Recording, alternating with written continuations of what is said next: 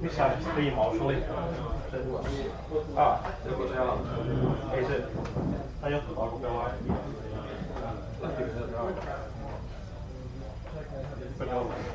Paras olisi ehkä aloittaa sitten.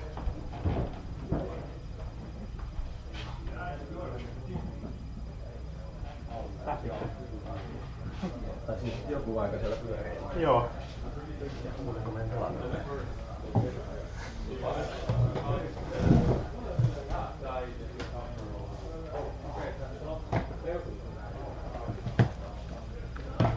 Pitäisikö tänne nostaa? Tarttis varmaan. Onko sulla noppia?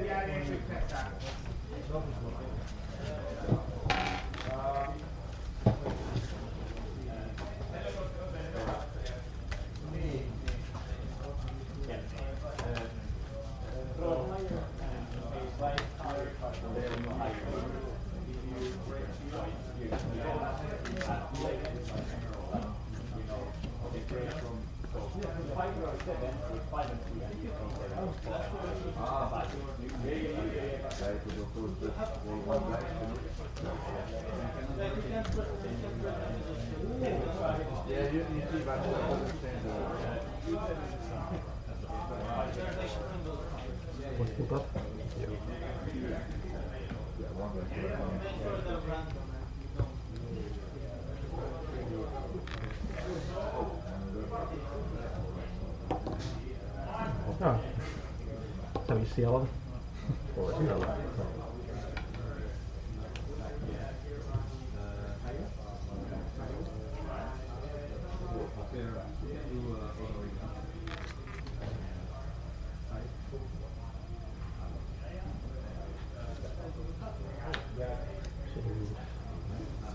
Ykkösro. Kyllä. Sama. Joo. Sinne.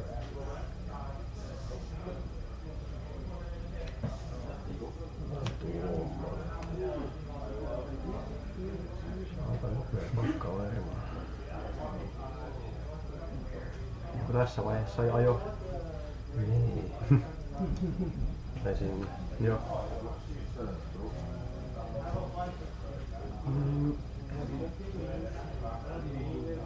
Tota ei pelaa tässä.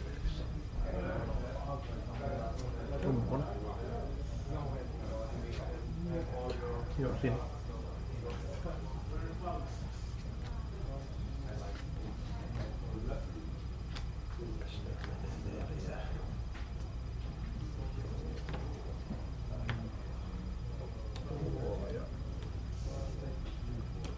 No. Tuo huitasee siihen ja otan tämän. Joo. Sitten siinä.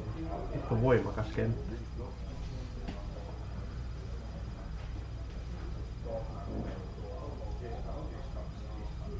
Niin oliko tuo milloinka se ei pysty? Tää ei pysty hyökkäämään, jos sulla on enemmän olentoja kuin mulla. Joo. Nyt voi olla vähän haasteita päästä hyökkäämään.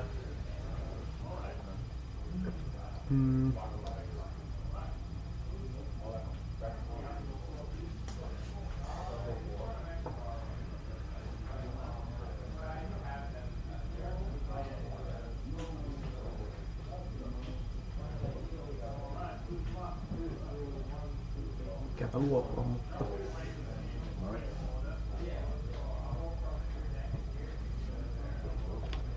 Yes, I did it. Sitten. Oh yeah, alright.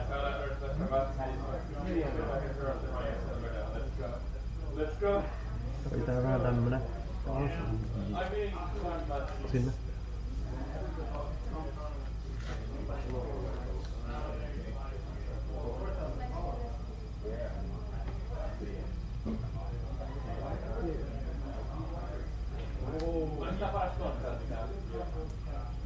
Joo.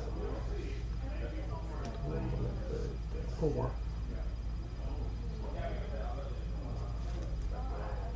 Ja sulla oli 3 käsiä. 3, joo. Yksi on pyro. Miten sä tiedät? Se on ikään kyllä.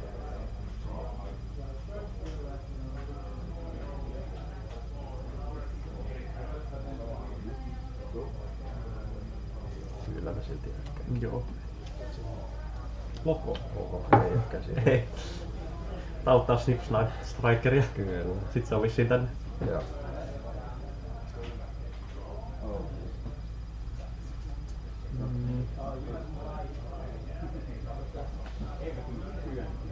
Tosta voi luopua. Marous. Ja Horrid Worm. Tällä vois ottaa sen. Joo.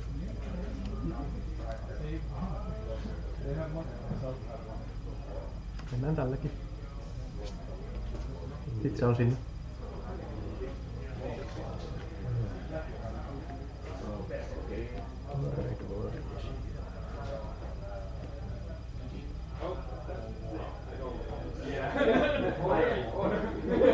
In which order do you? Yeah. There's a chance that I.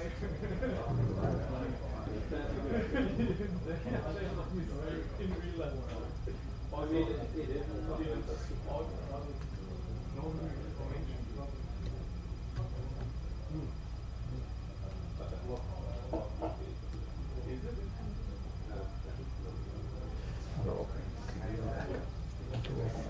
Oho. Milloin se ei pystynyt hyökätä? Kaikkien mun muiden pitää olla täpättynä, että se pystyy hyökkäämään. Okei, joo.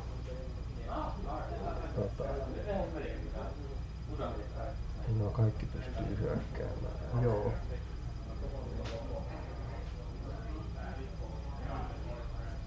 Tämä kohtaa tuo.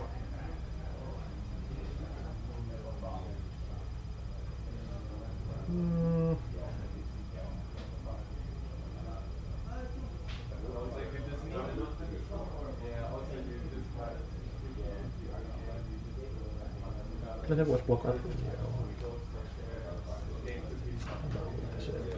Joo. Sit sinne.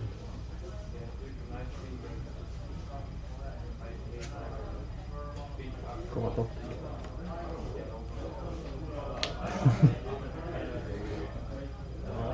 Sulla on yksi käsikortti? Joo. Joo. Se on tällä ja se lähtee siis. Joo.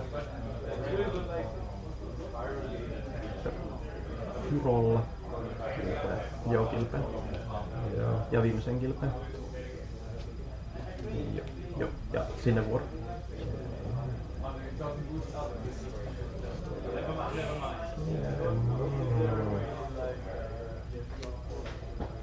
Uusi manaa. Niin siellä on tietty se yksi. Joo. Niin se on vähän. Se voi olla noita sivejä vastaan vähän kiusallinen. Eli jotain mananeksusta. Niin, en mä usko, että tässä kauheasti minä sitä poiskaan saa.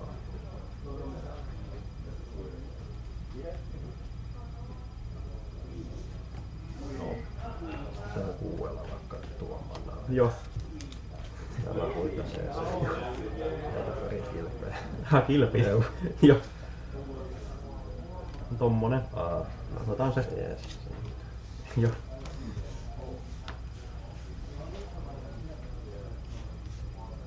Niin ei tuossa edes pysty näkänä hyökkäämään. Tommonen. GG. GG.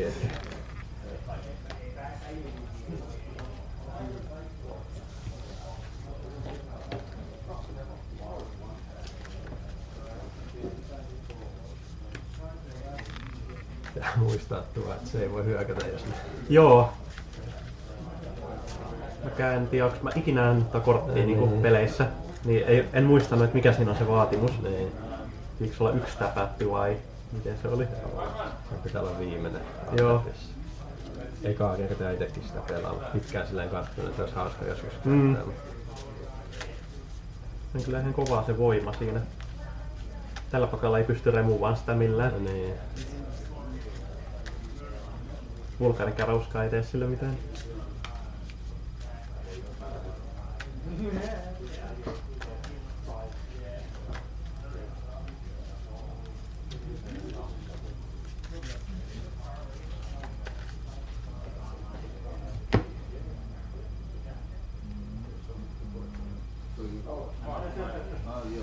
Sinä aloittaa. Joo.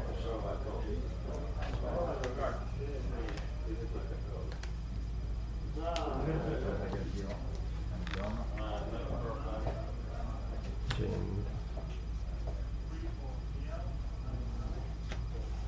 Samanlainen alku. Joo. Sinne.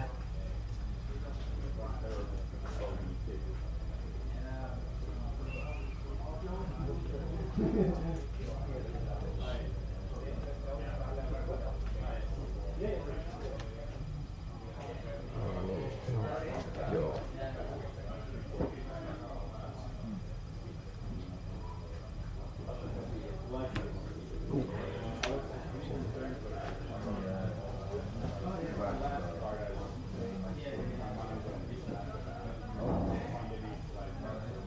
Jewel Spider.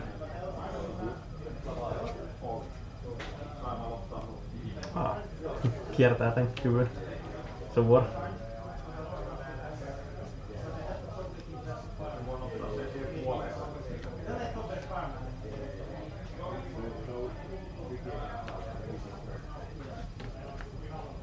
Pyralla otetaan Oho. pois. Counterpyro. Joo. Sitten siinä.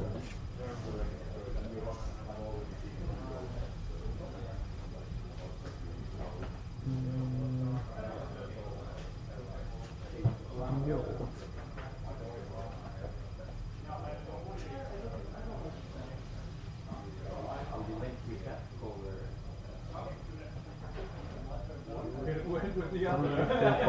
uhrata pyro tonne.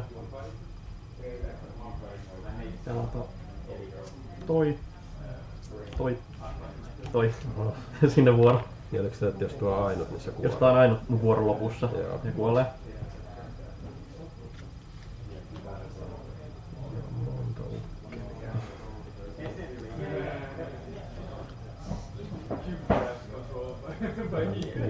Joo. Ja tää koittaa ajaa kiinni. Joo, antaa mennä. Joo.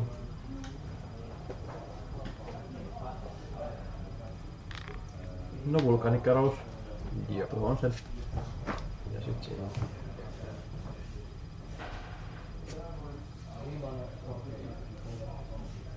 Neljällä.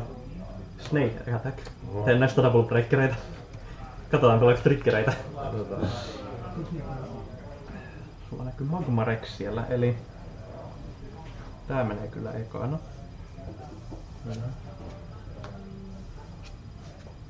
Joo. Ai niin, tuhoutuko ne kanssa? Tää.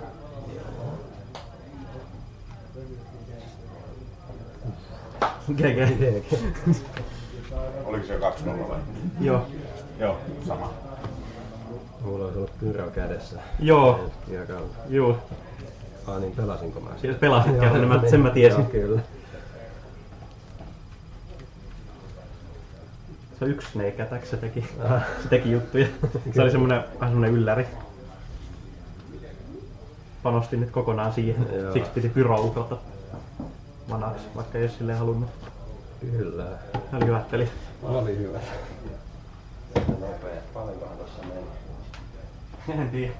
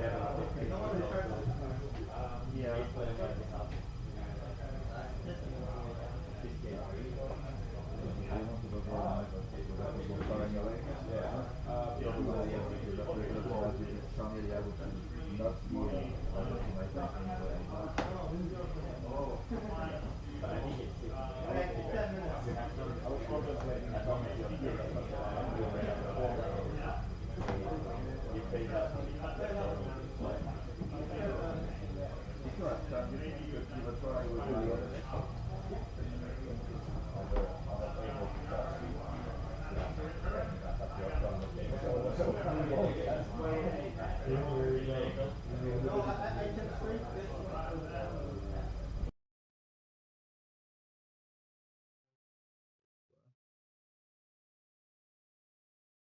se ehkä ottaa nimenomaan täältä.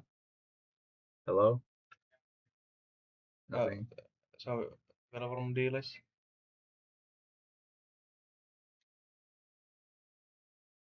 Hello?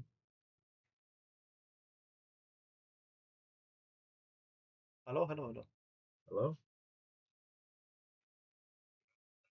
No niin. Let's go. Yes. Now it's working. Okay. Yes. Finally. No hyvä, että nopeasti. Okay. Deeply sorry for the first one. I did not realize that the voice was actually taking from the mic on the webcam and not this webcam but the wrong web. I'm sorry about that. I'm sort of an amateur with OBS, so sorry. Now you should be able to hear me. So let me just introduce this whole thing again. Thank you for coming to watch our tournament stream. We are at the Megameet 2025 and we are currently holding the DM-06 tournament. Deck size 100 cards maximum, and the restrictions are just cards from DM-06 and below. No additional additions to the restrictions. Deeply sorry again for the first match being muted, that was my bad. But Kim pulled off a spectacular win with Snake Attack. Well, at least you got to hear their impressions of the duel. Well, in Finnish anyway, but now you'll be hearing from me. I tried to get Spalding on as well, but he hasn't yet answered me. So we'll see if he responds soon, and we'll be able to get him on as well to co-cast with me. But for now, we'll be just doing this with me on the mic, and probably some players visiting at some point as well.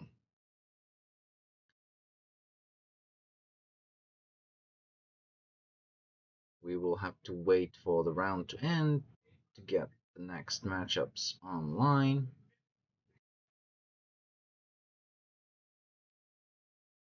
And we are once again sponsored by TrackOn, so please come visit us on the 5th to 7th of September.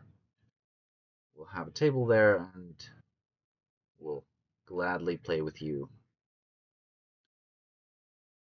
Build some decks or whatever. TrackOn has again very generously sponsored this event, and we were able to expand it further thanks to their contributions. We are very, very grateful.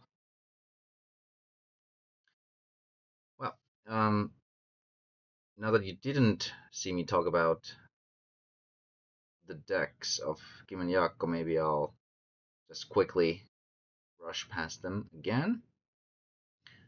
I was talking about Kim's deck having a wonderful 8 speed attackers, as rushes usually do, with some 1-drops of Billy Fighter and Marrow Ooze and some additional lone tiers. Lone tier nicely comboing with Pyrofighter Magnus, because Pyrofighter Magnus can arrange its trigger to trigger after lone tiers, so that lone tier doesn't die if they are on the field at the same time. And the Snake Attack was indeed clutch in the first game. Kim closing out the game with a nice turn 4, 3 creatures on the same turn, and then Snake Attack to follow it up with. Jewel Spider providing some extra value, and Volcanic Arrows and Kamikaze being the triggers. Oh, and of course the locomotive as well. 10 triggers is quite a nice amount for a rush deck.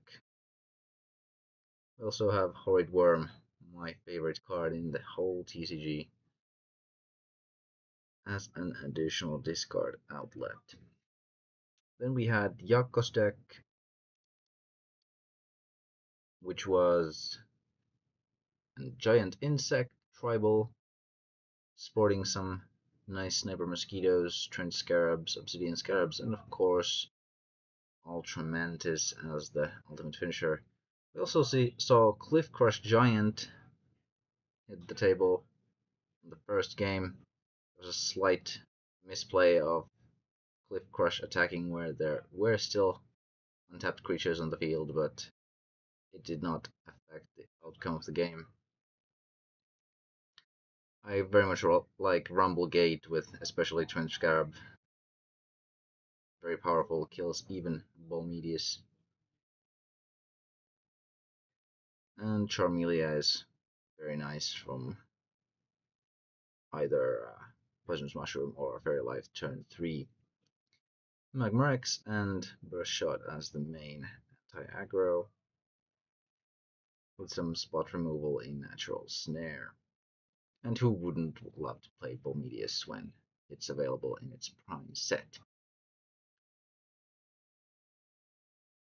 I'll also take a look at the next players' decks when they finally announce the next matchups.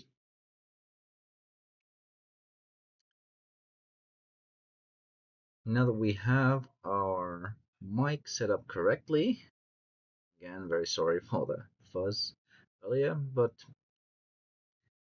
now that we have the mic set up, I think I will try to contact Spalding again and see if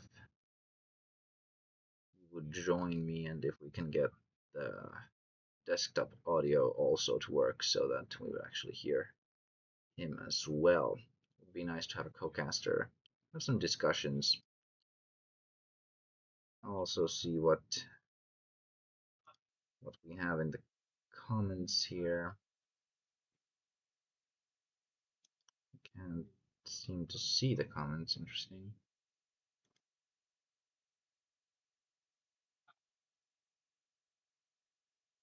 What? Why don't I see it?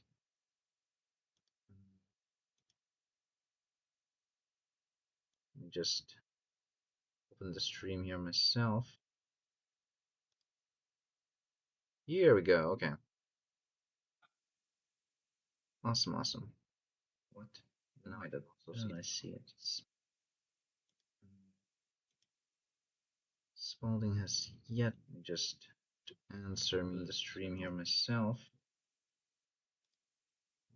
And here we go. Okay. Him online. Awesome, awesome. What?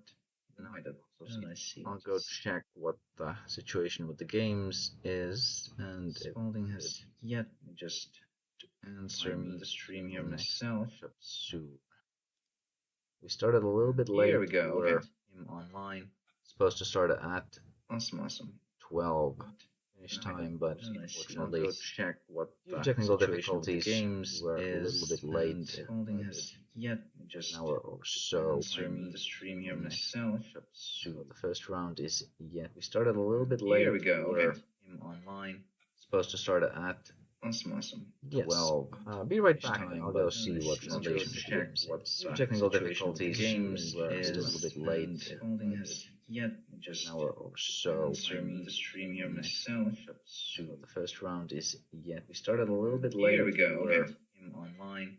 Supposed to start at awesome. Yes. 12. Be right back. I'll go see what technical difficulties games were a little bit late. Spalding has yet just an hour or so. Answer me in the stream here myself. So the first round is yet. We started a little bit late. Here we go. Okay. Him online. Supposed to start at awesome. Yes. 12. Be right back. I'll go see what technical difficulties games were a little bit late. Spalding has yet just an hour or so. Answer me in the stream here myself. So the first round is yet. We started a little bit late. Here we go. Okay. Him online. Supposed to start at Osmoson. Yes. Well, be right back. I'll go see what foundation shares. Technical difficulty seems is a bit late. Yes. Yep. Just an hour or so. I'll stream the stream here myself. So the first round is we started a little bit later. Here we go. Online. Supposed to start at Osmoson. Yes. Well, be right back. I'll go see what foundation shares. Technical difficulty seems is a bit late. Yes. Yep, just an hour or so. I'll stream the stream here myself. So the first round is we started a little bit later. Here we go. Online. Supposed to start at Osmoson. Yes. Well, be right back. I'll go see what foundation shares. Technical difficulty seems is a bit late. Yes. Yep, just an hour or so. I'll stream the stream here myself. So the first round is we started a little bit later. Here we go. Online. Supposed to start at Osmoson. Yes. Well, be right back. I'll go see what foundation shares. Technical difficulty seems is a bit late. Yes. Yep, just an hour or so. I'll stream the stream here myself. So the first round is we started a little bit later. Here we go. Online. Supposed to start at Osmoson. Yes. Well, be right back. I'll go see what foundation shares. Technical difficulty seems is a bit late. Yes. Yep, just an hour or so. I'll stream the stream here myself. So the first round is we started a little bit later. Here we go. Online.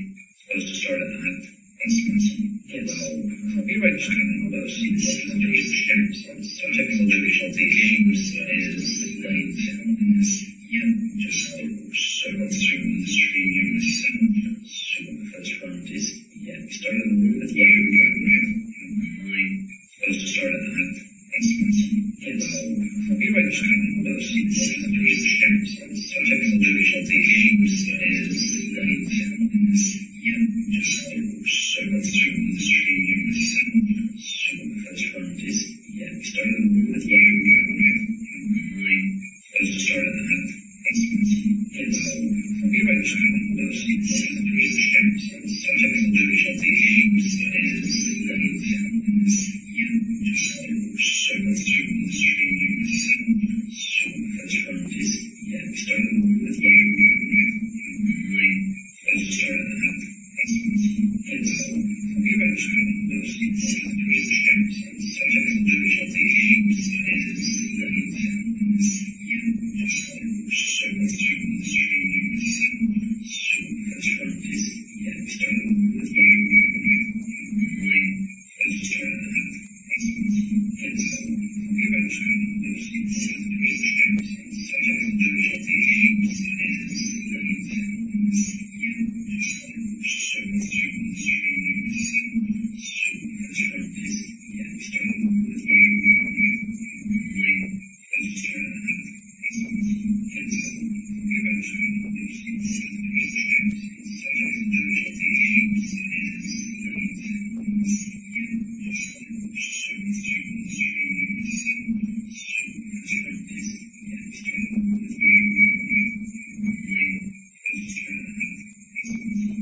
hour or so. I'll stream the stream here myself. So the first round is we started a little bit later. Here we go. Online. Supposed to start at Osmoson. Yes. Well, be right back.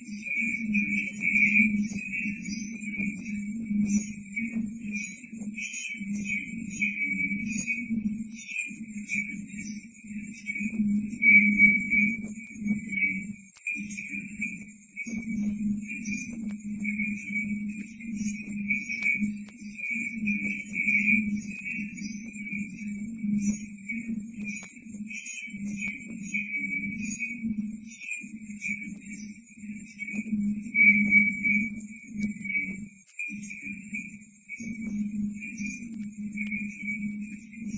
What on shares. earth? I have no idea what happened with the desktop audio. It seemed to have malfunctioned somehow. I completely muted it for now. Is it better now? Terribly sorry for that ear rape.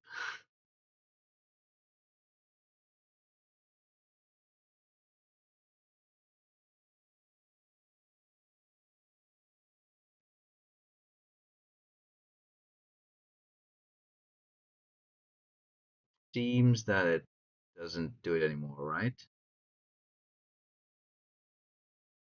Please confirm in the comments if you still hear something.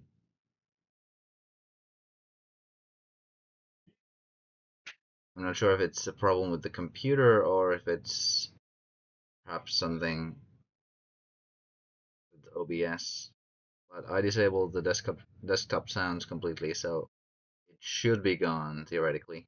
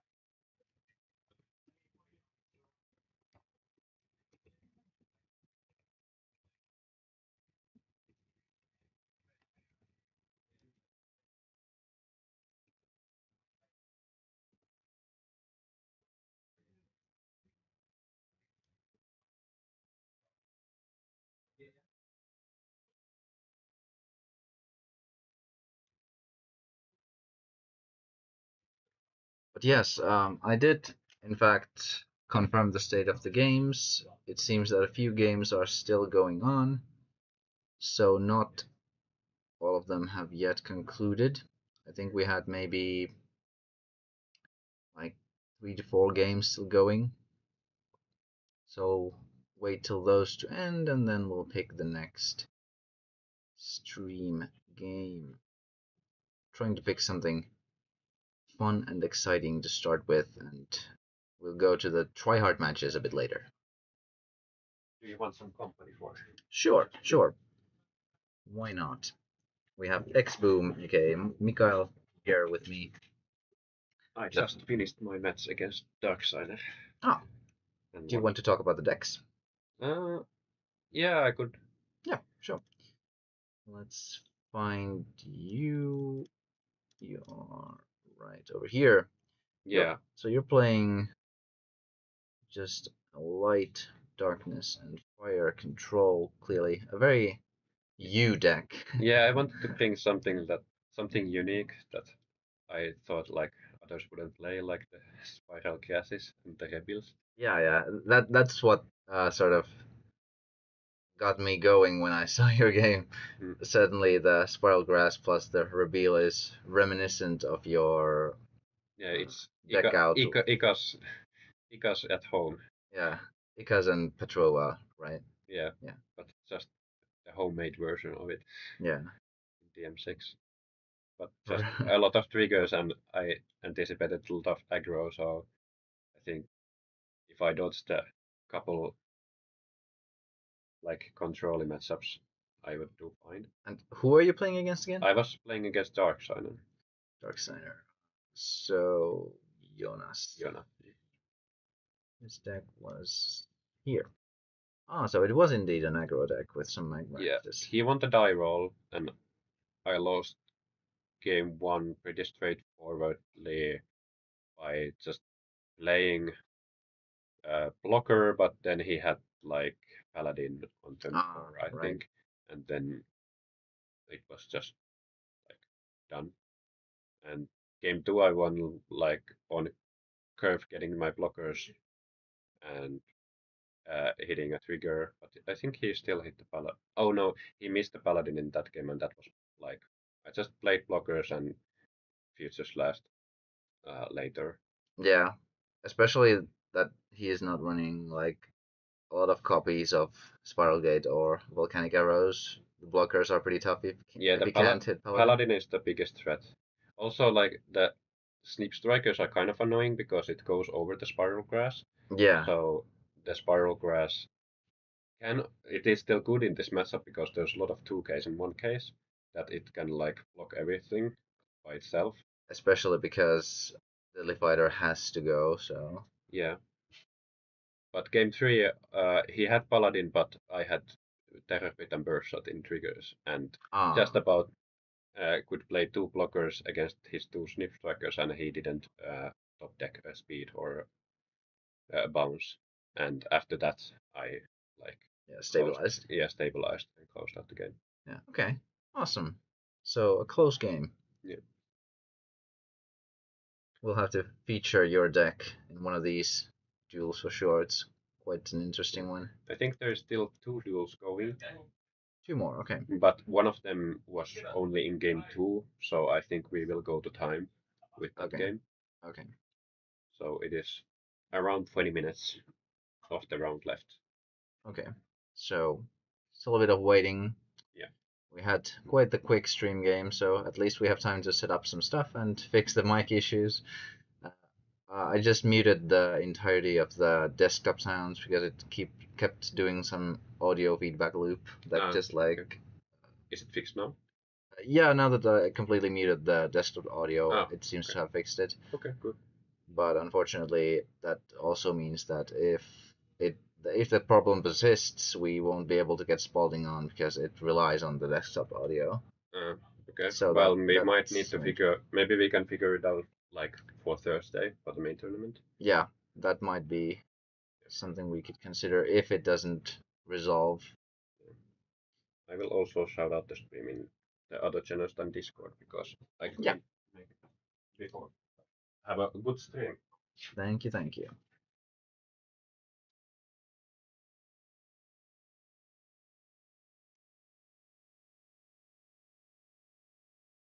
Yes, there is a challenge bracket link. Let me just find it for you. It should be somewhere around here. Let me get it for you.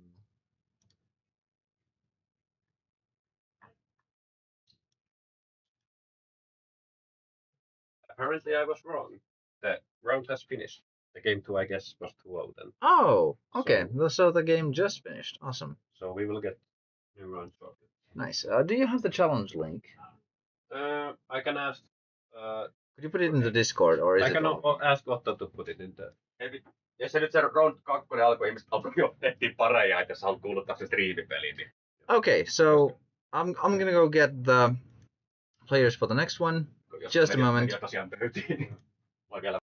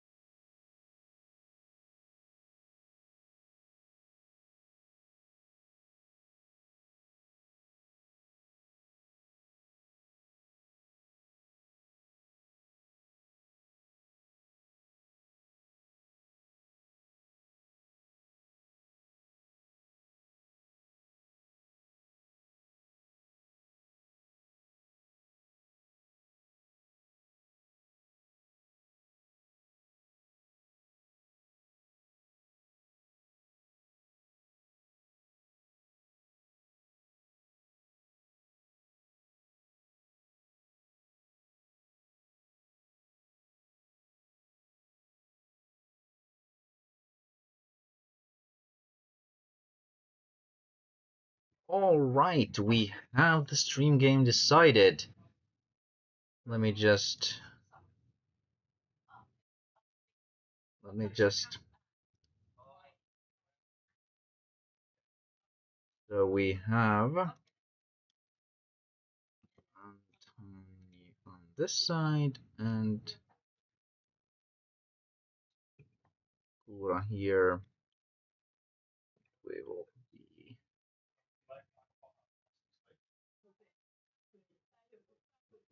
be playing an interesting matchup here. Let me just quickly tell the players to wait a moment so we can look at the decks quickly.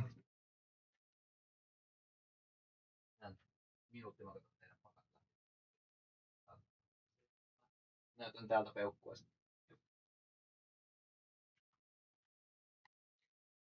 Alright, so let's see the decks. We have, oops, wrong way. We have Guras mono water deck. Very interesting. We have 4 surfers, 4 corals, as you can expect to see, 4 emeralds.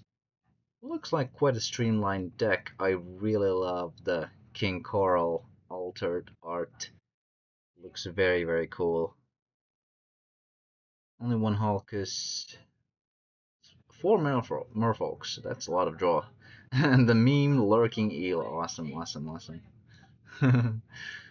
Very fun to see. And then we'll look quickly at Antony's deck, which is a Waterfire Rush with a couple of Davatores as discard bait and 2 Holy Oars. Okay, nice splashes. Looks like Rickbu's Screwdriver could be doing a lot of work in this game due to the plethora of blockers that Kura is playing. But there are also many counters to the early aggression in Kura's deck, so we'll see how the matchup goes. There are no paladins in Antony's deck, so we'll see if that ends up playing a role. I'll tell the players to start and we can get on with the games.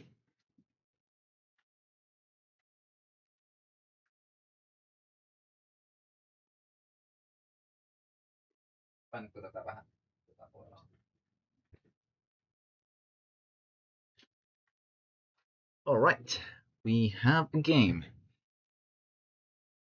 Players deploying their shields. Let's see which water deck pulls out the win. Kura is quite the new player. We haven't seen her before in this channel.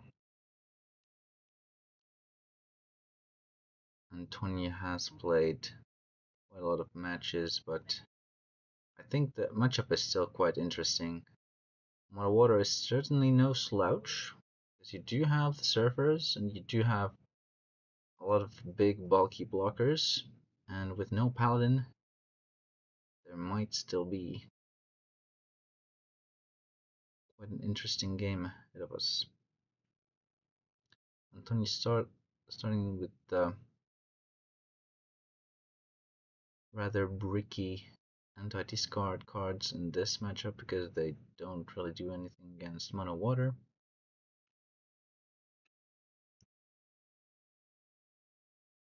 Ooh, starting strong with the emerald. We'll see what ends up going to the shields. Is it a surfer or is it something else? Don't you think it's the worst feeling of all time when you just play a tempo emerald to put some bad card in the shields and then you pick up a surfer? Feels bad, man. Happened to me a bunch of times with my old trusty rub. Starting with the kamikaze from Tony's side. Ooh, the angler. Can Antony draw a Rickaboo Screwdriver? Ooh, a surfer from first shield. That's rough. Ouch.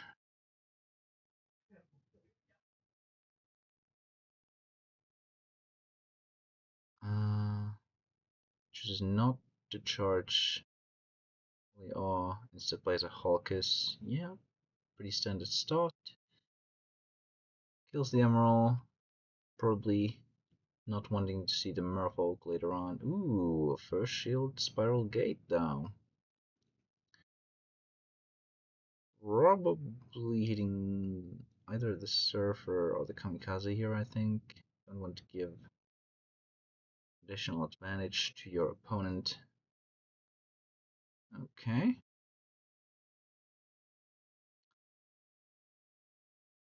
Are we going to see the Angler cluster come back, or is there going to be another tempo play?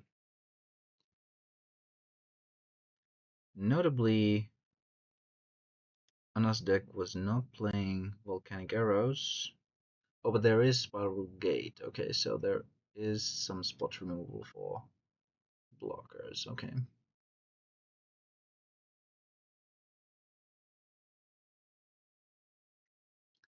It seems that he does in fact have one in hand and opts to play it indeed.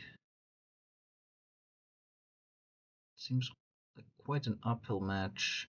Ooh, the Surfer though. Okay. Awesome. I think I'd almost always bounce.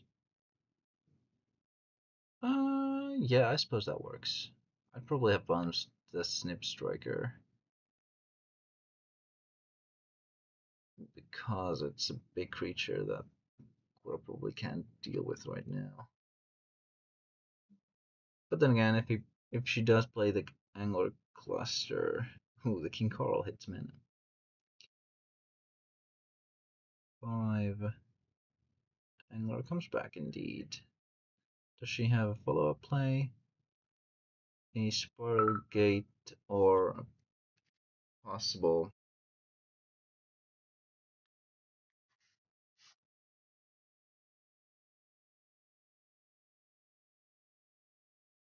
Hunterfish or the like would be quite good here.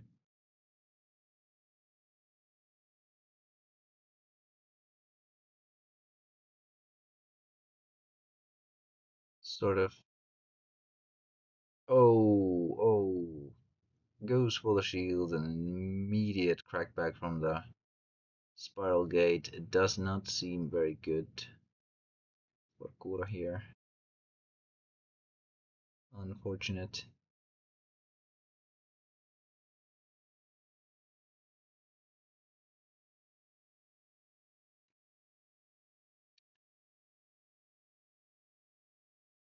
Snip Striker takes the Surfer.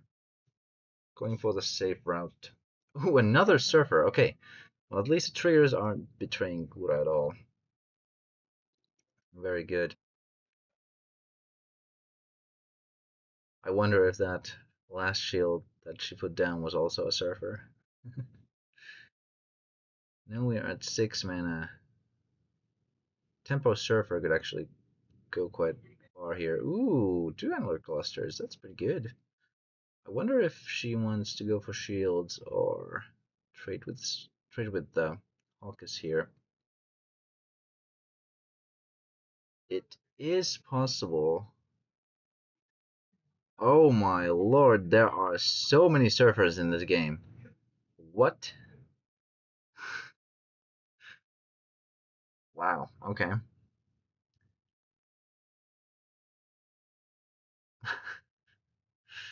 That's quite a comical result. And yet again, a surfer. We've seen so many surfer this game. Is there going to be another one? No. And gate, okay. Surfer could have still helped.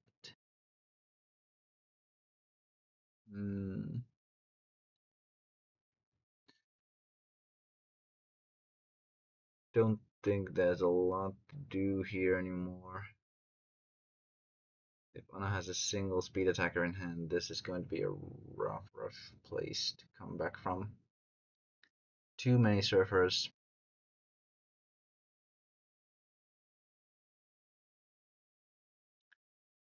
Anna has opted for the plenty of spot removal instead of having Paladin in the deck. The mass blocker removal. I suppose Awe is technically blocker removal. And that's game 1. Going to Antony. We will update the scoreboard here.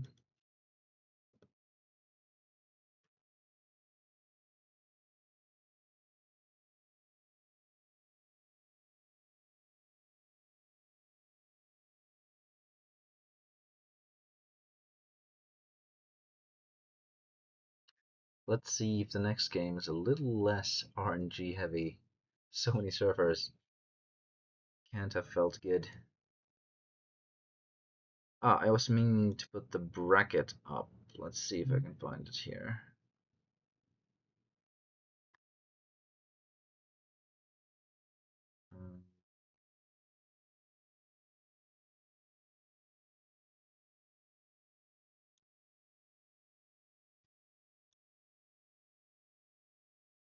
Trying to find it on Discord. Here we go. Give it to you in the chat.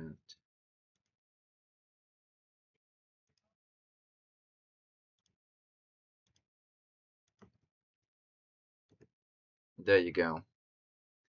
There's the bracket.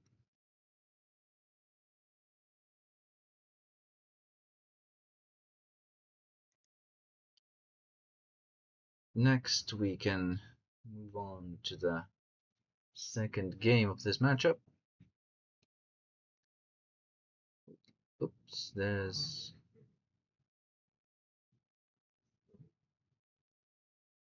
was a slight mishap in shuffling the cards, it seems.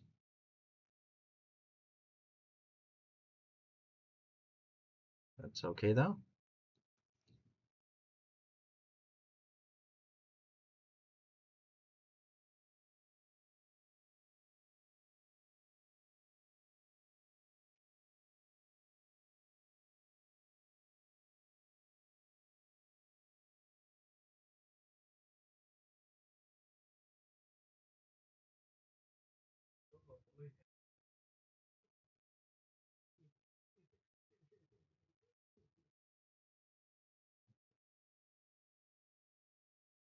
Thoroughly shuffling after that mishap. As you should, of course.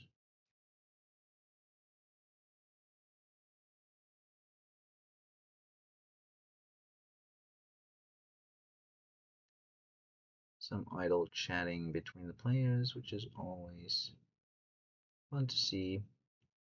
Players doing well and conversing with each other. The standard cuts, and now we move on to the game 2.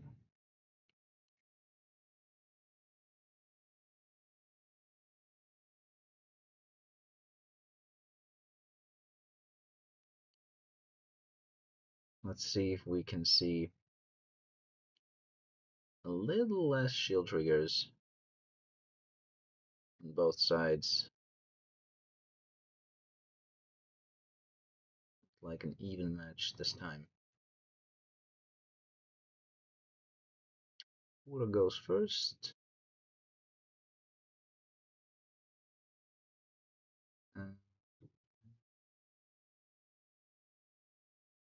Hunter cluster.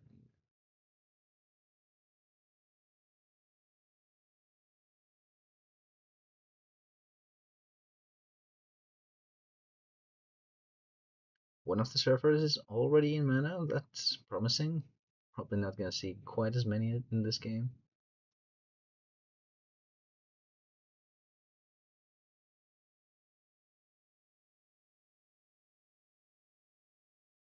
Ooh, the King Coral yet again. Seeing a 2-drop with the Hunterfish. Great anti-aggro card in this particular format. Trades even with Snip Striker, and Emerald is of course unable to even get through at all.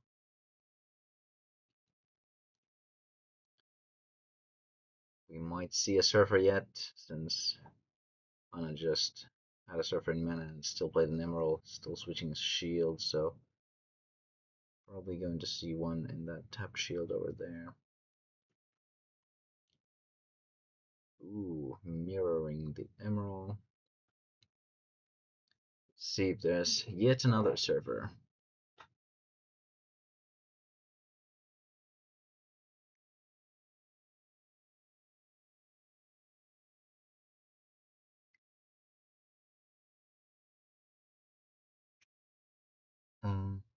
Yes. Classic Emerald Hulkus. This could be, if we're just looking at Anna's current board and mana, could be an actual non-limited tournament deck. We see another Hunterfish. Ooh, going for the Surfer shield right away. Oop. Bouncing the Hunterfish instead. Okay. Ooh, lots of speed attackers in Anna's hand. Oh wait, are those Snip Strikers? Oh, they are, okay. I was thinking they were Rickaboos, but no.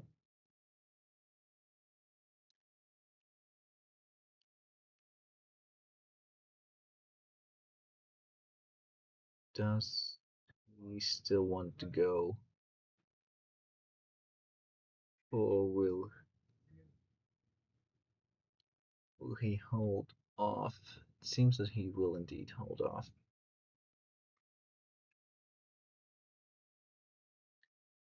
Something like a teleportation on Guras' side will also be quite good. But I don't think she was playing any.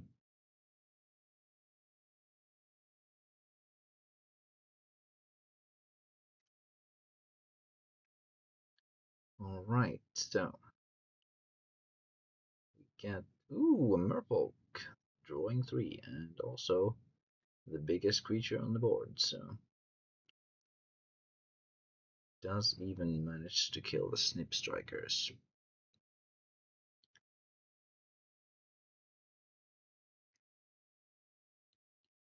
Goes for a shield with Emerald. Okay. All 4 Snip Strikers on the field at the same time. Okay. They are big. They are big. Goes for the Emerald. Does Kura want to trade? No. Okay. Let it go. Does Kura take shields though? I think you would want to maybe. Oh, okay, that's fair. That's fair.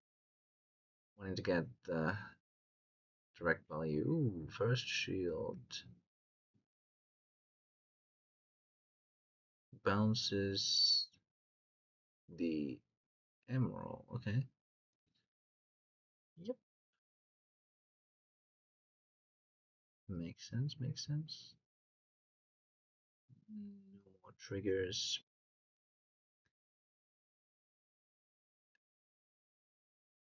It's looking quite threatening. I did see an Emerald from the shields, so maybe we'll get yet another Surfer into the shields this turn.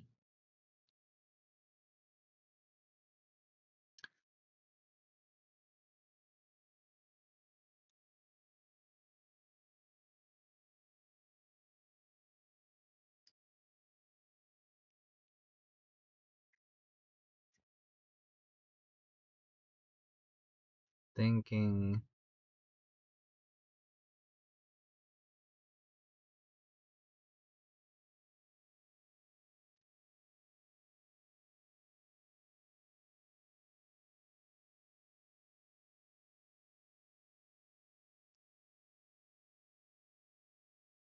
can't quite see her hand. I think there was a coral in there. Emerald hits mana, okay.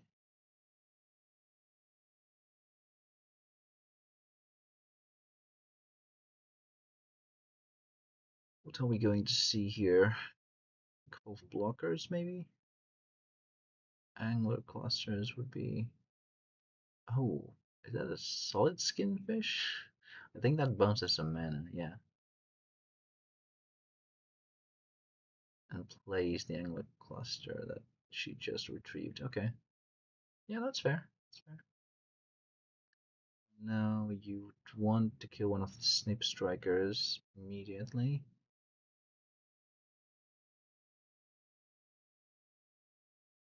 Or is she trying to raise the shield? I don't think that's very smart in this situation. A bit. Okay, kills the snip striker. Very good, very good.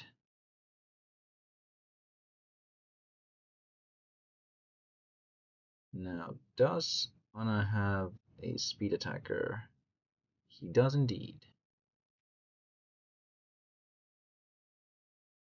Place an emerald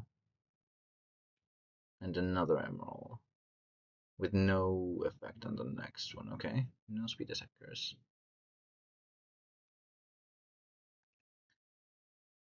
So presumably he would want to aggro a bit here, I think. Or is he just going to wait till he finds a removal? Maybe you just picked one up from the shields, that's also possible. Hmm.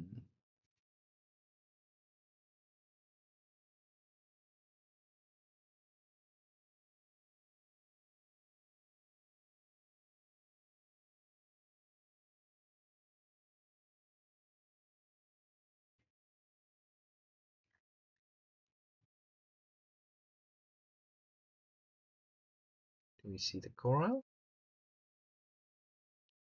We do indeed. Coral should probably just hit a snip striker here, not giving the opponent any. Yep, there it goes. Does she go for shields? I think this is probably the turn that you should go with, especially Merfolk and the solid skin.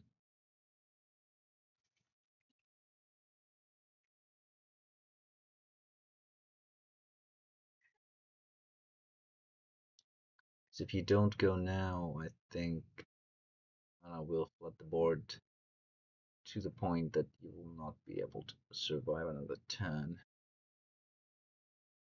even with some triggers. Going for shields. Opts not to get the surfer one. Okay, goes for just one shield. I think I would have taken one more. Ooh, there are quite a lot of attackers. I don't think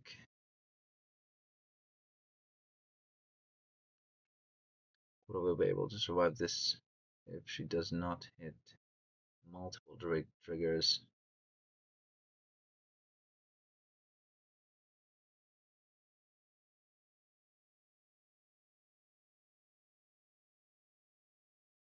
No trigger from the first one. Oh, no trigger for the second one, and that is indeed game. Would have needed one more. Damn. Okay. It was quite a close one. This one was much more interesting than the first one. But Antony does take the second game, and thus the matchup 2-0.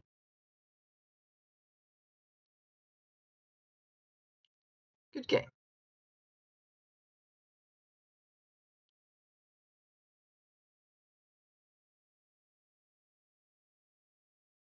I think I'll go see how the round is proceeding, if we happen to have any info on the next matchup, or the round still at a standstill. Be right back.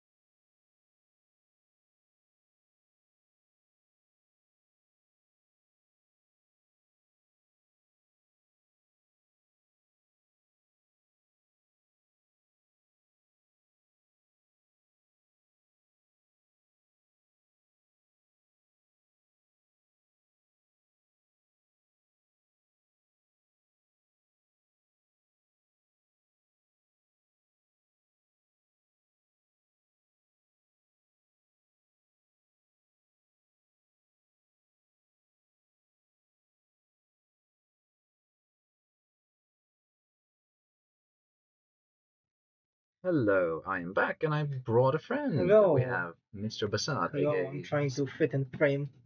Let's make you Let's some see. space. Hello. Do you have your chat somewhere? We have it right over here. You can put it like in a window there to have it on OBS. I have no idea how that works. Do you want me to help? If you're able. Yeah, I did this at some point. Yeah, there we go. And you can should appear here. Well, I don't know what it says here. Big stream. There we go. Okay. And you can like drag it around somewhere. Awesome. That helps a lot. Yeah. I was just switching between. I know. It was a game changer when I discovered it. Awesome. So fun tournament so far, even though I got the shit kicked out of me, but yeah. So you got a bye and you had one match. Which one was the bye? Did you have a bye in the first match? No, in the second match. Second one, okay. And it's interesting because with the first round loss and with the bye, I can no longer qualify with tie breaks. So I have to win 3 matches in a row if I want to qualify, which seems unlikely. But we'll see what happens. We'll see what happened with your deck. I think it was right over. Well, I think here. Oh yeah, this one. Yeah, I stole this list from Spoding more or less, or I took some inspiration from one of his lists. But it's not a list that performed well, but I think it has potential. But I switched. He had what was the card? Ultimate Force, the one that ramps you 2 mana. Right. And I switched it for Favor Life to hedge against the aggro matchup. Yeah, I did some playtesting with it. It's decent, but most importantly, it's fun. Like you have when you start playing your fortress shells in the control mirror and you see the light in your opponent's eyes disappear, that's the best moment. Yeah, but the idea is that you have more ramp than anyone else because you have Fairy Life and Bronze Arm, and you can ramp up fast to Lost Soul or Prometheus and go from there. I really love that almost every control is playing Magma Rex. Yes. It's one of my pet cards. Yeah, I put 2 bursts to Magma Rex. I didn't know which was better, so both are quite good. Yes.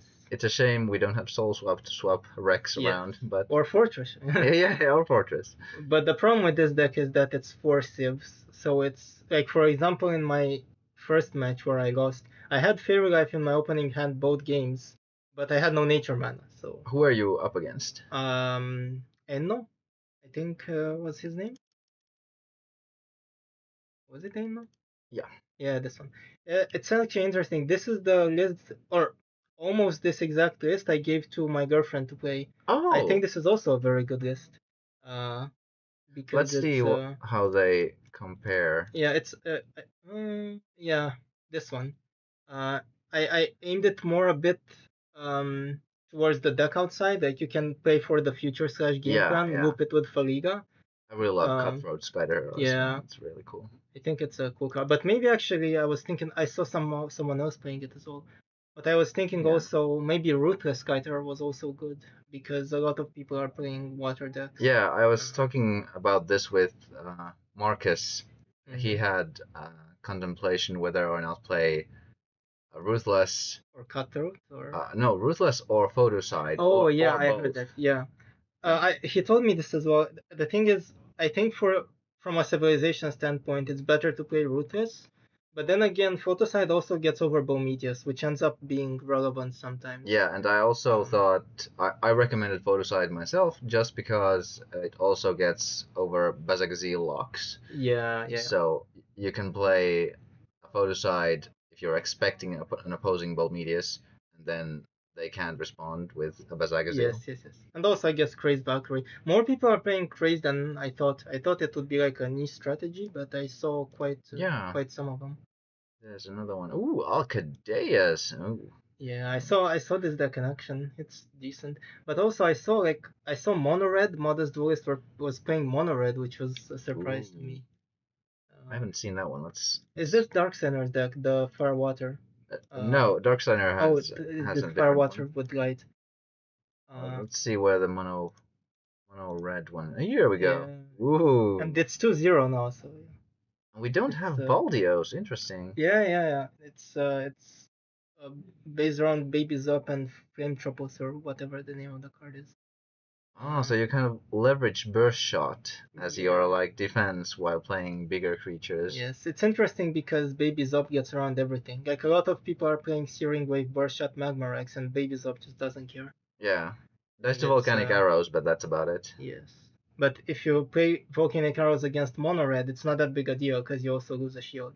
Right. So it's yeah, but it's interesting to talk about the Fire Water deck that Dark Center had. I don't know where it is. I think it's actually. There we go. Is this? Yeah. I believe this is probably the best deck in the format. That's my opinion. But it's actually 0-2 now, so I'm not sure. But people were talking in the IDC server. They were saying like, what is the best deck yet? And people were saying decks, and a bunch of people were saying that the best deck wasn't mentioned yet. And apparently, we were all thinking the same thing about this one. I was thinking that this deck would be good, but apparently it hasn't performed well. And in testing as well, it was a bit awkward because a lot of people are playing just very resilient stuff, and you either have to go very, very fast or you have to this is like a bit slower than other decks. Yeah. But in my list I was also playing things like Solid Skin Fish or Merfolk because I think card draw helps. Yeah, card draw definitely helps, and you could also play Coral. Yeah, you play I had one list where I had, instead of Unicorn Fish, I had Corals with Merfolks. Then I had another list where I just had Solid Skin Fish. Yeah, we just saw Solid Skin actually in action in Guras Mono Water deck. Oh, I heard about the Mono Water. I haven't seen it in action. Oh, that's a nice skin coral. Yeah, I also love the lurking. I had this in the top 10 worst cards video that I made, so it's. Sadly, didn't see Aqua Hulkus in a single game, only one.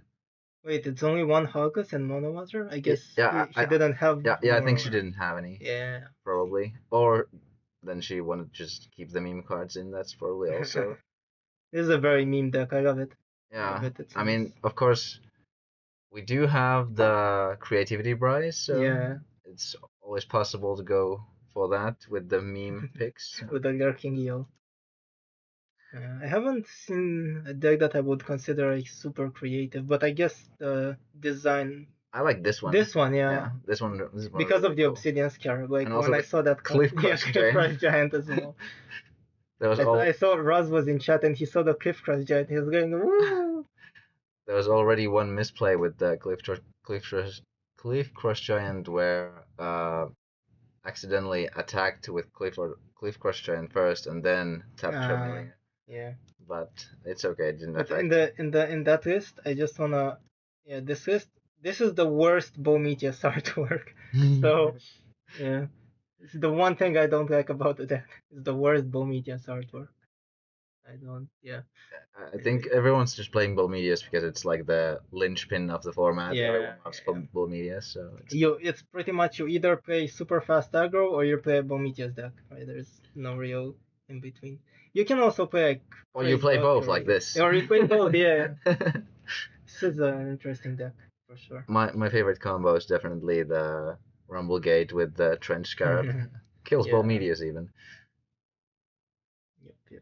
And I also love the curve from Poisonous or if you get Fairy Life to Charmeleon. That's one of my favorite combos. Yeah, for sure. Also, like Sniper Mosquito into Mushroom is like you're already so far ahead if you open like that. Yep. Yeah. Let's see what other this one was Kim's list. He already got one win with Snake Attack. I was thinking Fire Darkness would be viable as well because you have. It's interesting. A Jewel Spider is really good against control because it basically draws you a card for free. Then you have the discard. Yeah, I think like the main problem with Fire Darkness in regular constructed decks is that Gonta is just so good. Yes. And now we don't have that problem, so it might be quite a competitive deck. Yeah, it's also like if you face Sky Swap decks, your Snake Attack becomes infinitely worse. Because it's very hard to set it up when Sky Sword gives you 2-3 extra shields. Yeah, of course, Kim's only running one, so it's basically just a Yeah. little tech there, but I would have maybe liked to see more snake attacks and maybe max on the lone tier and just lower the curve and go even. yeah, I was Yeah. actually also recommending him to go 4 lone tier and 2 snake attack. Yes. But he wasn't a fan of lone tier not being playable on turn On turn 1. 1, yeah. Of course. But it's fun to rearrange the triggers with, for example, Pyrofighter and Lone Tier, so that Pyrofighter is still online when the Lone Tier triggers, so Right. you can still have. Oh, that's a cute interaction, yeah. What It's else the do first we time I have? see all the lists actually. I haven't had the time to look at them. Yeah. This photo is interesting. It's another. This is a very messy photo, Yeah. But I've seen this dark firelight control deck with Bometheus and Craze Valkyrie. I've seen it looks three solid. or four iterations of it, which I was not expecting. It looks solid, but I think the main problem with this kind of deck is that there's just no ramp, and Yes. you're stuck like 5 turns trying And to also, get the Bometheus, and yes, that 4 Rumble Gates, that seems a little excessive, maybe. yeah, because with Rumble Gate you need to establish board control, and if you're dedicating too many slots to the Rumble Gates, then you have less deck slots to gain said board control. It does run at least 8 of these. Yes. Oh, it runs small Emerald, blockers. Grass, and Sahis. I would like to see Monofire go up against 8 2-drop blockers. The 4 Bometheus is also a little bit excessive. Yeah. Maybe 2 or 3 would have been enough. What else do we have? Ooh, this is an interesting I haven't list. seen Water Nature Evos, like just Water Nature. I was expecting a lot of people to play that. I think it's like with the. Oh, this is an interesting list. This is. Wait, what? Is this like. This is like Chaos Worm Fortress?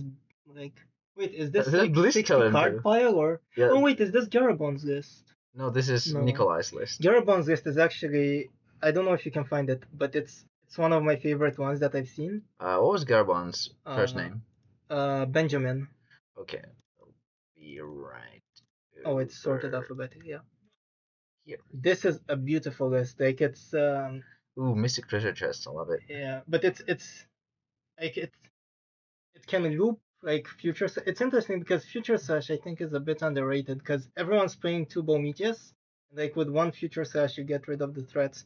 And with this deck, if you get a good start, like when this deck is winning, it's really winning because you can loop like Bliss Totem, Mystic Dreamscape, Future Slash, and you can just like of course, if you don't get your ramp early and you get outpaced, then it is what it is. Bliss Totem and Mana Nexus is also a beautiful combo. Yeah, like when this deck works, it really works. I was watching it at one of the tables, and it was just despair. Like Benjamin was taking these like 10-minute turns, and the opponent was empty-handed, empty field, and just looking. Cutthroat is a very underrated card as well. I think a lot of people are looking for Pyrofighter, but I think Cutthroat is, well, it's of course not as important in this format where there's no Gonta to go over, but it's still quite good. Yeah. It kills relevant Repeatable threats. removal, yeah. The only awkward part is that you need your opponent to be attacking you for it to do stuff, but it would be slightly better in a deck with light, so you could tap stuff. Yeah. Have you seen Philip's deck, by the way? It's the gift card deck. I don't think I have. Here we go. Yeah. This is just his Stinger Worm. His whole concept is that he wants to gift people wins, so he plays Gusty Drain and he takes all of his shields. And he plays Slime Veil to force people to attack him. It's like a self-kill deck. And he plays Stinger Worm to kill it. It's just a very meme deck. And he's wearing like a necklace that says gift card on it. So this is just of course, free the reversal too. Yeah. This is just the free game. But it's very funny deck. He said he wanted to be Santa Claus for today. Okay. Why not? I could see this getting a few creative votes as well. Yes. We have Sampo's deck here. This one I haven't seen. Interesting. It's just Darkness Fire. Yeah. Otto actually won a tournament with just Darkness and Fire and Future Slashes. Control or yeah, one tournament years ago. But was it DM-06 or? No, it was actually unrestricted. Oh, that makes more sense because then you have like a Slash Charger and and corpse, so you can and volcano, so you can ramp up to your future slash and glow. I'm not actually sure if slash charger was banned at that time, but I think it was actually. Oh. But future slash was the win con. Right. Yeah. But yeah, I was just thinking about slash charger for the ramp. But yeah, but I think he did have like volcano charger and Mhm. corpse charger and such. Cool. What else do we have? Oh, there's sort of. Oh, there is. Yeah. Yeah. This is what I was expecting to see more of. Round 3. Oh, round three. Okay, let's I'll go. go for round 3. Yeah. I'll go get the players. Just a moment.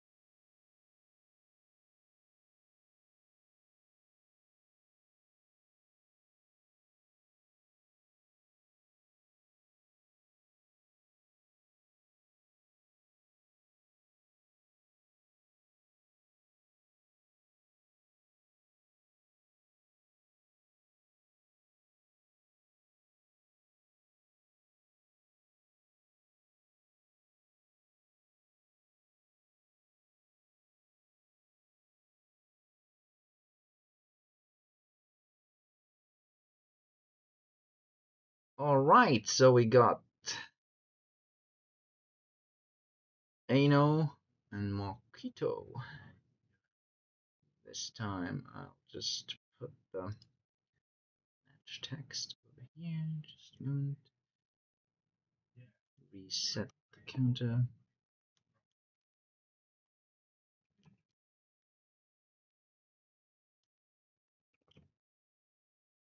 Like so. And we are ready for the match, it would seem. Let me just.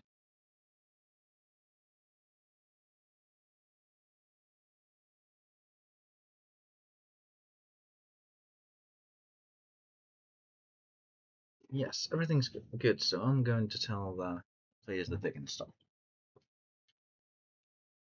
You may start. You may start.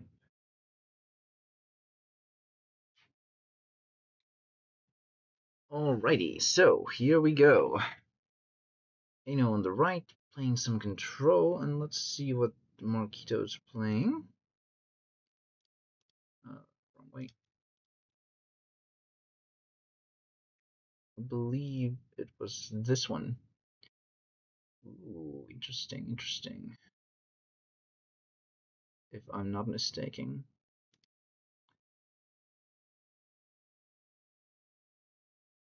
And yeah, it does seem like the correct matchup. And then we have Ano's deck, which is control. So we're probably quite scared of the dual fang here. It's a very big threat.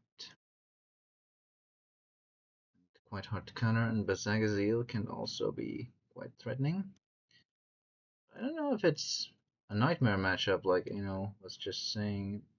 He does have some great discard, but let's see what is going on here. We have a Hulkus against a Sarius.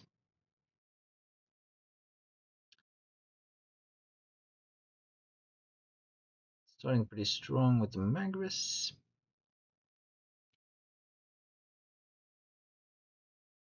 I think Ano has a very good shot at winning, even though he was looking quite desperate just a moment ago.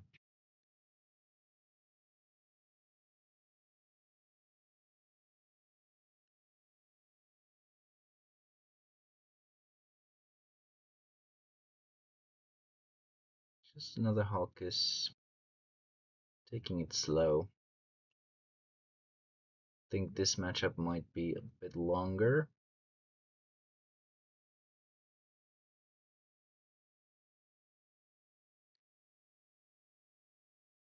Another Magris.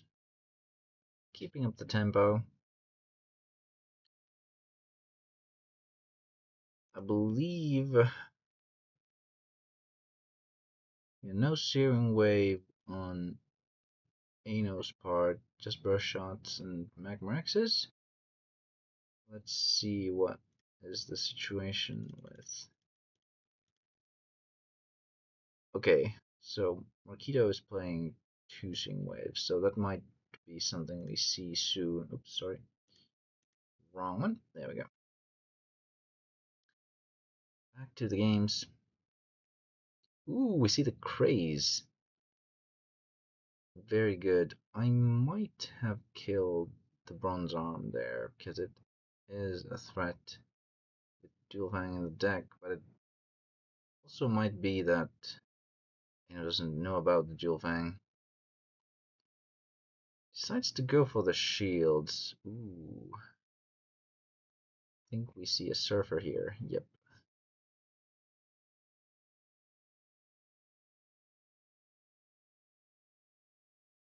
Bouncing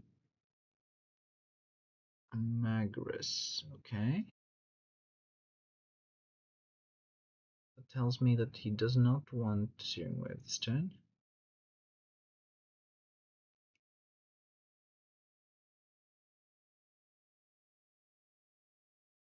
Does he have Dual Fang in hand? I see a Torcon.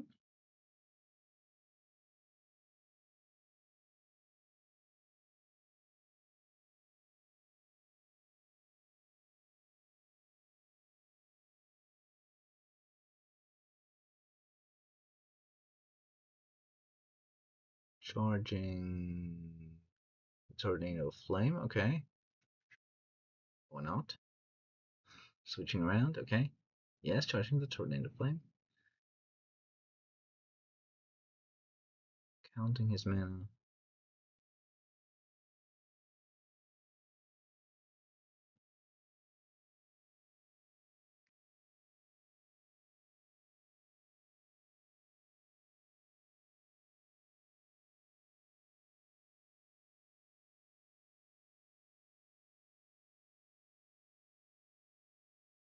Tapping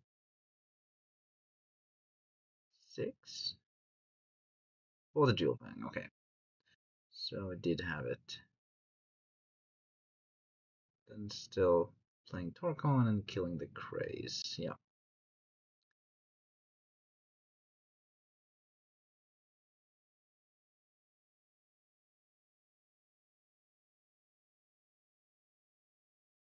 Does Ano have the pit for the Dual Fang, or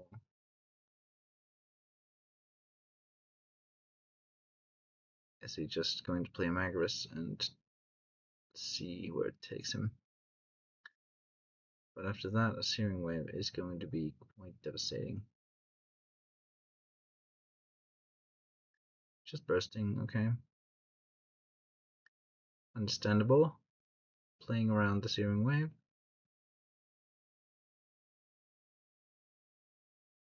Probably waiting to draw a pit for the Dual Fang before attacking. 2 pits in mana already though, so it might be tough to find another one. Let's see how many he's playing. Ooh, the Bazagazil, ouch. Loco, okay. Might be time for Ano to go on the offensive if he still wants to win. Picking out the Searing Wave is possibly quite good. Let's see how many pits Ano is playing. Seems to be a full 4, okay.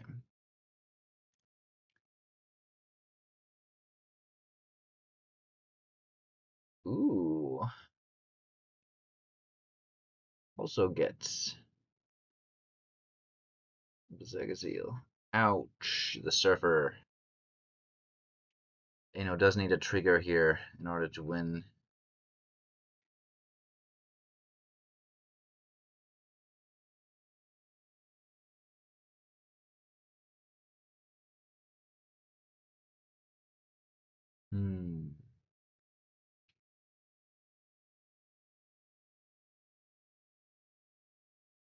Here comes Bazagazil.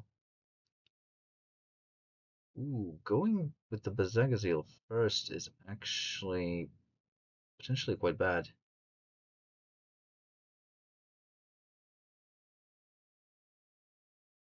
Had he hit a Loco, he couldn't have counteracted the Loco anymore. But did not get punished for that. It seems still has a chance to win. It's not extremely likely, but he needs an all in the last shield.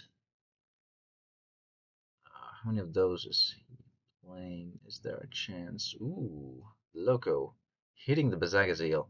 Okay, now he has a chance.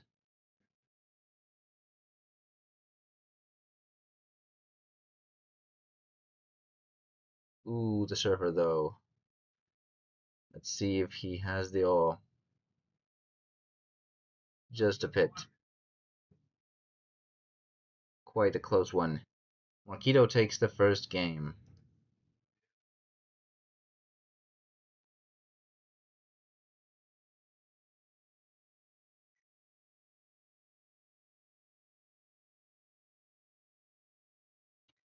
Off to game 2 we go.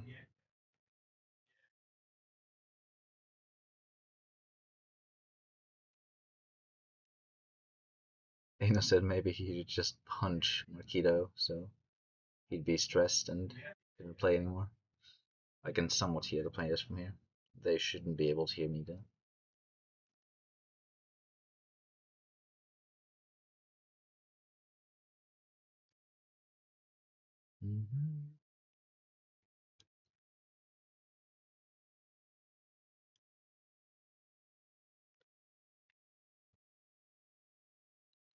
Let's see if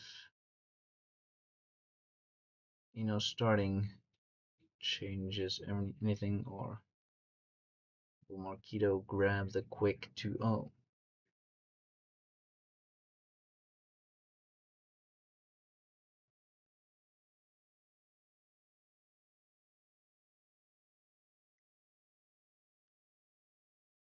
The Bazagazil from both sides end up being the critical card here.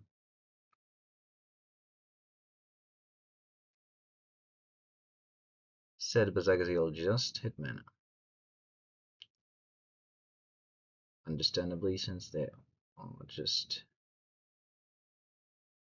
no cards in the mana zone to summon that quite yet. Choosing to put Sarius into mana. I wonder if he doesn't have light mana, or if he just wants to keep cards in hand for now. Okay, he definitely wants to keep cards in hand. Tries not to feed into any blocker hate. Probably going for Magras here, yep. Drawing a card.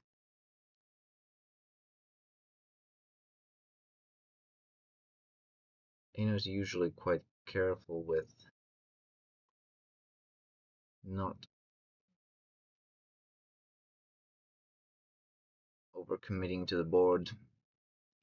Ace of Searing Wave or something along those lines, or discard. Fitting. A locomotive for hitting a ghost touch.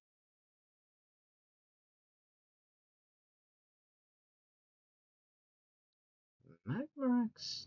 Oh, there's the Magmarex. Okay. I was wondering why Magmarex hit mana, but there was another one, of course. I really am loving seeing Magmarex in almost every control deck. Such a strong card. Especially when you yourself are not playing any 1Ks.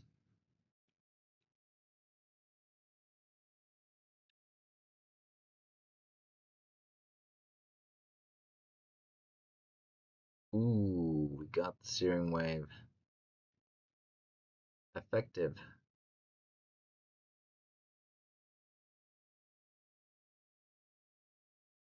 Ooh, just passing the turn. Charging craze. Ouch. No bait, I would imagine. Ouch! Got hit with lasso. Removal in hand. Keeping whatever he found. Seems that Marquito has a surfer in hand. Will he play it? No, he won't. Okay.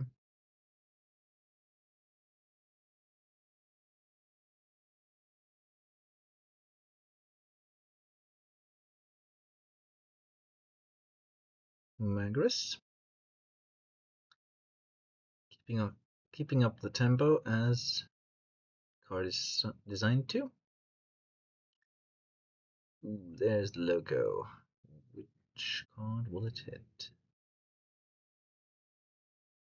Hitting a pit. Okay. I would assume that's probably the lesser of the two cards in this situation.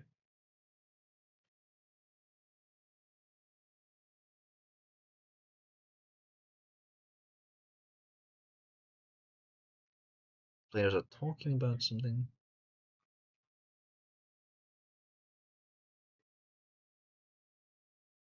Ah, I think that was a confusion about the number of shields due to the steering wheel. Just passing. Ooh, ball medius hits the board. Let's see if Marquito has an answer. I think there was a surfer. Probably has to play it now. Yep, there it goes.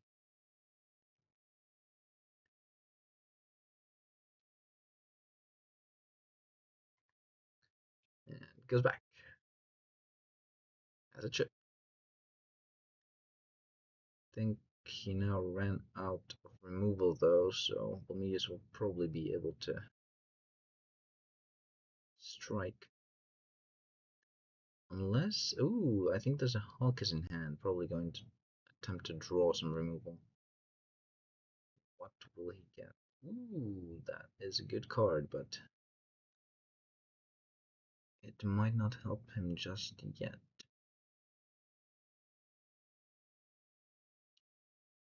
Going for shields, okay. Understandable. If Ano now has a burst shot, that would be extremely strong. Only grabbing the burst shot, okay. Followed by a Serious, and then killing the surfer, I would imagine. And then hitting 2 shields. Posing lethal next turn. Now Marquito is in a bit of a pickle. Not enough mana to remove both the blocker and Bomedius. So is not able to win this turn. Nor get rid of Bomedius permanently.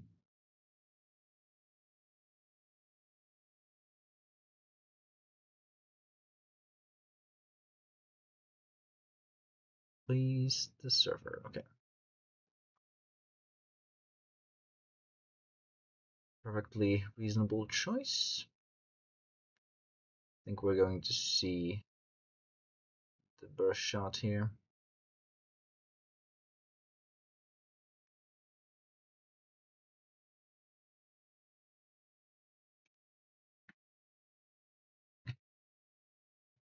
I think the goal here for Marquito is to bait the burst shot and then just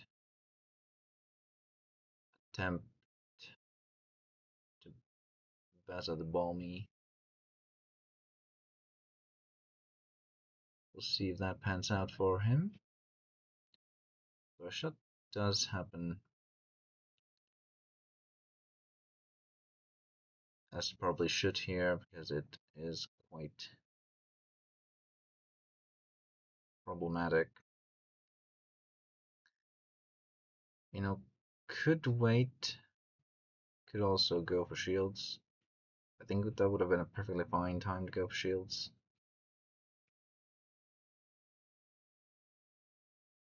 Chooses to go the safe route instead.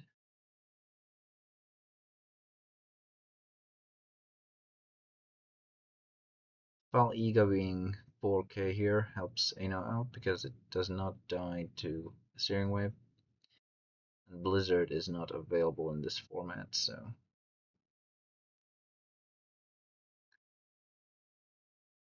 we won't be seeing that.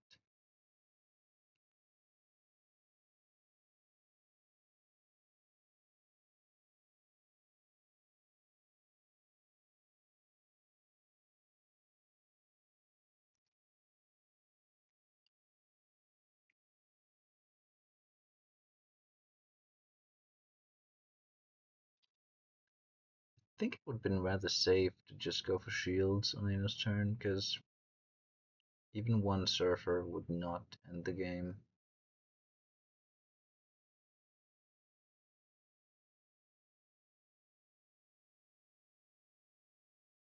Granted, a surfer into a steering wave would be quite bad, but just going for one shield would have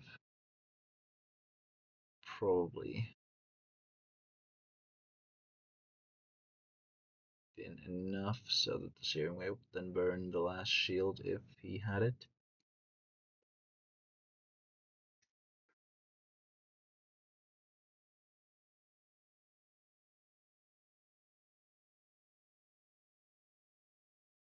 Zagazil hits the table, choosing to protect the Val-Ega. Now that the threat of Zagazil has been established, I think will be going on the offensive, charging the burst shot. Yeah, playing another Val-Ega. Ooh, the ghost touch. Playing some roulette. Try to hit the Bazagazil. Don't think that was it. But now he goes for shields. Brain serum. Wait, no, that was a fairy life. Okay. And yet another one. Okay. I don't think there's an out.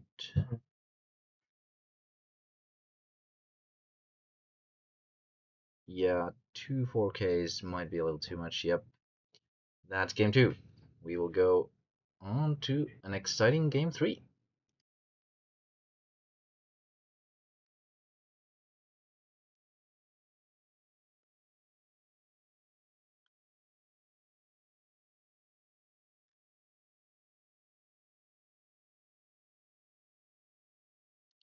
Quite the exciting matchup. I think both decks are quite evenly matched here.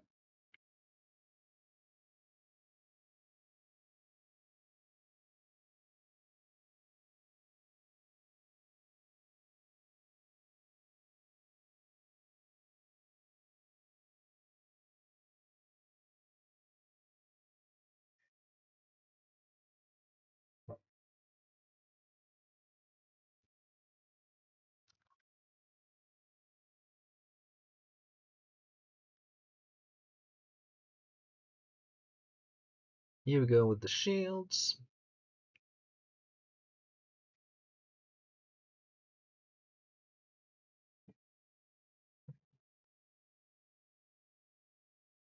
We're seeing quite a water heavy hand from Marquo.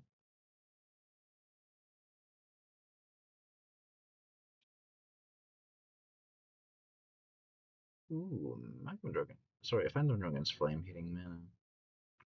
Interesting. I thought that would be rather good turn 3 play. Turn 2 Ghost Touch. Ooh, hitting a stream. That's very good.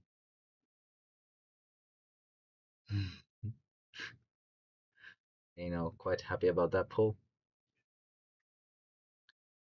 We see a Halkus, yep.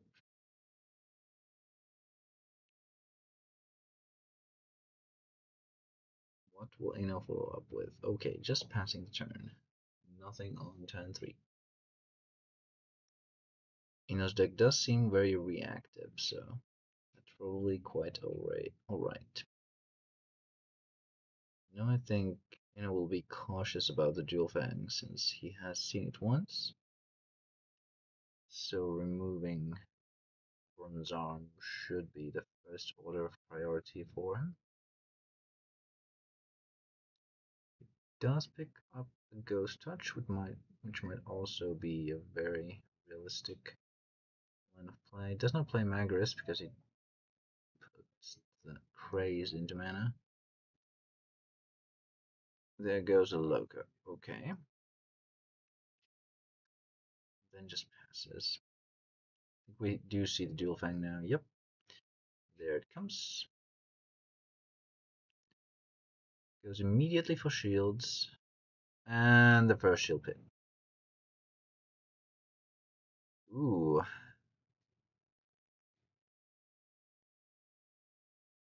Interesting.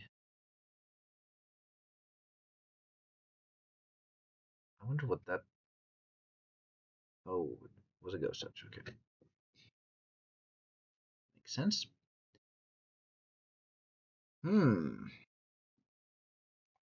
Quite interesting to see how Ano will come back from this. Moito does not have any cards in hand, so depending on the top decks, Ano might still have time to stabilize here. The problem is that Marquo is indeed at 8 mana, so top decking a Bazagazil would be quite terrifying. And because of that, Ano seems to have just... Oh, the Lost Soul top deck, ouch. That's probably the worst kind of top deck he could have had. Or Ano, of course. Let's see. Just passes the turn. Probably. Oh, very good top decks from Marquo. What does Ano respond with? Justice Areas, okay. Probably preparing for Craze.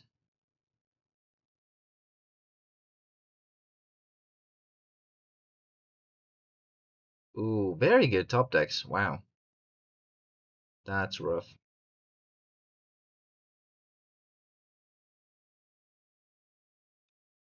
Probably does not yet go.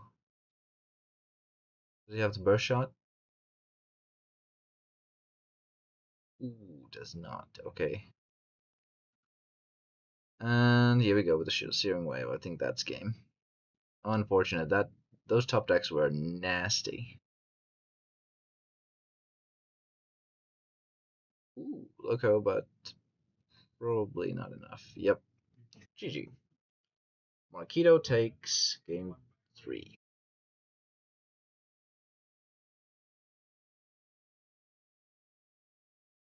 I'll go talk to the players for a bit.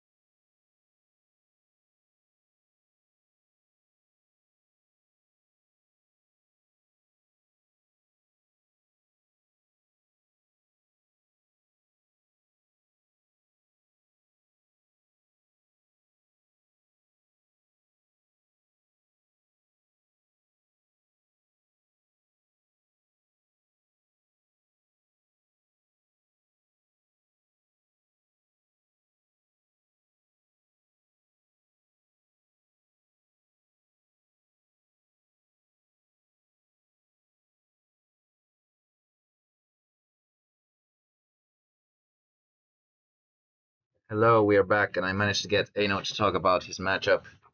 Yeah, finally some decent knowledge in the stream. That was rough. Yeah, I'm I was crying. just talking about the preparation for the Belagazil with the Faliga Ghost Touch, Yeah. and then still getting Lost Yeah, Soul very and well. I like seconds before the Lost Soul, I just said out loud that how do I beat a top deck Lost Soul? And I was like, I'm not beating that. What is the next worst option? And I thought it's Pasakazil, and I prepared for it and got fucked. Yeah. So that happens in card games, but It happened. yeah. But that was pretty much the only matchup I played before the tournament, and it was the worst matchup. I felt like it was pretty awful, and I'm glad I won one game and got so close to. And I was close to winning the first game. Yeah, I think it was quite the interesting matchup. It was somewhat even matched, even though you said it was nightmarish. Yeah. But like the Marquo even made a mistake with the Bazagazil at the end of the first game, attacking first with it instead of the dual bang. Yeah, and there I just thought that there's no other way to beat that but just racing. So I went for it, and hello. And there we was have the other participant also, Marquito. Yeah. Would you like to? I'm from France. Yeah. Bonjour tout le monde. Je suis français. And like I was. Feel free to participate in the discussion if you like. First game, it was just Lost Soul and a removal that would have won the game. It was like somebody's gonna win the next turn. Yeah. Because I had Basakazil and he had no triggers, so I would have won. But it was the top deck Surfer that won. So. Yeah. But there was a decent chance for removal, so it's not like you had lucky. like insane top decks at the end of the third game. I was really lucky. That was illegal French activity. You got like the first you got the Lost Soul, and then you got probably the best one, like the Hawkus into I can't remember. Bronze on Drive. Yeah, Bronze on Drive. Yeah. So you got like right back on your feet after. Yeah, and I had 5 mana. And after the Lost Soul, and I look at my hand, I was like, okay, if I might need 6 mana to get out of this with Craze, Valkyrie. So I was like, okay, I keep this one card in my hand. Yeah, and then the Loco. Yeah, then there was the Loco, and then the last card I drew was the Craze. Yeah. And I played this.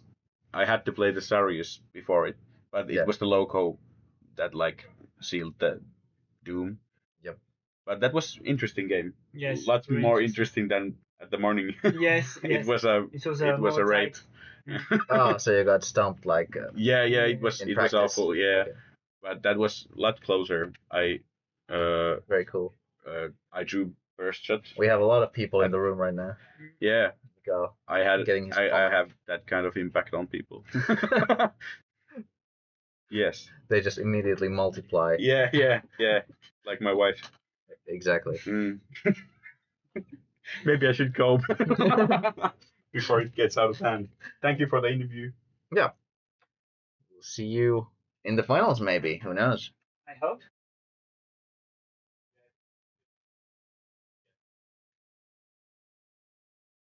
All right.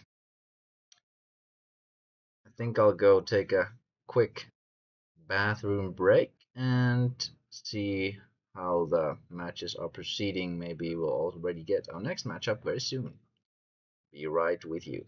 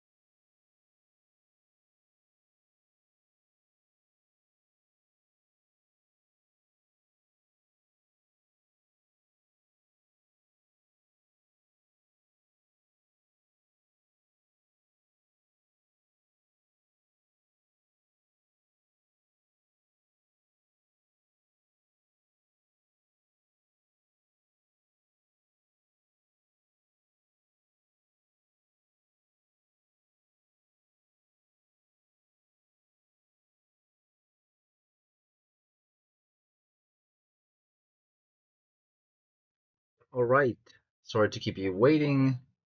We have the next pairing, and it's going to be Make against Yonas, but we're not going to have it quite yet. We're currently having a lunch break, so just bear with us for another roughly 42 minutes. It might be earlier than that, but that's like the final timing. So bear with us, and we'll be with you shortly with a match of Make against Yonas.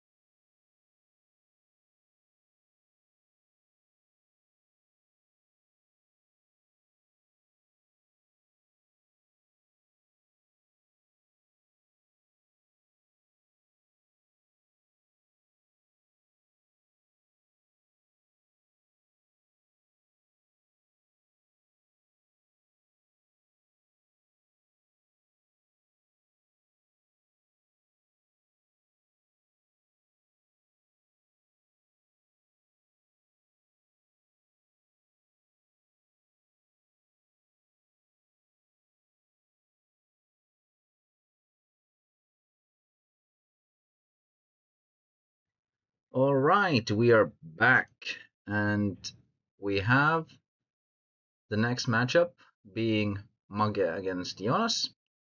The lunch break is finally about to be over, and I think we'll take a look at the participants' decks. We have Jonas's deck right over here. It features 4 of Magmarex, which I'm always very happy about, and the standard 8 speed attackers with the deadly fighters, of course, because it's the premium 1-drop. It's still used in OCG for those who don't follow the Japanese meta. Emeralds put the surfers and Magmarexes in shields. 2 spiral gates, going a little less heavy on the spot removal, instead focusing on Magmarex's rush stopping potential, which I approve. And then we have Muckus deck right over here. Just a standard rub. I quite like rub as an archetype. Even won a tournament with it, though of course it wasn't this particular format. But there are not that many cards that rub misses when going into this DM-06. Naturally, you don't get Clamp, you don't get the Chargers, which are quite important usually. But you do get the Bolmedias, you could get the Bazagazil. You miss the Apo, but you get Searing Wave in return, so it's not too bad. He's only running 1 Illusionary by the looks of it. Running both for Hulkus and for Stream for some Stellar Draw instead. 1 Tech, Death Smoke and Crystal Memory, quite nice, quite nice. I was the one to vouch for Photoside instead of Ruthless Sky Terror, because I think Photoside in this format is quite powerful, being able to stand tall against Bazagazil, being able to kill Bolmedius, being quite hard to remove, kills Lancer, kills Dual Fang, and, well, can also deal with blockers. But yes, it seems that the players have arrived, so I'll be right back.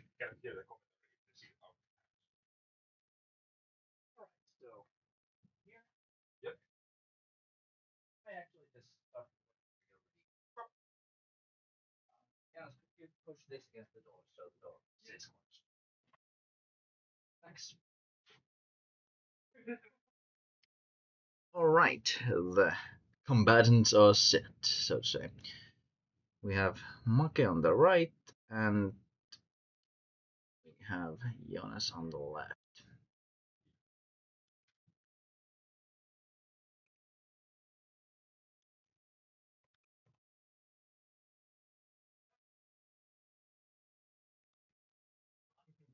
Yeah. Let's see how this match pans out.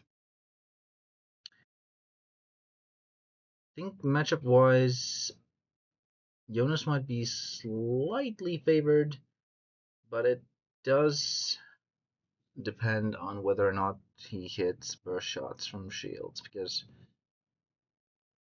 Manga does have the edge on removal, and has the very real possibility of stabilizing. No Deadly Fighter, okay. We're seeing a rather slow start from both players, it seems. Notably, Maka is not playing the likes of Skeeto, sporting Thrashcrawler as the only blocker of the deck. So it might be hard to stand up to early aggression when Snip Striker avoids some of the small removal.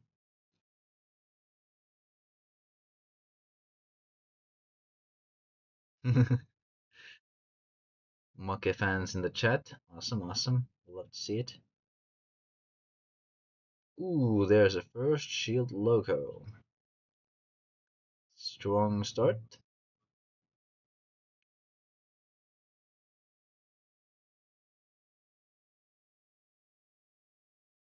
Ooh, discarding the unicorn fish, quite a good pickup. Still deciding to go in, even though the logo came out. Understandable. Trying to get to 0 shields as soon as possible so that Yonas can leverage his 8 speed attackers better.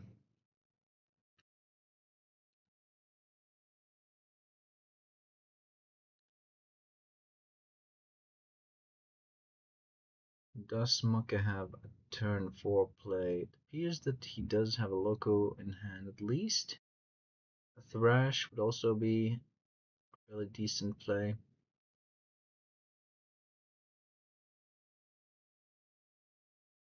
Opting to put the burst shot in mana and playing loco, okay. Wanting to exhaust the resources before getting Trash Color. Ooh, getting the Pyro Fighter out is very good for Manga. Let's see. Emerald switch. No lucky Braid Claude followed up with. Just going for shields with Snip Striker.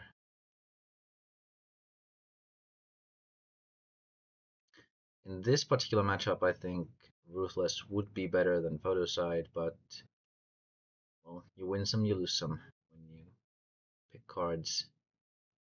Can't prepare for anything, or everything rather.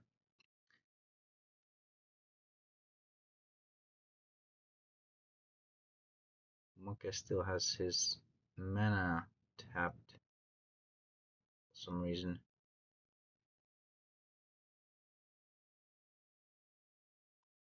Photoside appears to be hitting mana. Not quite as useful in this matchup. 5 mana for Searing Wave, or just Flaming, okay.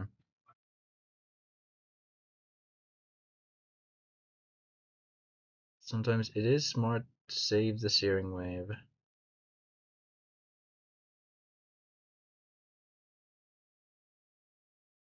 For when you have no shields, because that's when it has the most value.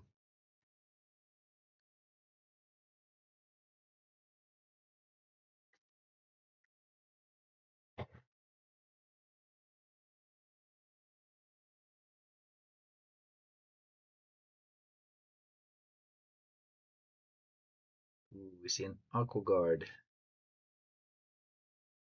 Could we perhaps see a Paladin next turn?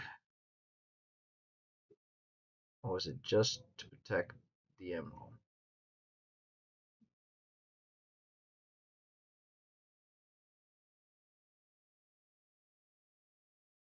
Do we see here? Just the logo. Ooh, Magmarex. Wouldn't have been. Wait. He is playing Skeetos? Tight. Oh, the Skeetos are under the Dark Reversal. Okay. Yeah. I completely misjudged Manga's deck. Right. I'll show you what I was talking about. Just a moment. Yeah, I thought that all 4 of those cards were Dark Reversals for some reason, but of course that wouldn't make any sense. So he indeed has Bloody Skeetos under it. Okay, that makes much more sense because I was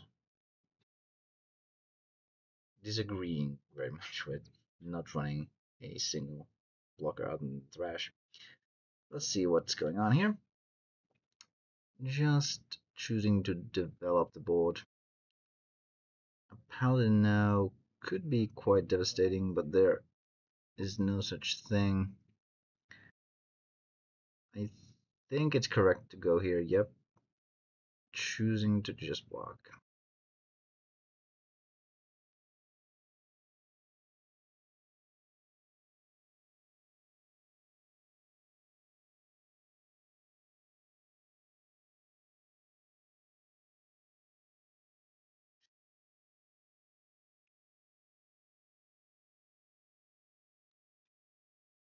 Another Hulkus, a very loud snapping noise coming from Manga's cards. Must be quite fired up.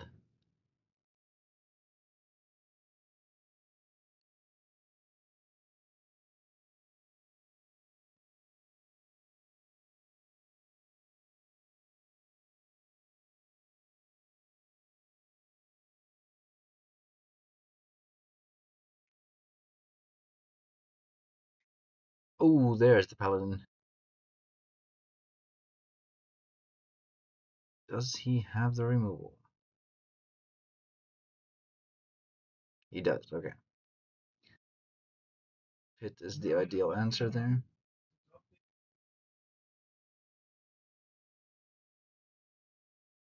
Pretty rough spot. If there's a speed attacker, the game is over. Doesn't seem like that's the case though. Let's see what he picked up here. Ooh, a surfer, bad top deck. Manga has a turn to stabilize here. Sadly, Emerald will not be doing any work anymore. Now that the shields have been depleted.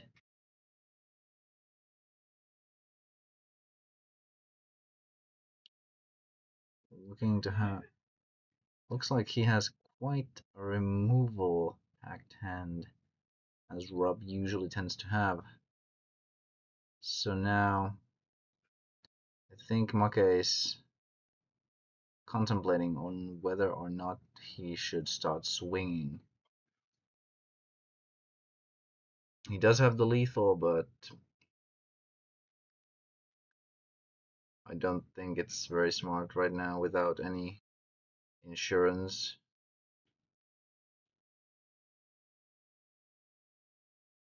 So speed attacker would be absolutely devastating.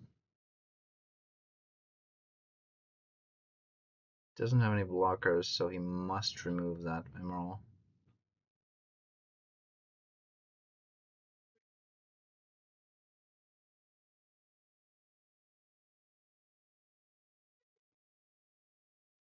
Yonas laughing at Manga, perhaps having to burst shot his own board. That would be indeed quite funny. And there it goes. Everything down the trash. What a questionable play. Didn't he have Searing Wave in hand? Huh?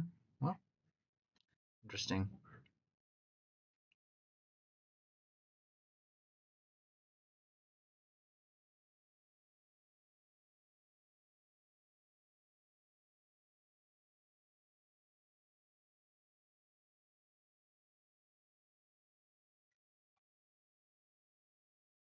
I think you just play the surfer here.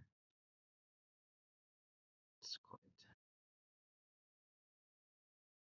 at least forcing your opponent to do something.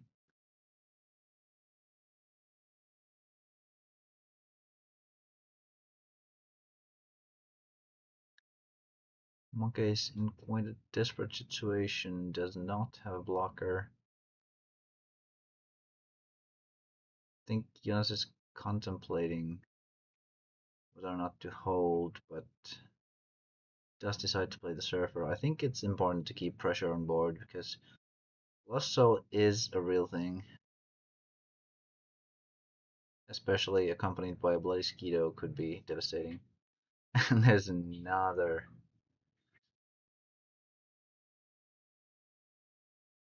Okay. think this was why he was holding that Searing Wave.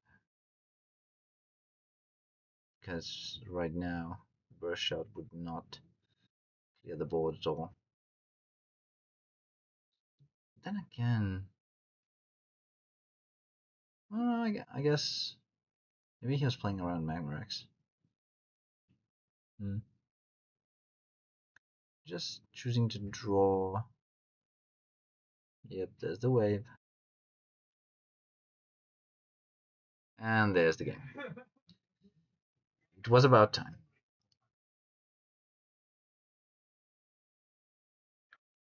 Yonas takes game 1.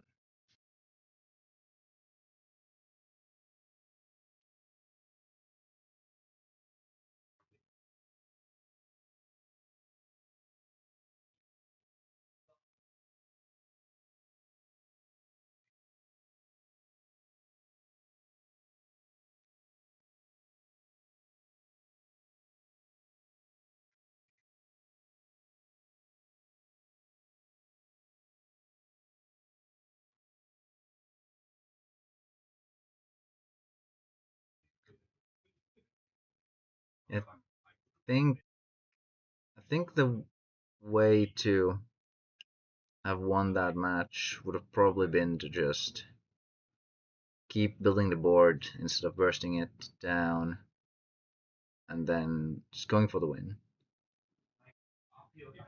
I think it was rather unlikely to outlast Jonas drawing into a speed attacker, waiting for a Bomedius. I think that was just too slow. I think when you're playing Rub, you sort of have to adapt to situation and sort of sometimes just go in with your mid-rangey creatures,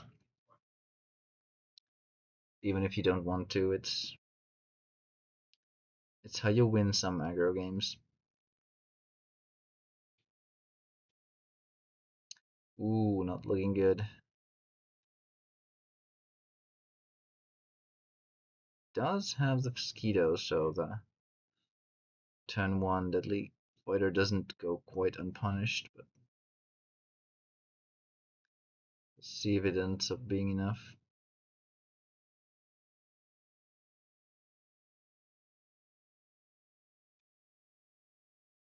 Emerald switches his shield, and I think you always block. Yep. Don't want to get spiral gated.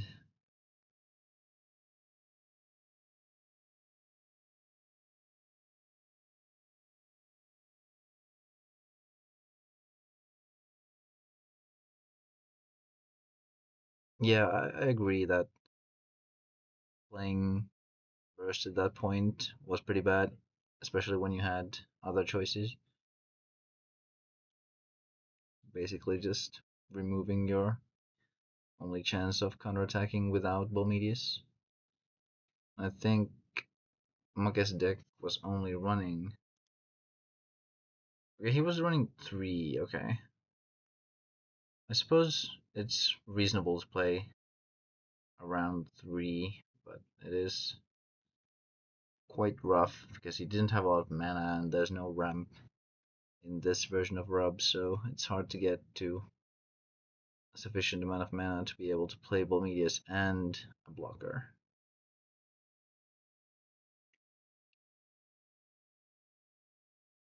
Ouch. I think it's gonna be time for a Searing Wave now.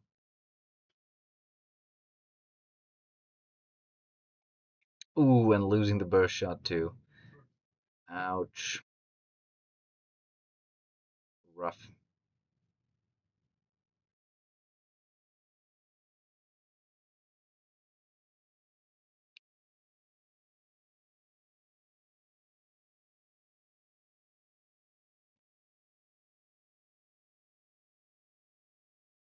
Ouch. Burst from the last shield too. Oh, that's so sad. I think that is probably GG.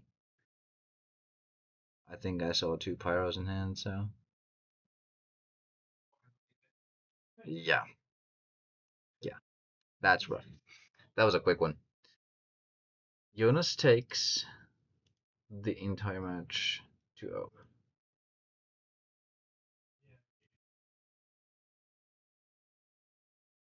Let's see if I can get either of them to come talk in the stream.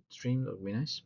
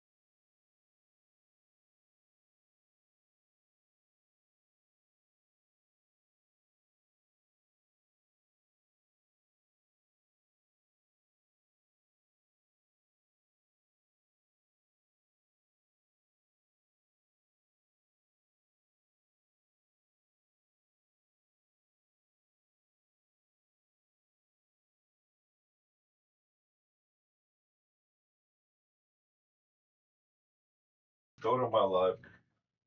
All right, we brought both instead of just one double trouble.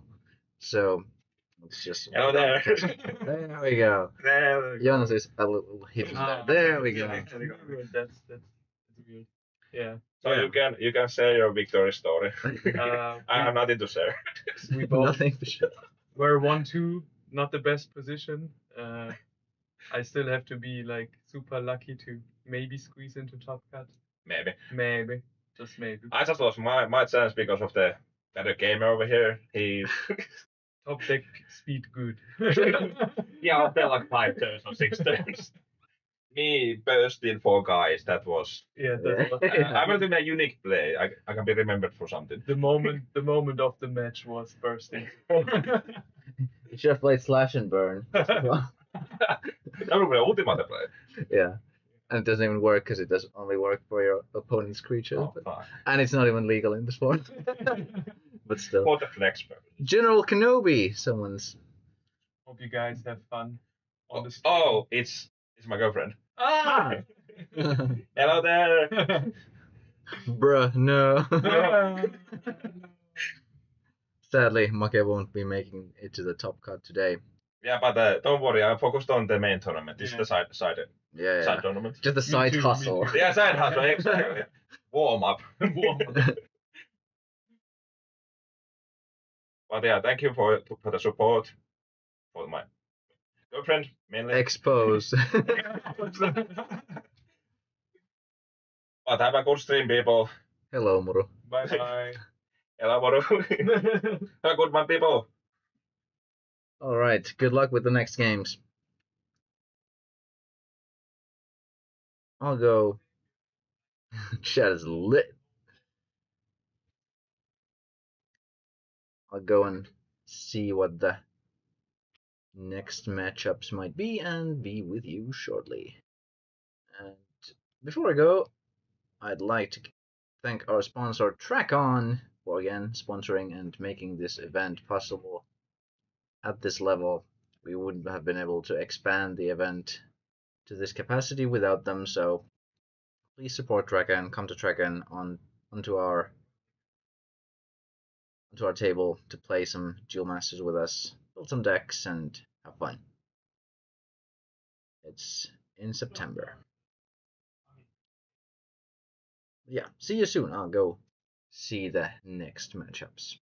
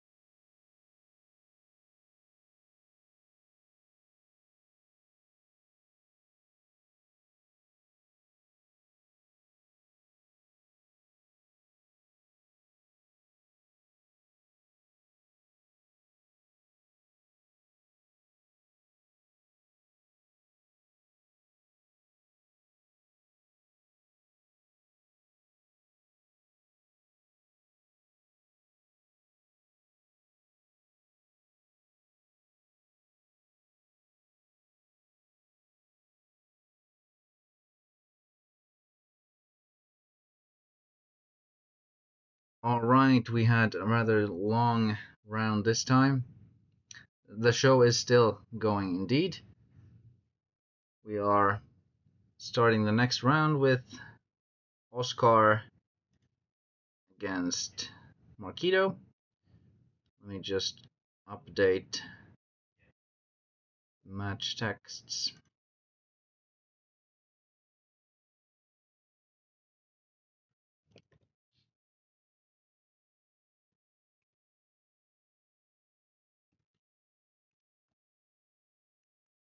Like so. And I'll quickly show the decks of the participants as well. We have Marquito's deck right here. It consists of some, we've seen it before on the stream as well, but let's go through it again. It's basically a mid-rangey control with some Dual Fangs and Berserker Seals as the finishers. Quite elegantly squashed Manga's deck last time, so we'll see how it matches up against Oscar's Turbo Ramp control, which has also some nice spicy surprises in Fortresses and Gigongon and Aqua Sniper. So, the combatants are indeed set, and I'll go inform the players that they may start. You are good to go.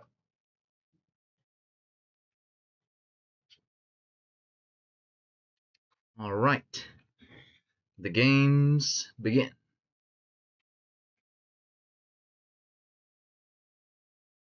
Sorry again for the long break in between. We had quite a long match between Kura and Veikko. Veikko sporting a very well, I won't show the deck right now because we're in the middle of a match, but it's a very grindy Bliss Totem. It's like a 60 to 80 card list, I think. So it's has quite long games.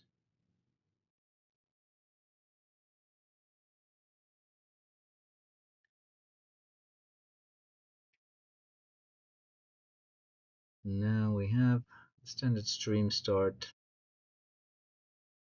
Oscar. Let's see how. Ooh, stream mirror. Let's go.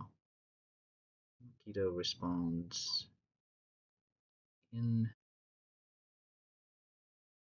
same way as well. Let's see if Oscar being first gives him the edge. He does have more ramp, so it's quite likely that he'll be able to reach Lost Soul before Marquito is able to. Next turn, Ultimate Force would indeed get him there. And he has drawn a lot of cards, so I suspect that he probably does have it. Yeah, indeed, lots of energy stream. There's the Ultimate Force, so next turn Lost Soul is looking quite likely. Can Marquito capitalize on this turn before it hits? Looks like he's not going to try to snipe it. Just tries to empty his hand, which is understandable, of course. Just playing two creatures and getting the best value he can. Attempts to go for shield, no trigger. Okay. I think now is almost certainly the time to Lost Soul. Then again, depends. Yeah, there it goes.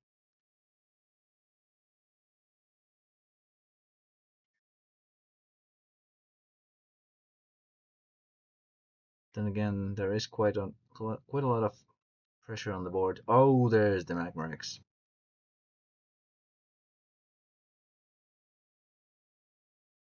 Marquito playing around the Magma X by going first with Bronze Arm, but now it is looking quite good for Oscar here. Plenty of cards in hand, the biggest creature on the Bell Zone, and even more mana with Marquito at 0. And so I think this might be quite tough for Marquito to pull out a win from.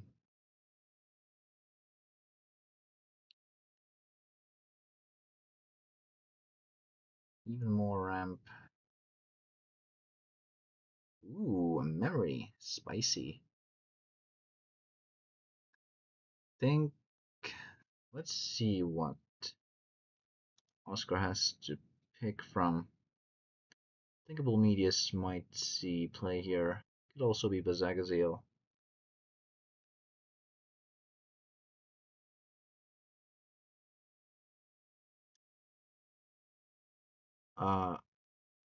Marquito has some Japanese prints. Those green ones are Bonzom tribes, and the one on the field is currently Aquahalcus. And he also had his Dual Fang discarded by Oscar's Lost Soul.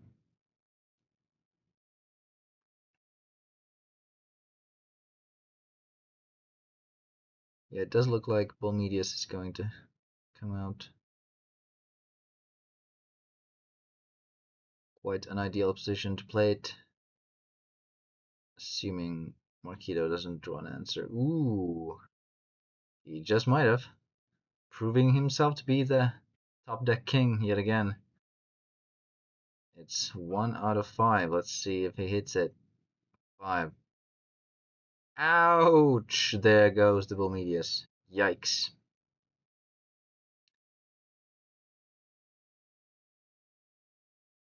Oscar's still in quite a commanding position, but now a little less so that the Bolmedius has been dealt with immediately before even hitting the field. The burst shot is very good. Ooh, it seems that... Oh, it's just a surfer. I thought it was something bigger.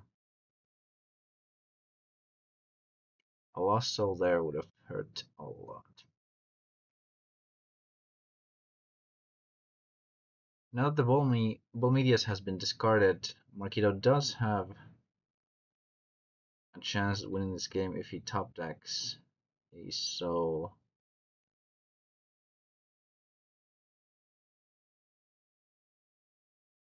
Let's see what he got. Another surfer, okay. Decides to go for the shields, okay.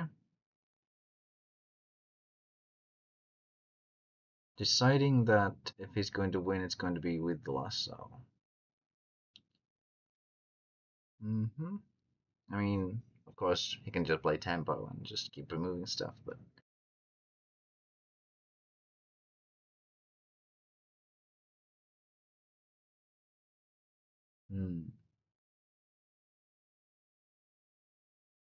Very unlucky for Oscar to have to discard the Bolmedius.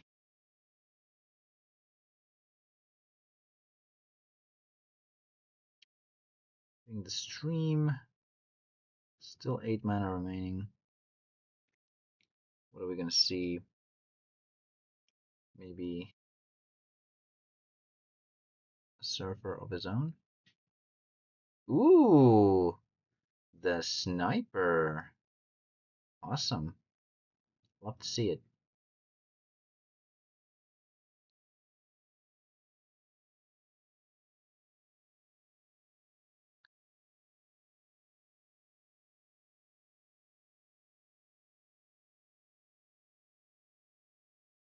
Aqua Sniper is not something you'd really want to bounce all the time because it keeps removing your stuff.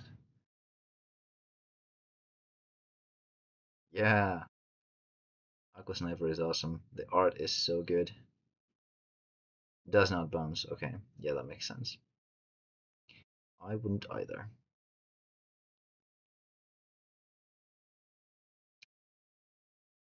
Seal also, I think that is going to be the play. Yep.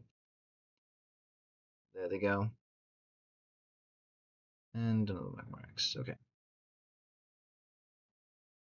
Getting pretty good here. Ooh. Even more powerful top decks by Marquo here. Goes for a shield. Makes sense now that it's still possible. Is Oscar playing any blockers? He's playing 2 Thrashes, okay.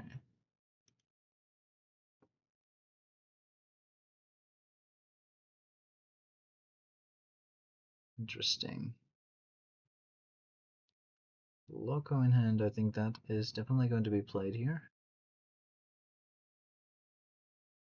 If he has the trash, he will now definitely also play that. Maybe a Mana Nexus? Gigargon? Yeah, I think now would be a great time to play Thrash into Gigargon.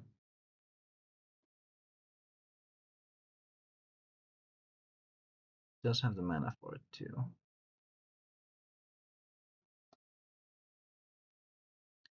Yeah, here it goes, I think. Oh, it's a logo first, okay. Playing it safe. Very understandable.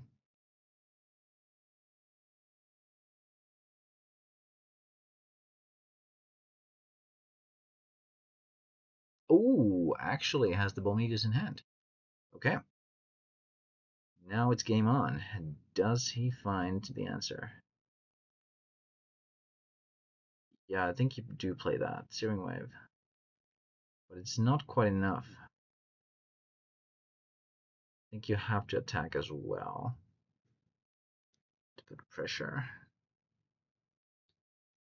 But now a Mana Nexus or a Thrash Crawler will pretty much end the game.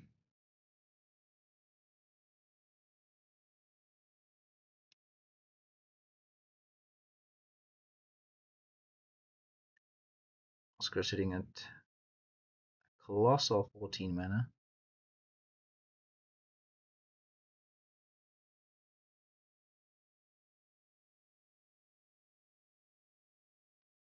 There's the trash. Yep, into Mana Nexus. And now he can just place a pit into the shields. Or a surfer for that matter. This is quite an exciting matchup. I really like Oscar's deck. Controlling with the Magmar X's and ramping with the ultimate forces to the Volmedius and other big threats. Turbo is always a fun deck type. Oh, spicy. We hit with the fortress. I think that is pretty much fully GG. Now Marquo is unable to bounce the Volmedius and also unable to win. Yep. That is game 1. Oscar wins. Awesome.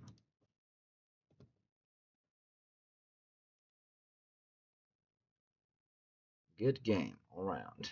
A little bit of back and forth too, which is always what you want to see in a duel.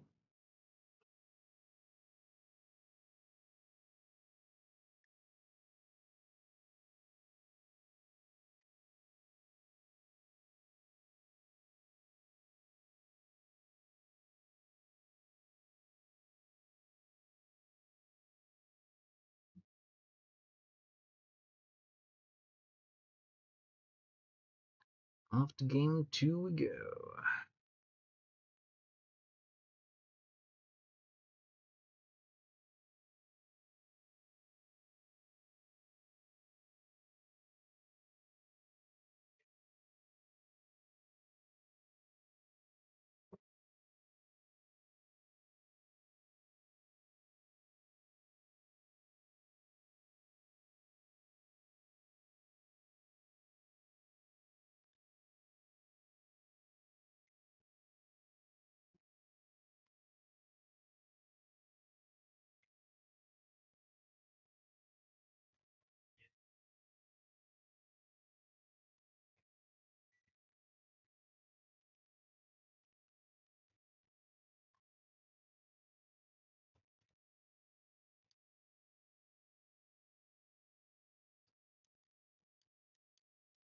This is the second to last Swiss round. So we'll soon be seeing who gets into the top 8 and who will be left licking their fingertips.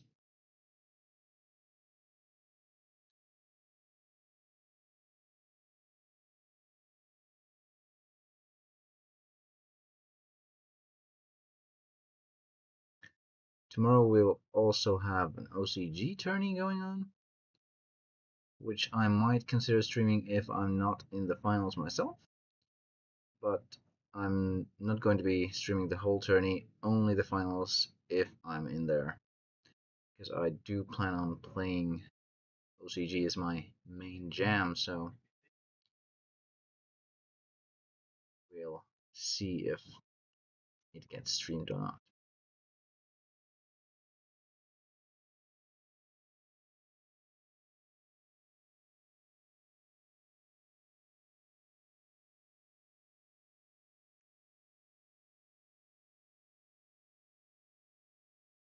Turn 3 bat is usually what you want to see.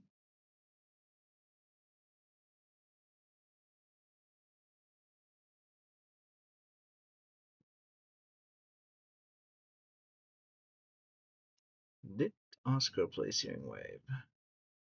He did not. Okay.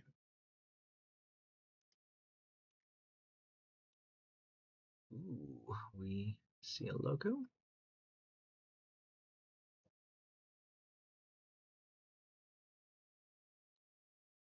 Logo discarding a logo. No stopping the choo-choo train.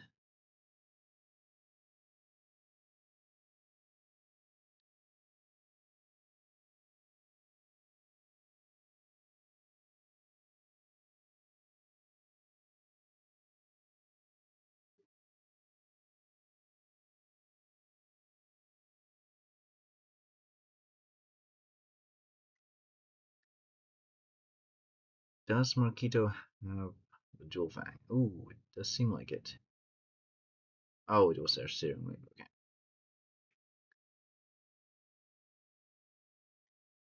Ooh, the pit hitting the Hulkus.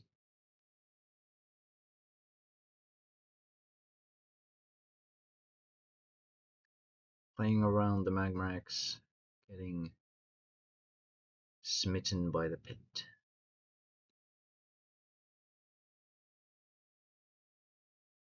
Stream. Taking it slow. A little more streaming, okay. Much like I'm doing myself here.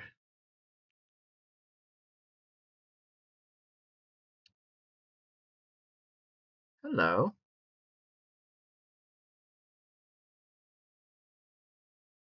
Are you perhaps from Japan?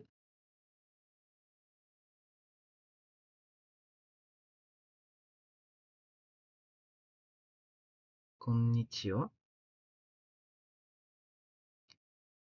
日本語でも OK です。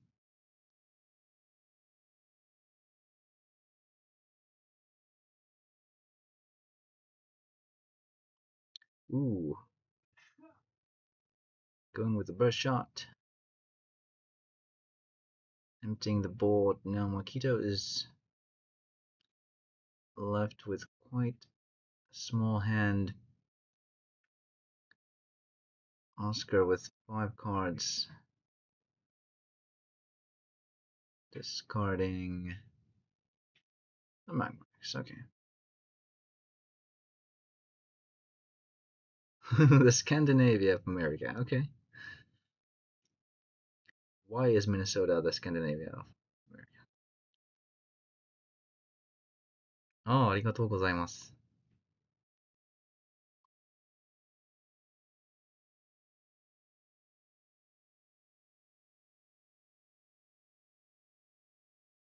英語セットは、まあ、プレイしてるんだけど、今の環境もちゃんとプレイしてる。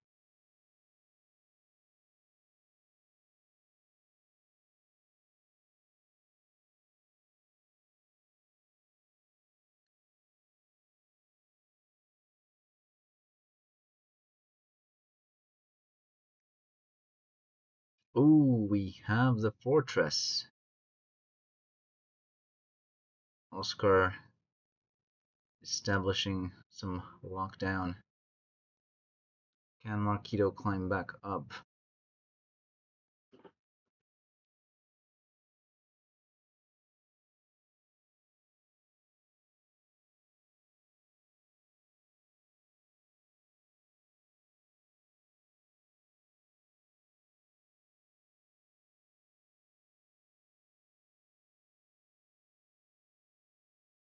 もうすぐ電動発表が来るんで、電動予想はありますかね？僕はハッタールピアが行くと思うが。その後は、まあ、ボルシャックには、なんか影響があるんでしょうかね。メンデルソンとか、バクテラスとか、ドリームドラゴンとか。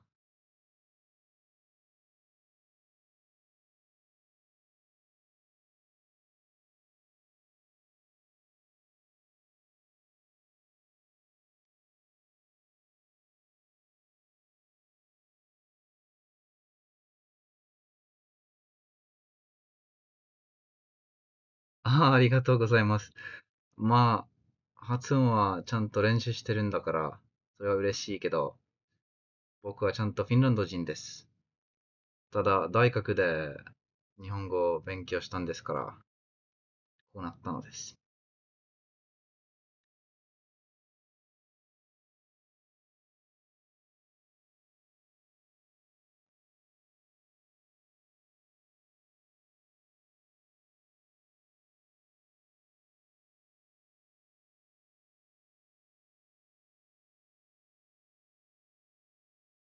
まあ、もちろん大学だけじゃなくて、日本語の YouTuber の方々が多いんで、まあ、デュエルマスターズについてはね、結構動画見るんですね。そして、アニメ見たり、人と話したりするんですから、ちゃんと練習してる。まあ、自分で話すことも多い。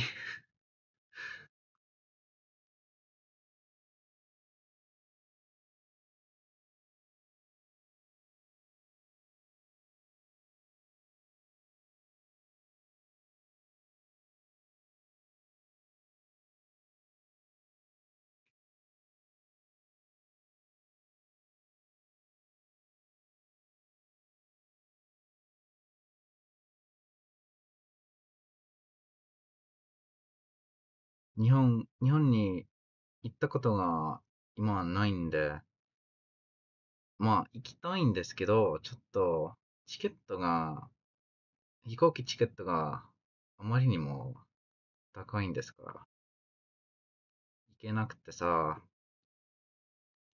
でも、あ今年は多分、私の友人は飛行機チケットを払えるんだって言ってましたから、来るかもしれません。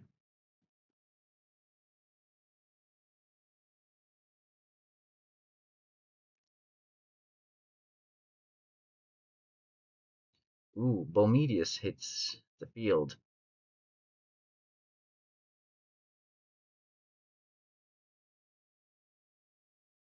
But no shields. Doesn't he have any removal in hand?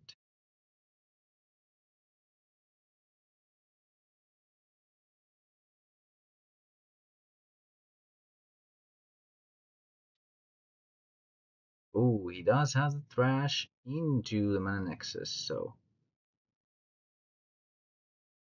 it looks quite tough for Moito to beat here. Next turn will be vital if Moito wants to survive. I think he just drew an Aqua Surfer, so he might still be able to stabilize here somewhat. Yep, there goes the server. does not swing, of course, because of the thrash. Oscar has quite a lot of mana, so it seems fairly safe for him to just replay the Bolmedius here.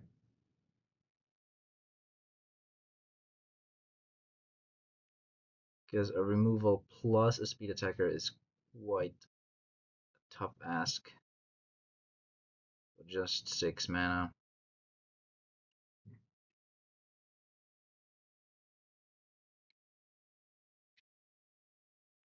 There's the Bolmedius, okay.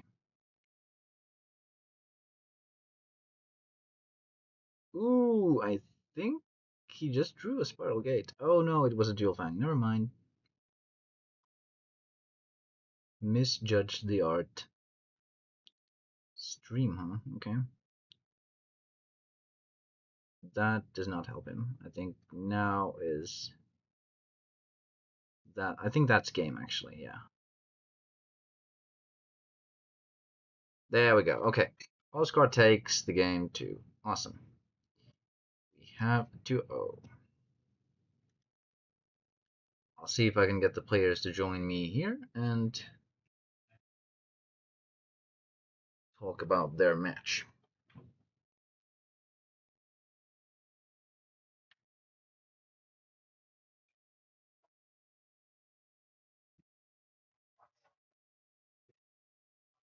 Joo, oli. Olihan sillä niinku tiukkoja tilanteita. Joo, oli. Tekillä olisi voinut pelastautua. Joo. Mulla oli kyllä oman infon tietää niin kaikki se tupit. In English, like yesterday, that there were like top deck outs, or at least seemingly, but knowing what I had in hand, that healed, like when I played the whole Meteor's out, or I let you purposely add that, I knew I had like the trash roller, and then when I burned mana, there was no single card. So I get up. Yeah, it gets over. I most of them at the second game quite good knockout. Yeah. You like to come on the street? Sure. Yeah.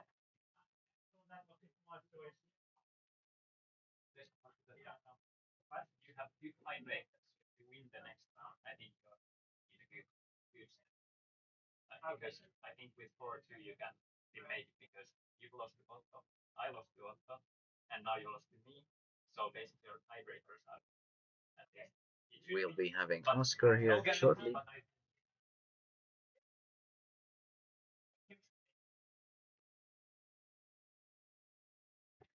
Awesome. The man himself, the legend, the myth. Hello, everybody. The previous, Good to see you. The winner of the previous Megameet. Which tourney did you win again? Was it the actual finish? Main tournament. Yeah. The maybe we Finnish can main go tournament. to cast the account. Yeah, indeed we can. Yeah. How was the matchup? How did you feel going in? Quite fine, in the sense that, like, Close the door, so there's. Yeah. Like Crimson Hammers and that kind of stuff is not effective against me. The way that I built the deck, shout out to Spalding for having the base stock that I used as inspiration, but I did some changes, like more triggers, and then also some late game tools like Aqua Sniper. We can take a look at the deck. Yeah. It's here. So the base thing here is some people would run Aqua Halkus over Energy Stream, but as I'm already on 3 burst shot, I wanted to not have any, like, essentially bricks, and against Corail, getting your Aqua Halkus that would otherwise trade into a Bronze Arm Tribe or something is really slow. Like, you cycle the card, but you're never able to play the Aqua Halkus again. So Energy Stream just it gives you the fuel, and for like mirror matches and stuff like that, the +1 essentially that it provides is really good. And I think since you're running a lot of 2-offs, it's quite essential to find those 2-offs with the stream instead of just replacing the Hulkus. And it's quite difficult against control to keep any board presence anyway, so you'd rather just have cards in hand and stabilize after a lost soul or something like that. Yeah. And like base thing is ideally in most matchups you want to see Bronze Arm into Ultimate Force, but Ultimate Force at 5 would be too much because it's still like balancing for colors is really tough. You mean Ultimate Force at Yes. 4? Yeah, like if I were to run at 4, it would be too many. Yeah, like you said at 5, and I was well, what? yeah, no, not at 5. Yeah, but like at 4, it's because it doesn't.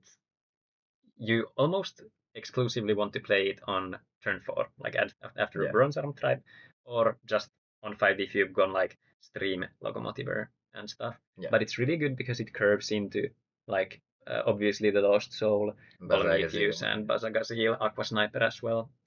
And notable things, if I were to look at the meta that's here, I was taking against aggro and like Rub. I think that was what I was expecting the most, and that's why there's the heavy trigger count. And then against Rub, mana ramp, so you win the Lost Soul race. That's pretty much the essence here. But yeah, 17 triggers is quite a lot in TCG. Yes, yeah, it is. Sometimes you have those hands where you just look at the triggers, but still 8. I did some hypergeometric calculations for the 3 drops, and it's very consistent to have either of the 3 drop plays, and considering the colors. So some things that I would change if I were to look at the meta game here. 85%, I wouldn't change anything. Like the deck has been really, really, really good. It feels really good to play. Matchups feel good for the most part. I had bad luck against Otto when like I was stabilizing, played Lost Soul. Otto runs Crimson Hammers, all the 3-drop blockers and stuff, and he top decks like Mistrias into Faliga into stuff, and and it kind of ran out of my hand, but like it's a well built deck, and Otto had the higher deck count, like card count in the deck, so that's one thing that I could consider in this build, which would be like just balance the colors out, add more one-offs, and maybe a tutor or two. So maybe like one more Fortress Cell, 2 Mystic Treasure chests, 2 mana fix, like just keep the ratios kind of the same. But on the other hand, I just like 40 card purity, and I would have personally liked that it would just be 40 card decks, but yeah, I personally quite enjoy the card count being more than 40 just because it diversifies some decks and makes Slash less broken. Especially, but there's Future Slash. Yeah. Slash Charger obviously is not legal for this format, but Future Slash is. So I understand people running more than 40 cards, especially now that it's legal in this particular format. In the Thursday's main tourney, it will not be legal. It's 40 cards only. Yeah. But yeah, that's something that I could consider, but I have not much experience with this format and was just expecting Water, Nature, Fire, aggro to be the deck to beat, and Water, Nature, aggro with Holio, that kind of stuff. And that's what I built this deck with in mind, and also like just the mana ramp against and also the Fortress Shell is just so good card. Like against Marquito, you could see me shutting off some doors by getting rid of certain colors. So basically you had the Bomedius, and then you just removed the darkness mana and water mana. So no Surfer, no Terror Pit, and but very strong. Overall, I games have been fun. I like playing the deck, and wherever I can play Gigargon or Aqua Sniper or these kind of things, it's so much fun. And also there are the options to go like Aqua Sniper, Bounce itself, and Fortress Shell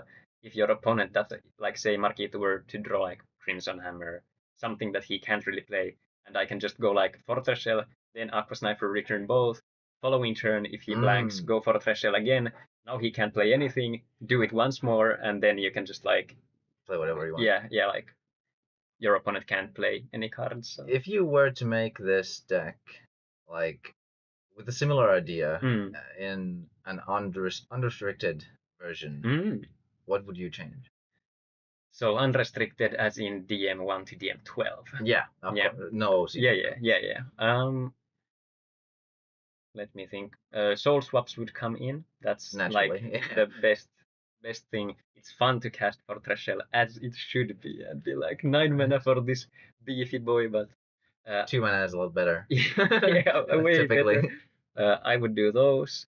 Reap and Sows over Ultimate Force, probably. Oh, yeah. Maybe like Rebirth one. It would depend like what's the environment. Like if it would be just unrestricted everywhere, soul swaps. Let's say with a Bombazar ban. Yeah, Bombazar ban. Yeah, so probably just pivot a bit out of the triggers. Like Yeah. aggro shouldn't be as good technically. Like if you're facing against Sky Sword spammy decks. So soul swaps, Rip and Sows over Ultimate Force is likely. I think the Lost Soul 3, like, I don't think it necessarily needs that many changes, but I would upgrade certain cards, like probably Locomotiver into Clamp. Yeah, I was thinking about Clamp too. Yeah, but Rip and so Magmarex is a meta call. Burst Shot is good against aggros, but I think Maybe Plagues? yeah, Plagues. Yeah. I forgot about my probably favorite card. Yeah, Plagues definitely because you just want to curve out. Like I would do a Fortress Shell impression or like the without fire Fortress Shell impression, but no Sky Swords, no Falligas, but rather I don't hate the thought of Thrash Crawler personally. Like Yeah, like Thrash is good. yeah, but I think those are the main things like Rip and Sow, Plague, Soul Swaps, Cranium Clamps. Would you still run Gigargon? Low key, maybe because it's value, but it's good with swap. Yeah, I think Corpse Charger would be what I would run over it. Yeah, probably too. Like especially with Thrash Crawler. Yeah, it's basically a full stop to rushes. Yeah, and like actually, I would say stabilize. Yeah, and like Aelzonius type decks that have like one big beater, and then they go to town. You just go like, okay, I'll block this. How about a Corpse Charger, Thrash Crawler? Yeah, your go. And yeah, that's what I leveraged in my Rub deck as well when I was playing it in the DMF tourneys. Tasty. Alrighty, guys. Was nice visiting the caster desk. Yeah. This time I'm not casting. Thank you so much, Jesse, for doing this, and always. It's been an exciting day, and let's see what the last round brings. Yeah, we even had a Japanese guest here. We talked about some stuff in Japanese. Oh, nice. Yeah. I was telling about my plans to go to Japan this probably like this autumn, maybe. If nice. I don't personally have any cash, but my friend offered just like he would pay for the plane tickets. Just go. just cause I have no idea. I think it's because he had a bit of a inheritance. So yeah. He can afford it, and I'll be kind of his interpreter. Right. He doesn't know any Japanese, so sounds good. I would go. Yeah. So that would be I definitely want to go. It's just about the timetables, whether or not I can. So yeah. All right. See you guys maybe later, chat, and thank you, Jesse. And see you in the finals. Hopefully so. Let's see. All right, I'm going to go see what the next matchups are. See you soon.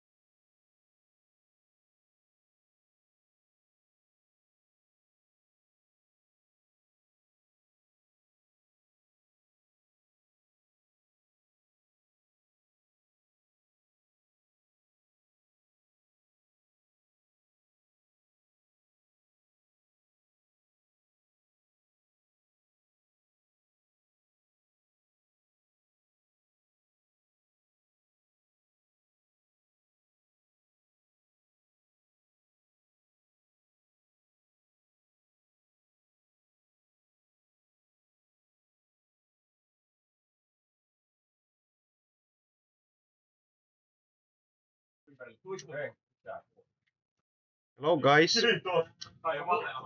I raid the stream now. There's some. We have 6 boosters that are going to be opened. DM-06, I think Italian maybe. We had one DM-06, and every booster had 3 polos. Yeah, it was so much. Everybody had like heartbeats, and I'm what the fuck? Yeah, we had 3 or 4 ball medias in that one box. Yeah. And this is not winner boosters, these are just for fun. The tournament is still going.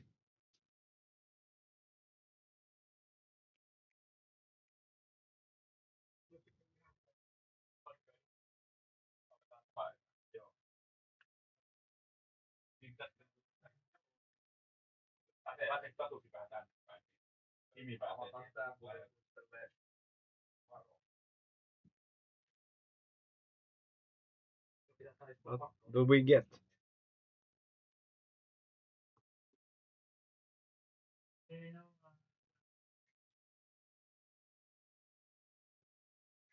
Yeah, second last.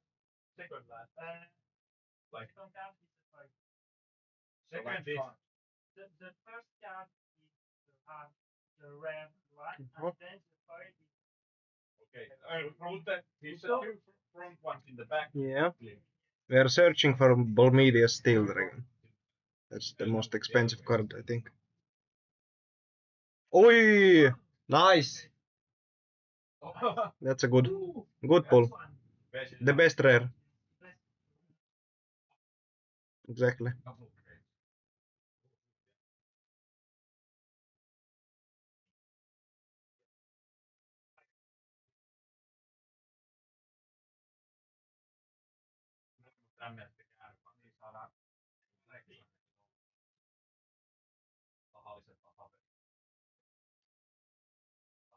Niin se on yleensä se on normismississä on tavallaan, että jos molemmilla on sama score ja kumpikaan ei halua ottaa riskiä, että otetaan häviäisi 0-2, niin otetaan vain ID ja pelata tasurin.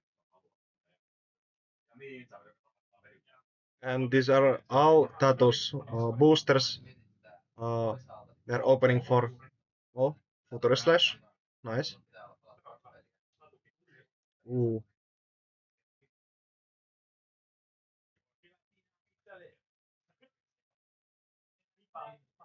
Ooh.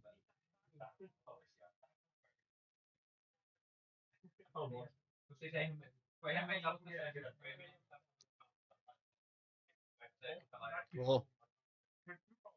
Hyvä fighter.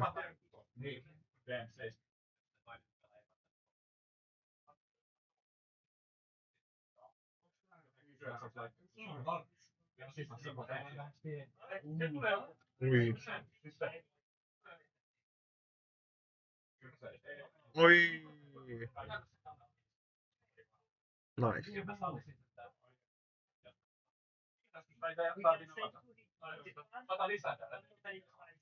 Nice.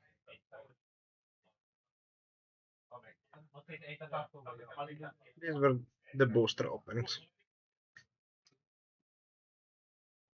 Soon will be the last game of the bracket, and then pre-finals, and then finals.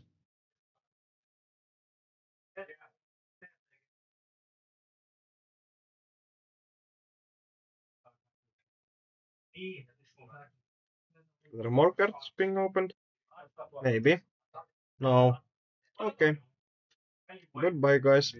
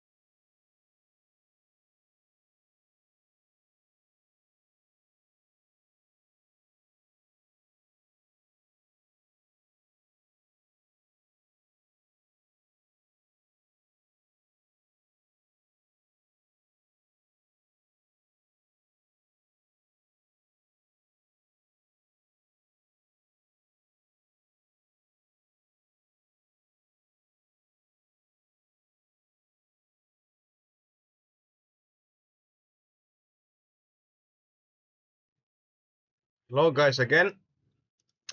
We'll open some more boosters. Tatu bought a lot of boosters from the French guy.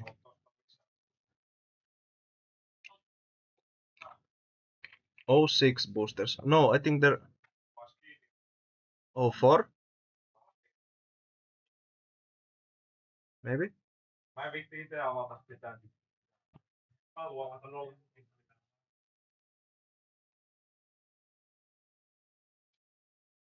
No, these are DM-06 still. Ah no, 7. Muistan vieläkin, kun mä silloin ostin tokan tällaisen pakan. Siinä mä näin iltävä 7 tulliksi. Nyt vielä parempi kuin tuo. Siinä on hienot miekat.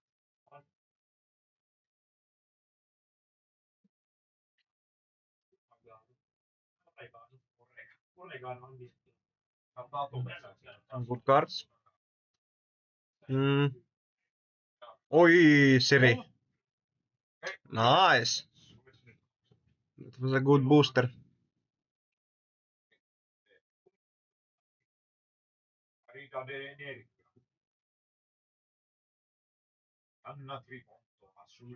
Oi, oi.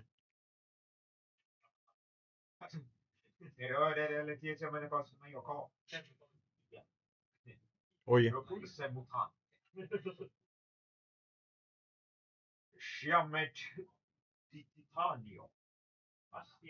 Nice, nice.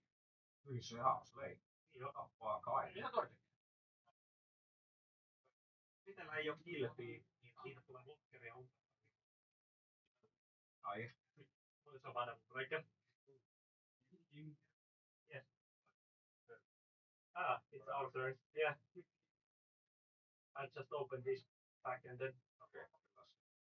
Okay, the next bracket is starting What's your name? soon. Claude. Oi. That's a nice rare. Oh, no foil.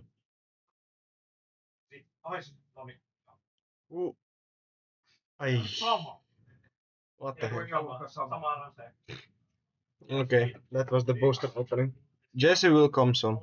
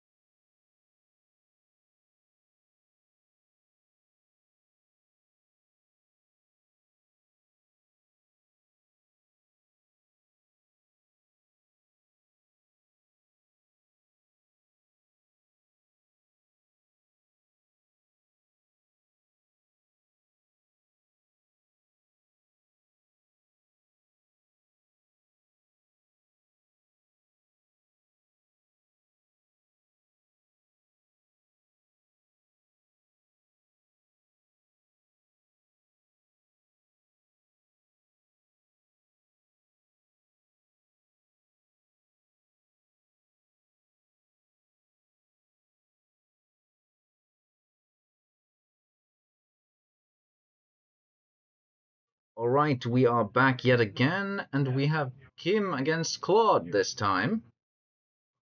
We already saw Kim's deck before, but Claude has yet to play on the stream, so let's take a look at their decks. So Kim's deck was the standard 8 speed attacker core with some powerful 2-drops and the best 1-drops of the civilizations with the techie little snake attack in there, as well as the jewel spiders for value. Then we have Claude's deck. Oops, one more. There we go. Classic UB aggro mid-rangey. I guess this is more of an aggro with the illusionary merfolk core, corals and emeralds. Winning even 4 emeralds, very nice. 1 paladin. We'll see how the match shapes out. Should be a quite interesting matchup. Surfers doing great work against Kim's deck, but let's see if it's enough. I'll inform the players start. You may start.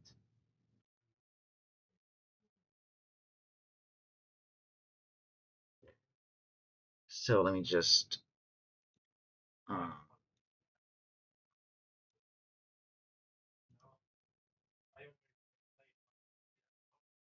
Claude is here.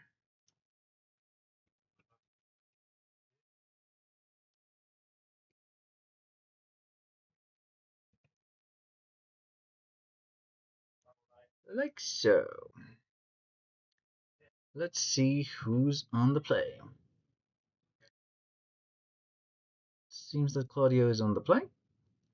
Charging stream.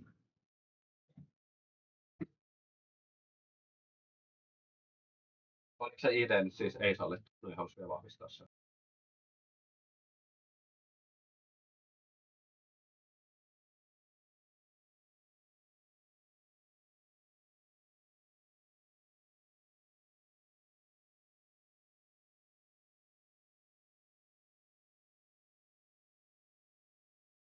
Sorry, we had a discussion about intentional drawing, which we currently ruled out. So you'll have to play your matches in this tournament in order to be able to proceed.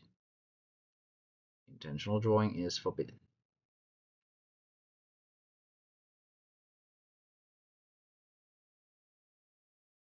For those who don't know, intentional drawing is a tactic where if you score well and you're paired with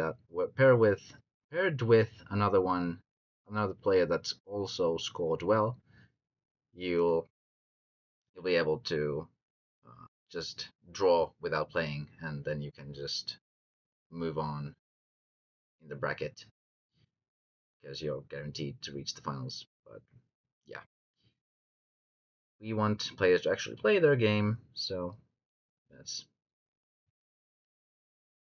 how we'll go. And of course, we're not able to spectate every single match, so that draws are completely forbidden, but at least it makes it harder to do illegal actions like that. Ooh, Surfer. Let's see what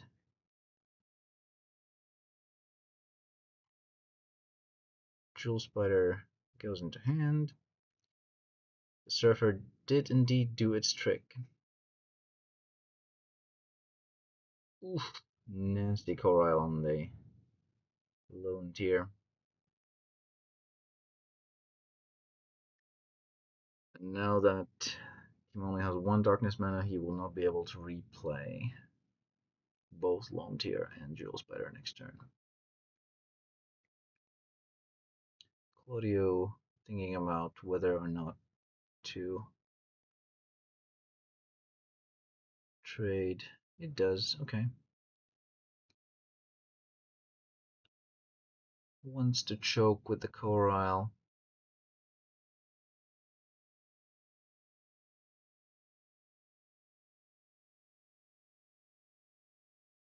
Ooh, another Corile. The lock has been established. Ooh, got the loco from the first shield. That's pretty good.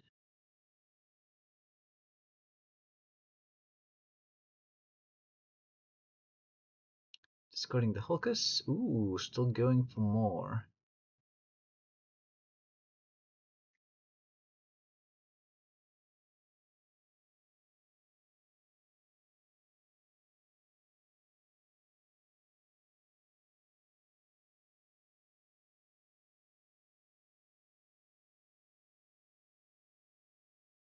Think here. Yeah, you want to just play the Jewel Spider.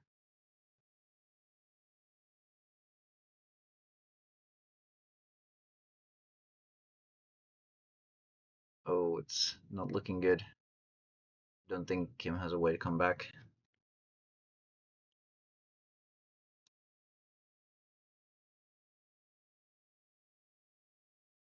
Yeah, that is unfortunately game. Claudia wins.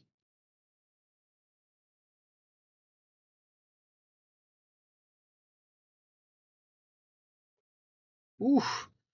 An extra O in the triggers. This one was not close at all. Let's see if Kim can turn things around next time, since he is on the play.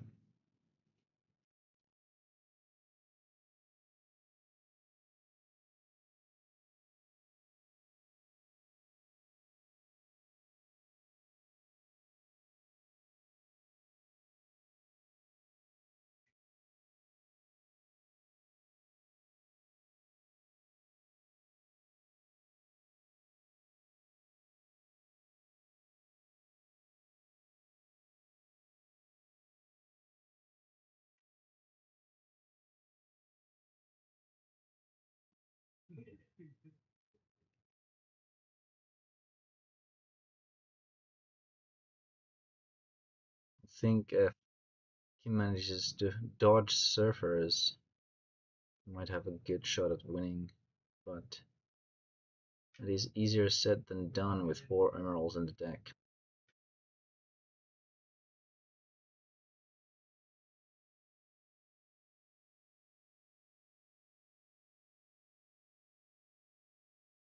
Ooh, we do see a very red hand from Kim. Turn 1. Hit the fire. Love to see it.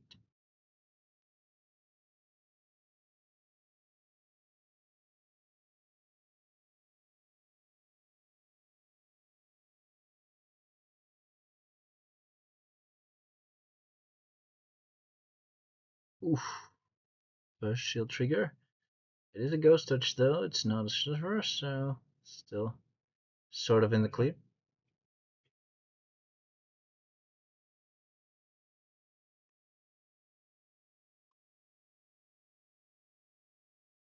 No turn 2 play from Claudio.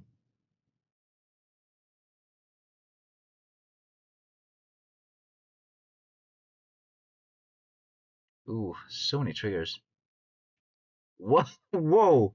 All 3 have been 3 triggers. I don't think Kim is winning this one, unfortunately. So we don't get to see a game 3, most likely.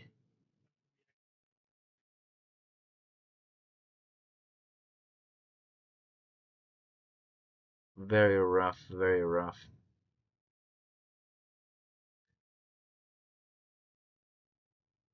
I think this matchup is definitely skewed towards Claude.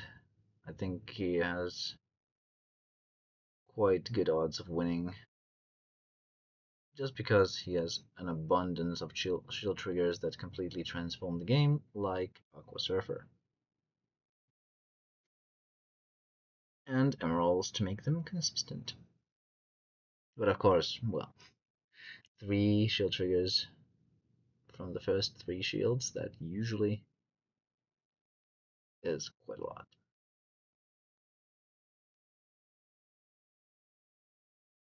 And hard for an aggro to come back from.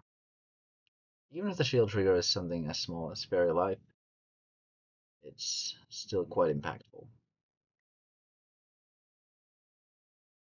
Fairy Life, by the way, still being a very potent force in even the newest meta of OCG. Still being played there quite often.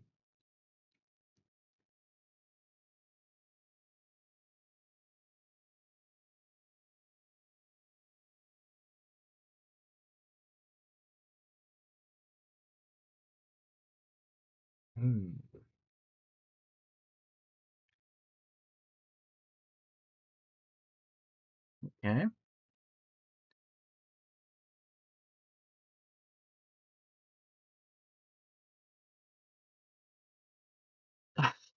A 4th trigger. Wow. Okay.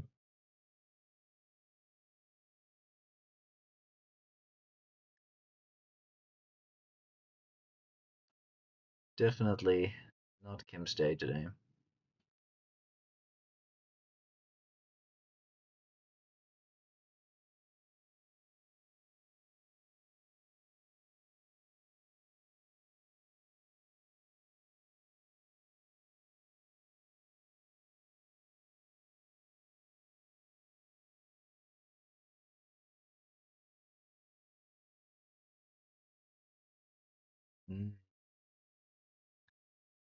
Kim notably does not run Searing Wave, so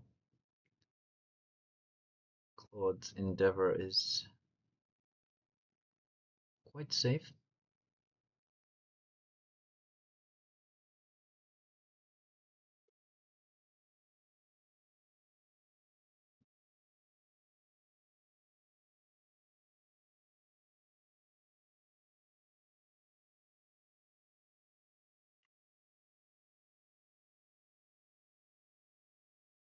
Think going for more shields might be a bit greedy here, since a Loco can still end the game.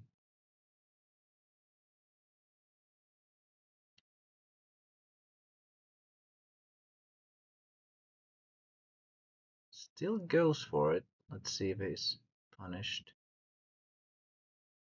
He's not, okay.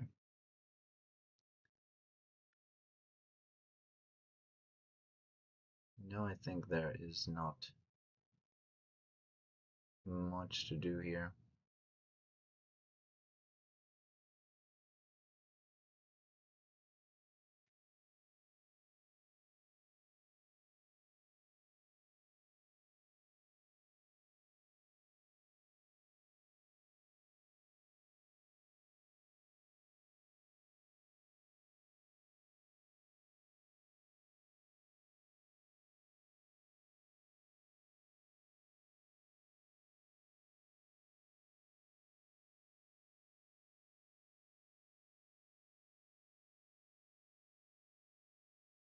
And there it goes. Claudio takes the game 2-0.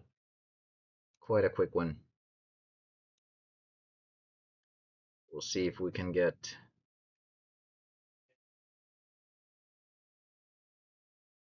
Surfer was the last shield, yeah.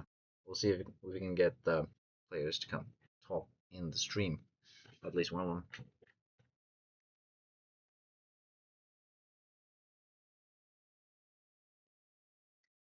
GG. You like it much? Yeah. Quite unlucky.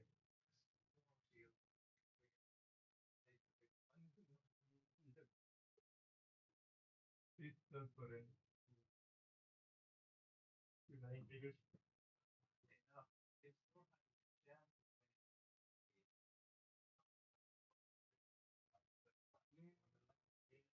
On the second button, up my whole thing here. Bigger, but then I don't think it's epic. I think that's yeah. Yeah.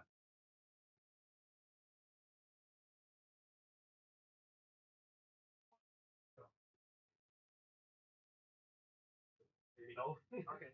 You don't have to. Okay. I'll just say whatever, I guess. Yeah. Of course. Here we have Claudio coming to comment on his spectacular victory. Welcome back, everyone, to Duel Masters Reborn. I'm your second host. Very unfortunate for Kim, yeah. Yeah. 5 triggers basically in the same game is quite bad. Yeah, my deck is rush hitting. Yeah. How many triggers were you running again? 4, 10, 13, 17, yeah. That's quite a lot. Dark reversals. Oh yeah, 18. True. And I'm so happy I put this Lancer in the list because it came up in 2 matches. The first one against my first match, and the second one in my round 5 against Louis. I used it to run over his Craze Valkyrie at one point, and then later in the game when I was doing plays, make sure I don't lose to Holio, I had it as a double breaker. Yeah, I think Crystal Lancer is a bit underrated. Yeah. I think Because Paladin before is... I had 2 Paladins, and I decided to just do a split Yeah, Paladin is usually the better pick, but Lancer does have its moments, especially when you're running a deck with weenies mostly. So Yeah, you need it because shot and Magma Rex and all that. and it also kills Volmeteus. Volmeteus and Crazy Valkyrie, which are Yeah, very relevant in DM-06. and also challenges Bazagazil. Yeah. So it's quite Well, relevant. against Bazagazil, I prefer these cards, obviously. Yeah. The discards. Because then, rather than doing a trade with Lancer, because I want the Lancer to, break two shields, which is very high value. But of course, if the other person has like 5 cards in hand, then it's probably. Oh yeah, I should probably mention this for the stream as well. In the second to last round, turn against Kim, I was thinking with that surfer if I want to attack, if I can afford to break into a trigger, and maybe he has a speed attacker, but then I look at his deck list and I see in the corner a 4 Marrows, so I'm thinking 4 Marrows is a thing, so I have to go in, because then it's Marrows and... So you didn't have any removal in hand? No. I was on... No. What was mana? What was my mana? I think. Yeah, I was on 4 mana when I was making that decision, so I had a surfer, but I wasn't gonna... So you didn't have a coral, I see. I didn't have a coral, no. Yeah, that makes sense. What do you think about the matchups overall? Is there anything that's particularly difficult for you? I think the Fortress Burn Sidelios deck, because... I think you also mentioned that you don't want to fight Ano's deck. Ano, because look at all those, the forfeits for Burshot, for Magma Rex, Phantom Dragon's Flame as well, they can just hard cast it early to kill Horrid Worm. Yeah. Ghost Touch early, Bloody Skeeto, Locomotiver, Sarius, it's so Polio as well. You have so many things that are anti-aggro. And Modest Duelist actually managed to win against this deck with his Mono Fire because he has Baby Zop, and Baby Zop doesn't care about most of that. He doesn't care about the Burshots, Magma Rex, Sarius, Polio, don't really does. We were talking about this with Sebastian, that Baby Zop was a very funny tech for this tournament. Yeah, it counters so many mass removal stuff that people like to run. Yep. I also like Flame Trappers a lot. It's very. What was the effect? I don't remember. I think you had to put a mana zone card into the graveyard, and then it becomes a double breaker, 7,000 power. Oh, I see. Is it when attacking? Yeah, I think only when attacking. Yeah. Okay. Oh, it's only 6,000. Well, anyway. Still double breaker. Yeah, for 4 mana. That's the important part. It's pretty funny. It's so funny to me. For Daily Fighter, 4 burst shot, it's like rush, but with control elements. Yeah, I guess he's kind of relying on the baby subs to counteract the burst shot, so that not everything he has dies. I'd personally rather play Magmarex, because it's at least a creature. Yeah. And it would. Because especially for Sniff Striker, Bull Razor, you need more creatures, so creature triggers would make more sense. And it also doesn't kill Borg or Minitin yet. Yeah. It only kills your Rikabu, Daily Fight, and Screwdriver, yeah. I like the one Screwdriver tech. Yeah. Because light decks with Sarius and like Chris Valkyrie stuff is quite prominent. Yeah. I was also running this Angler cluster. yeah. Although it's probably not that good in this. Yeah. Lurking Eel is obviously the meta card here. Oh, so it's just mostly a meme deck. Yeah, I think she picked Lurking Eel and King Coral just because they were cute. Yeah, makes sense.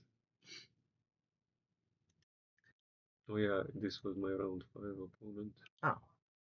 Yeah, so I was saying that the Lancer really played a big role in the second game, running over the craze and doing a double break. And I think he said he made some misplay. He tapped only one of my Cyberlords to run it over, but then he saw I have Emerald in the corner and he was like, and I had Merfolk and I could draw 3. He didn't pay attention. Trolling has actually answered. Yeah, we can try to get Spalding in for the top cut. Spalding.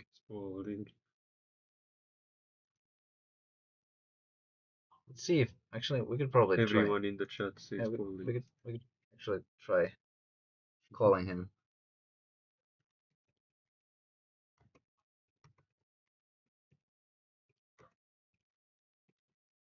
Where's Solomon? He hasn't been in the chat yet. Yeah, I haven't seen Solomon at all. Probably still at work.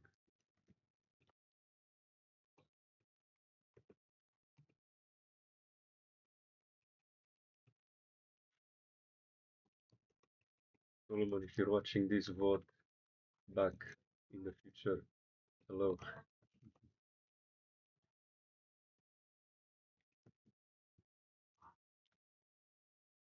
Was this the final Swiss round? Around 6 here. Yeah.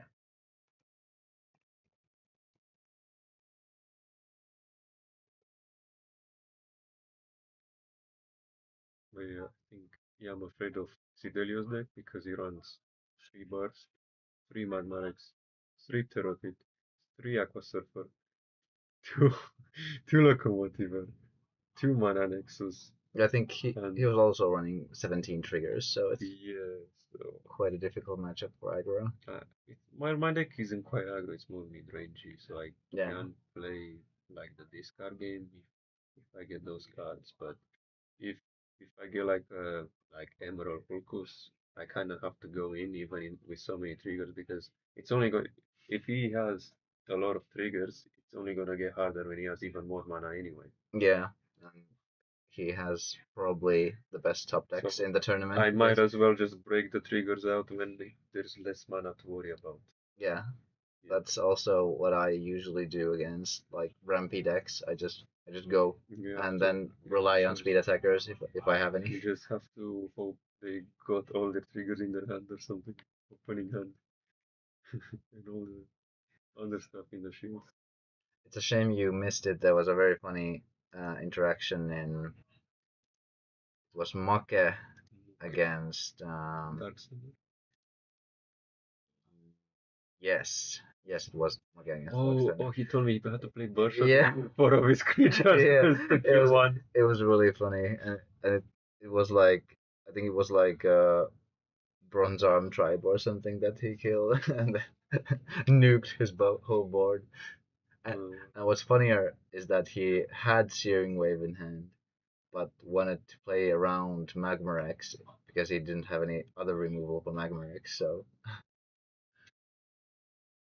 Magmarex wanted to play around Magmarex out of shield? No, he wanted to play around Magmarex because if he played Magmarex from hand, like if then he wouldn't have been able to remove it, and he was at 0 shields. So he had to remove it immediately. So he wanted to save the Searing Wave in case he played Magmarex. But I don't think that's correct. I think you want to keep your creature so you can go for game. Yeah. 2-turn clock. Yeah, I was thinking the same, but at the end it wouldn't have mattered because Yonas also had a Surfer and a Pyrofighter in his shield, so. And it's not this deck isn't really even deck code, doesn't run Future Slash, so. Yeah, he was trying to find Bull Medius basically. Yes. But I think it's quite unrealistic to try to stay alive for multiple turns against a deck with 8 speed attackers. Yeah. Especially with no blockers and no shields. Not just speed attackers, also bounce a lot of Cora. Yeah. Bounce. Yeah. He dropped in round 5. I think he looked at his tiebreakers and he thought he didn't have a chance. I'm not sure. Yeah. Because he didn't play the game. Whose deck is this? This is Jaakko's deck. Oh. It's very funny. Cliff Crush Giant already came out twice in the first round we took. Cliff Crush Giant, so what did this thing do? So it can't attack if you have any untapped creatures. Oh, so you have to tag with the other ones. Yeah. Oh, so if you have a summoning sickness thing, it cannot go in. Okay. That's very interesting. Yeah, I'm so not maybe actually. It could work with if your deck has a lot of speed attackers, so maybe Jagals or another like in Rug, Yeah. if you have a lot of speed attackers, you play the speed attacker, so then you. But it's kind of dumb because you attack with this, and there's more chances for Therapy and Surfer to bounce it. So Yep. It's not a very powerful card. yeah, you'd rather play Earthstone Giant or the 5 mana 6,000 Double Breaker Giant Insect. What was it called? Bloodwind Mantis. Yeah, which allows you to take 2 creatures from the mana. That Yeah. was quite cool. So. That's pretty good. And it's a giant insect, so it would have fit in with this. Indeed. You could also run something funny like Radioactive Horn if you wanted a cheap double breaker. Radioactive Horn. 3 mana 1k double breaker. Yeah, what was the full name? Radioactive Horn, the Aggressor, maybe. Or something like that. I remember. What else funny do we have here? I think Well, there was one a light deck too. Yeah, Casper. Yeah, he's the only one with the name. Yeah. And Cools is quite fun. Yeah, he actually won a game against Darkseid when I was watching him summon Alcadeas. He had enough mana to go Ares Alcadeas the same turn. Nice. And then he just went in with everything. Like the tech Rain of Arrows, even with no clamp in the meta. Yeah, but yeah, Ghost Touch and Lost Soul and Terror Pit. That's about it. Yep. Future Slash, I guess. Yeah. But people will just charge Future Slash if you don't buy it. Because if you play Future Slash, you likely play Thrashcrawler or Mystic Dreamscape. There was actually, yeah. I lost to Garabi 2-1. There was a moment in game 3. It was one of the most difficult choices I ever had to make in a game. I was on 5 mana. He just summoned Bliss Totem. I had, I think he was an Emerald and a Pulpus. And it was a choice between going Illusionary Murfolk drawing 3 or charging the Murfolk and terror hitting the Bliss. Yeah. So I ended up, I thought about it for a while, and I ended up just holding onto the pit, summoning the Murfolk, drawing 3 just to get more advantage because I'm not good. My deck isn't good at playing the long game against his deck. So, but then what happens? I attack with one of the creatures, Terror Pit. It comes out, it takes the other creature that can attack. I pass the turn, Toggle locks Soul, and my 4-card hand is gone. And then tap Bliss Totem, and you can imagine how it went from there. Yeah, probably not well. Yeah. This was also a funny Bliss Totem deck. I think this one stretched out quite a bit I think it was round 4 that stretched out a bit quite because of this. 5 minutes, okay. Well, now 5 minutes has passed, so. Well, come.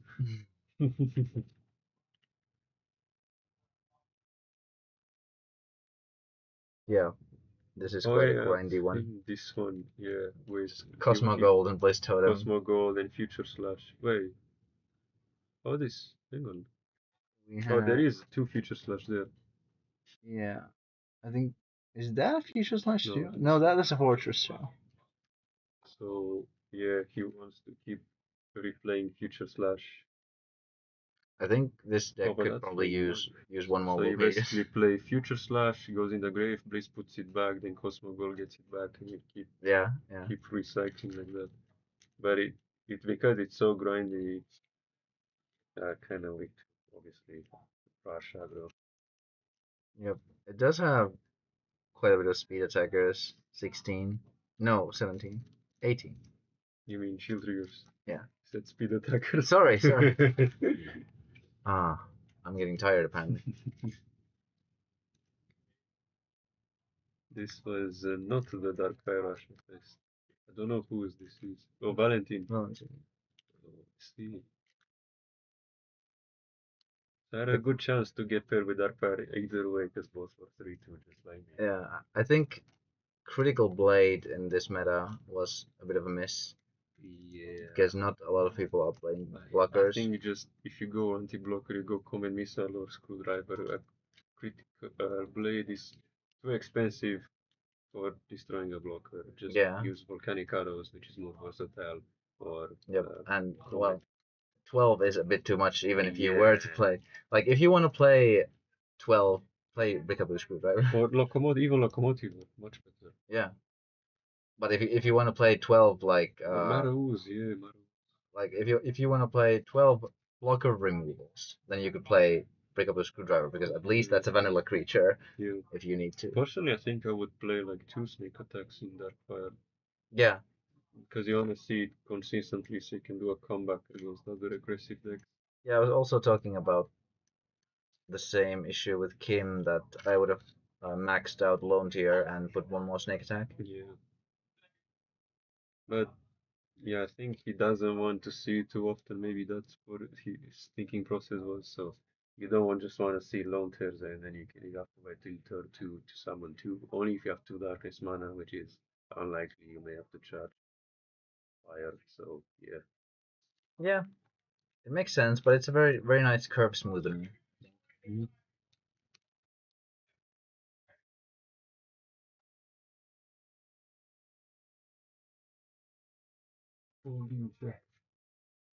Moving.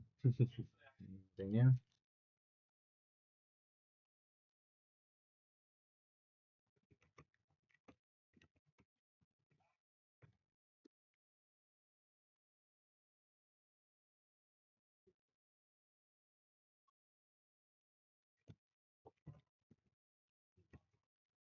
I'm gonna go get some water. Yep.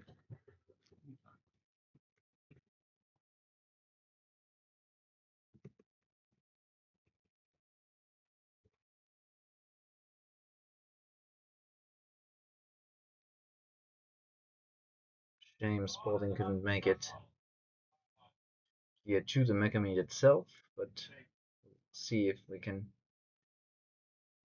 get him on the stream now, nonetheless.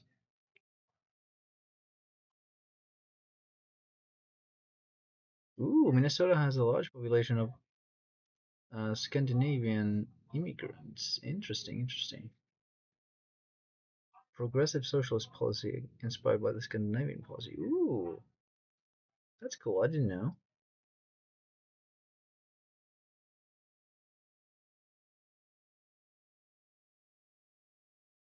Gustavus Adolphus. Nice. Casper's record. We can take a look. Just a moment. What was it again? Here we go.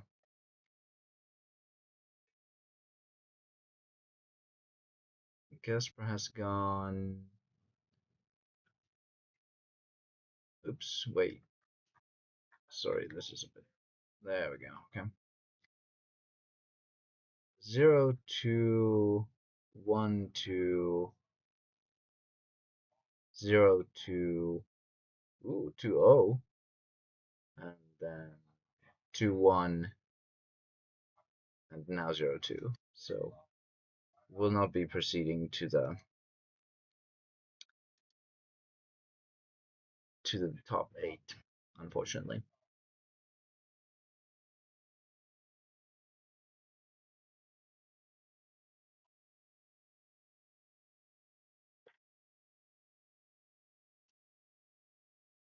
It would seem that we only have a couple more rounds.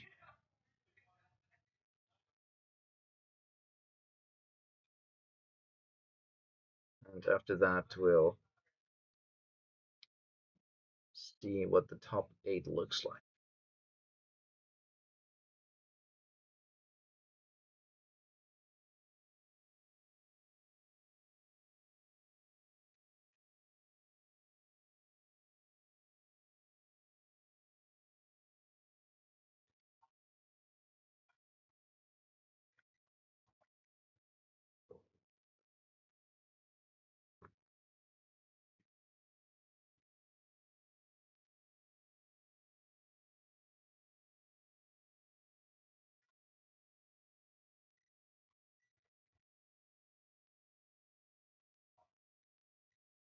to test something. Oopsie daisy, almost. That's something for.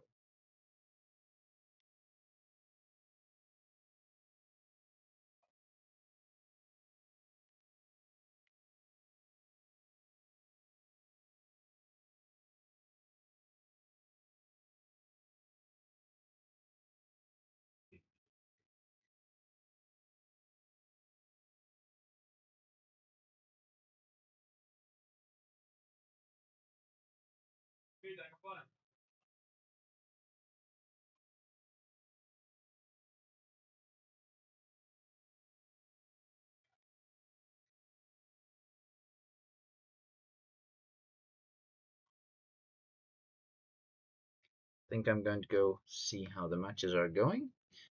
Return to you shortly. If Spalding calls us, we will know in a moment.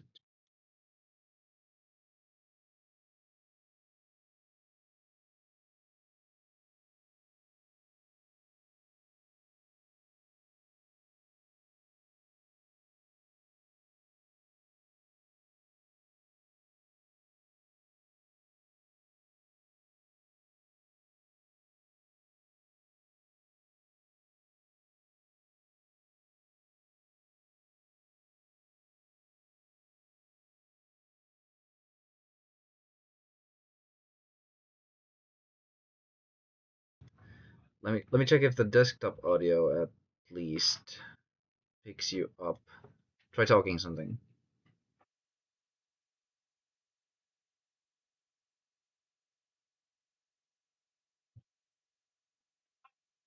Try saying something.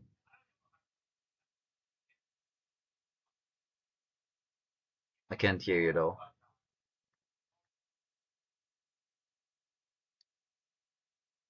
I heard you like the first few seconds, and now it's completely silent.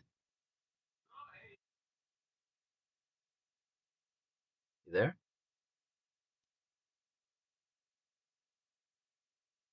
Oh. We started a call, but we can't hear anything anymore.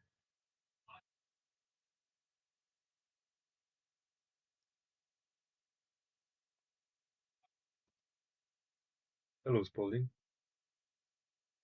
We have Claudio here too. Can you hear us? We can't hear you at His all. microphone is not muted because it would have a symbol over it that would say it's muted. Yeah, I heard him for a moment, but now I don't hear anything. Let me check if I can. Awesome. Yeah, Maybe that'll help. his circle will light green if he talks, and it didn't light green for a while. Could you try speaking? Is your mic on?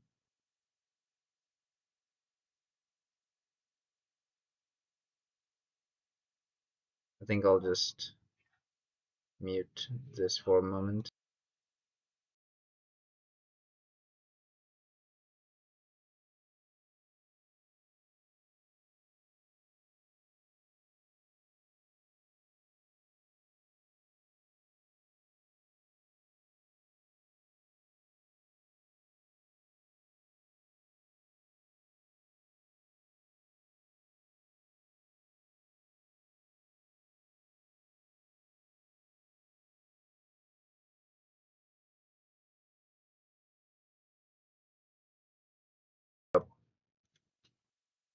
Try saying something.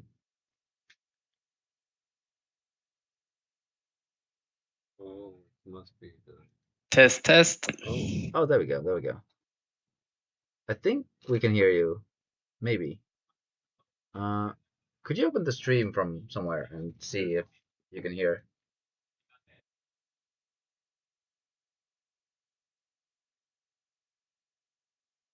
I'm here with Claudio. Hello, Spalding. How are you? Have you been? Hello? Oh no, we're losing him again. What's happening? Does the Discord like need to be open? Talking about they don't seem to hear me. Oh, okay. I think I know what the problem is. I think the Oh yeah, with I think the mic is wrong. which mic is it? Wasn't yeah.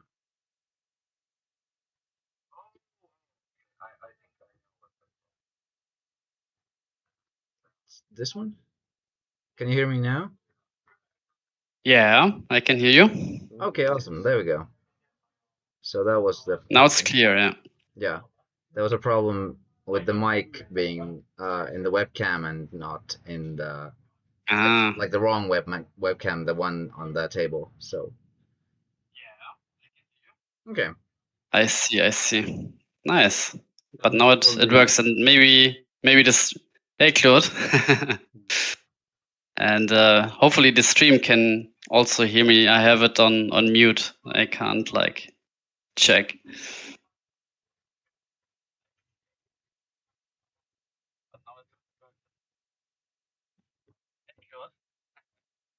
Yeah. We've currently just What's hit the top cut, and we're still waiting on the results of the last Swiss duels, so you'll be able to get on just fine. nice. Does the last result like influence the top cut?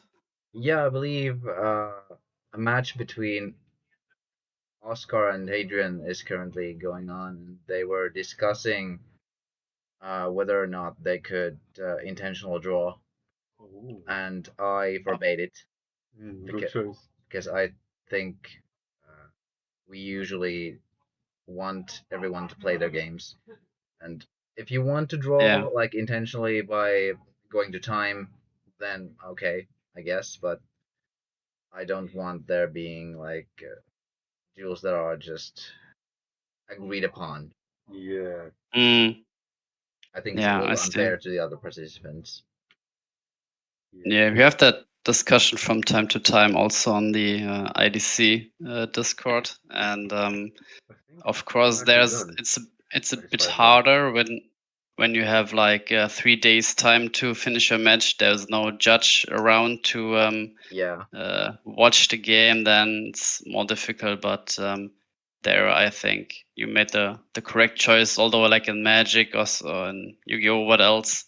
But it's agreed upon that you can intentionally draw, but there are like I don't know 14, 15 rounds, and yeah, Really a lot of participants too, so it's yeah. not really possible to be able to observe all the matches. Spy on everyone's Yeah. computers. Anyways, Oscar is done. It's 5-1. Okay, so it seems that the top four is Otto, Oscar, Claudio, and Eino. Oh, it's only top 4.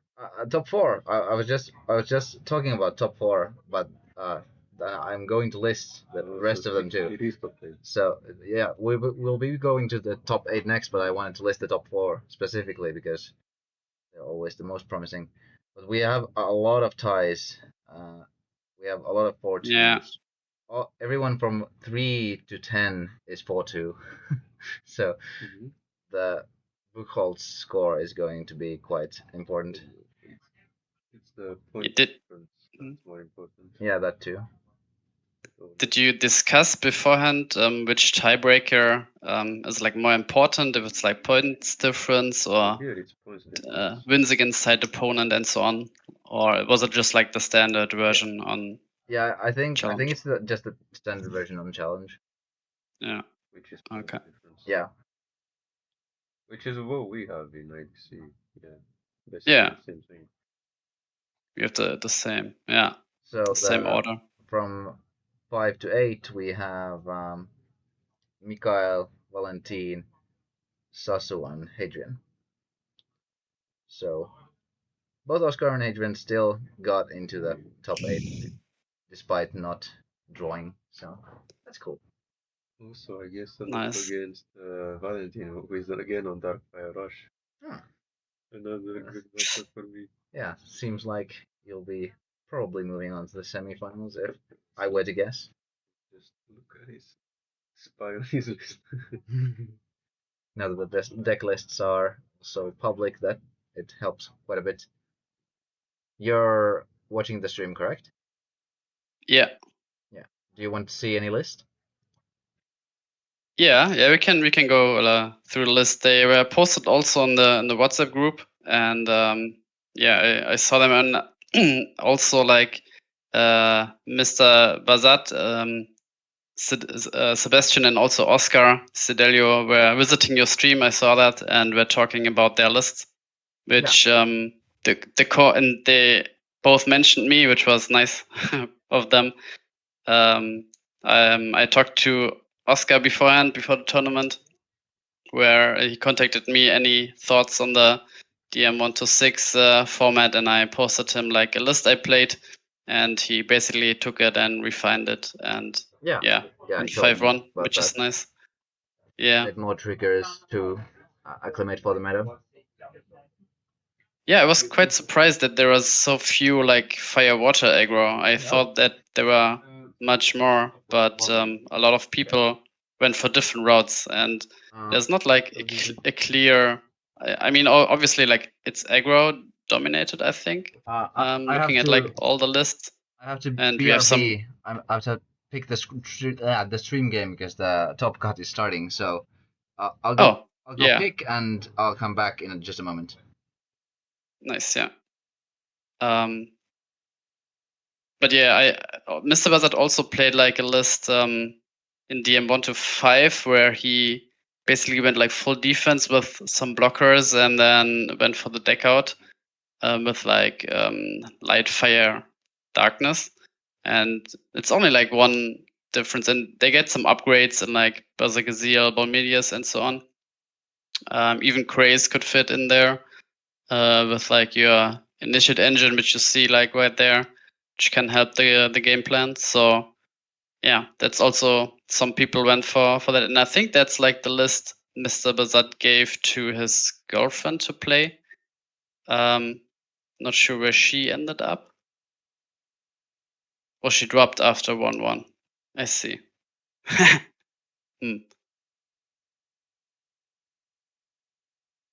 But yeah, quite diverse meta game. I thought they were like, and also like no really like a rock aggro. I really thought rock aggro might be a sleeper pick. I think in DM 1-3 we saw it's really great, and obviously the big changes from DM 1-3 to 5 and 6 is like Aqua Surfer.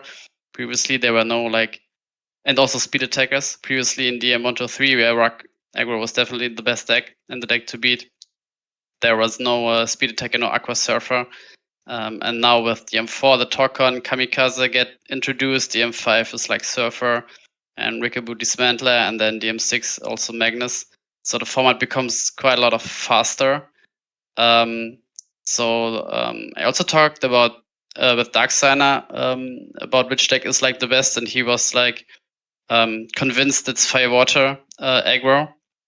And I thought that rock aggro is still pretty strong, but it needs to like adjust a bit. But looking at this meta here, we have quite some like rushes, but more of the aggro decks are a bit on the slower side, and we have quite a lot of like not really mid-range. Not sure what I want to call this deck. It has some potential, not this that you see right in front of you, but with the initiate engines and so on. I think it's more of a mid-range style. I think Aino plays also Craze with Prometheus together, where Ruck could really shine with the typical Coral Merfolk version. But I'm back. Yeah, being afraid of welcome back. I was just blabbering a bit about the decks and so on. I chose our next contestants to be Aino and Mikail. Oh, nice. Yeah. Would you like to take a look at their decks? Yeah. Here we have Aino's deck first. It's basically just a fire, darkness, light control. No, that's not Aino's. This is Aino's list. Oh, sorry. Am I not streaming it? Yes, I am. This is Aino's. Now this is Anos. Or do you? Maybe I have a delay. I'm not sure. But now you switch to Anos. Oh yeah, if you're On watching the stream, yes, you have a delay. Okay. All right. Yeah, I see it. Yeah. Okay, now it's here.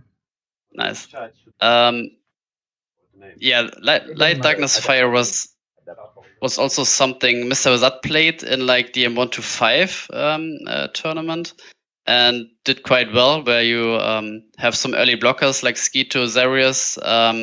He went more on like the more defensive side with like deck out potential, also with photo side and stuff. And here we go like more to the mid range oriented stuff and really, and really focusing on like the aggro matchup.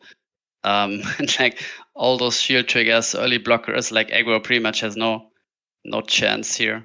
And the 4 files are pretty interesting. Like, not sure what there's not like a high value spell or only like 1 lost soul. There's no like APOC Blizzard or something that or soul swap. I think it might be because Searing Wave is so potent. And yeah, but there's no Searing Wave. What do you mean? I mean, Searing Wave is so very potent in this meta that Paliga kind of doesn't get caught by it and still provides some value. Yeah, could be. And Mikail's also just Mikail's was this one, so kind of a very Mikail-esque deck out list with the Spiral Grasses and Rebels in place of the Ikaz Petrova that he usually runs. It might take a while for it to load for you.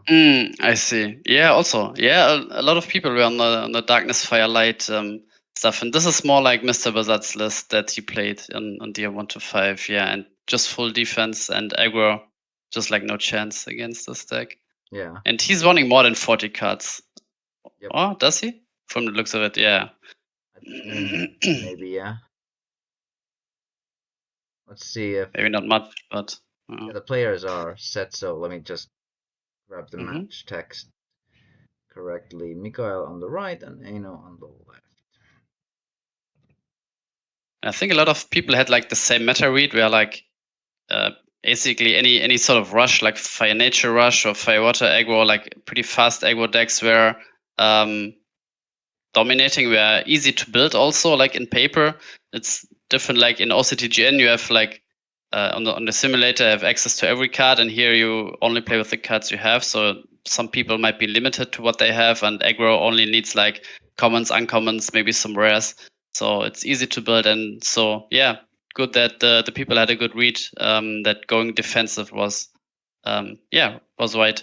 Yeah, I think a lot of the decks in that top 8 are quite defensive or mid-rangey. Even the aggro decks in this tourney have like 4 copies of Magma Rex or something like that. Just kills Rush outright. So it's no wonder that the quicker non-resilient rushes didn't do that well.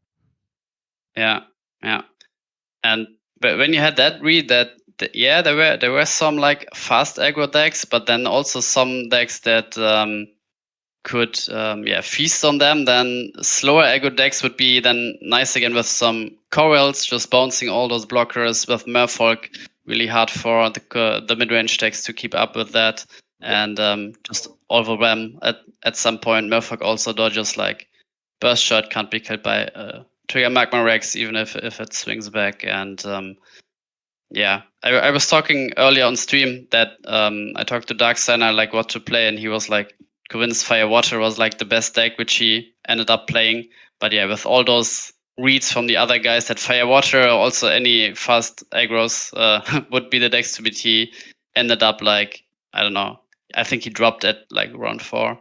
I saw on challenge, yeah. It's not very hard. It's not very easy to proceed to the top 8 with an aggro deck in this particular format. Yeah, and I think like now Oscar's list, like with the grab control, I think they will just beat those decks. I think he told earlier that he lost to Aino or something. Not really sure like what his one loss were, where basically the opponent had some blockers in the deck and Crimson Hammer, but he just top deck gas. And yeah. It was can you do? Otto who he lost to, and it was Oh, Otto. Yeah. But he should have a pretty good chance with all those like blocker heavy, like do nothing pretty much decks, or just like disrupt you and then at some point play some future slashes and all those like Berserkers, Magma Rex, Crimson Hammer, all those triggers doesn't matter against Bolmedius or Fortress. Yeah, and of course, Oscar does have the ultimate force, so he's basically faster than any of the other control decks, so he can just go pretty quickly to the big finishers like Bolmedius, Fortress, and even Gigargon is somewhat relevant in a control mirror. Yeah, Gigargon is pretty strong, even when you can bounce it then with Surfer or Aqua Sniper, and then like your value engine is just like through the roof. Nothing can beat you in the late game. And yeah, that's also the reason why you add like nature in there to get the Fortress for the control mirror, and also like the ramp. Like Mr. Bazat went for Fairy Life instead of Ultimate Force to even go like more against like aggro, but I think Oscar also mentioned it earlier with 4 colors. It's just so hard to like fix the mana consistency without like multicolor cards. Yeah, so it's also quite hard to get the turn 2 Fairy Life. So it's that's not going to happen like consistently. That's why I went for Ultimate Force also. Yeah, but I think like coming back to like this this game here, I think both players playing like somewhat similar decks. But Mikail, of course, wants to be doing nothing more than the other player. So he really wants to defend, but play some future slashes. And now it's not looking like really good. Like 6 mana pass to nothing against like 3 attackers. Possibly like maybe a Craze or something. Now he just could spell trouble already. No. Just got lost sold by Mikail after. Yeah, it's a little regrettable that you're seeing this. Okay, I see. So. Yeah. But yeah, it's not completely hopeless to Mikail if he top decks like a. Was he running Searing Wave? I can't remember. I gotta check. Mikail is not running Searing Wave. Okay, well then he does need Spiral Grass to get over the. Agresses, yeah. So it's quite rough.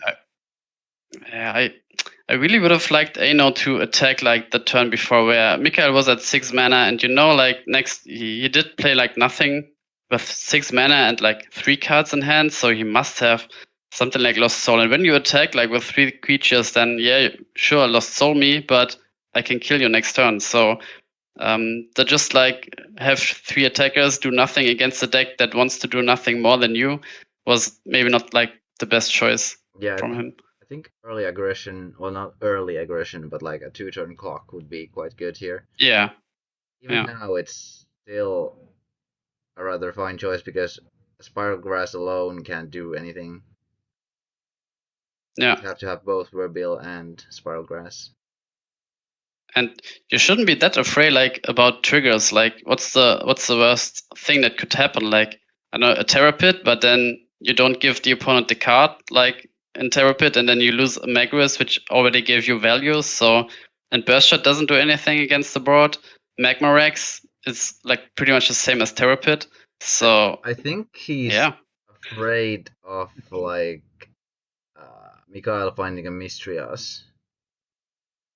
Or perhaps a Zagazeel Dragon. Yeah, but yeah, if you do nothing, opponent plays just like Future Slash. It's Yeah, exactly. It's like now that you're at this point in the game, now it's a little late to go swinging because now Mikail might find the Bazagazeel quite easily and has the mana to cast it.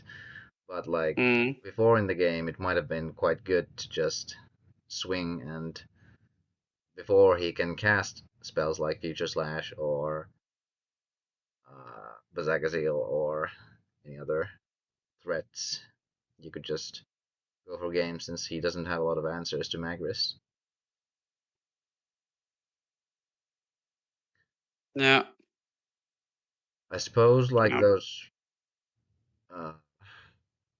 those small blockers, those turn 2 blockers might block Magris, but it's not that bad. You can just trade if worst comes to worst. Oh, all 4 Magrises. I think now you go. Yeah, okay, he does. Yeah. Let's see if there are any triggers. A ghost touch, okay. Not much. Oof, losing the craze for the ghost touch. Sucks.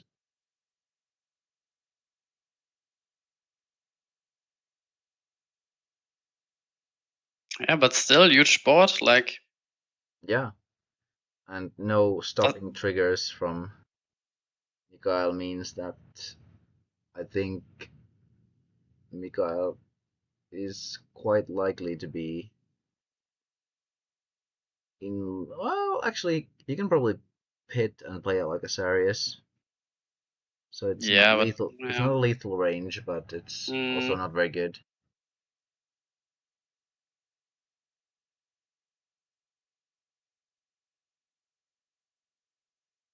Ooh, serious. Oh, what? Not serious. What's the name of that card again? Cyphers. Yeah, Cyphers. Yeah.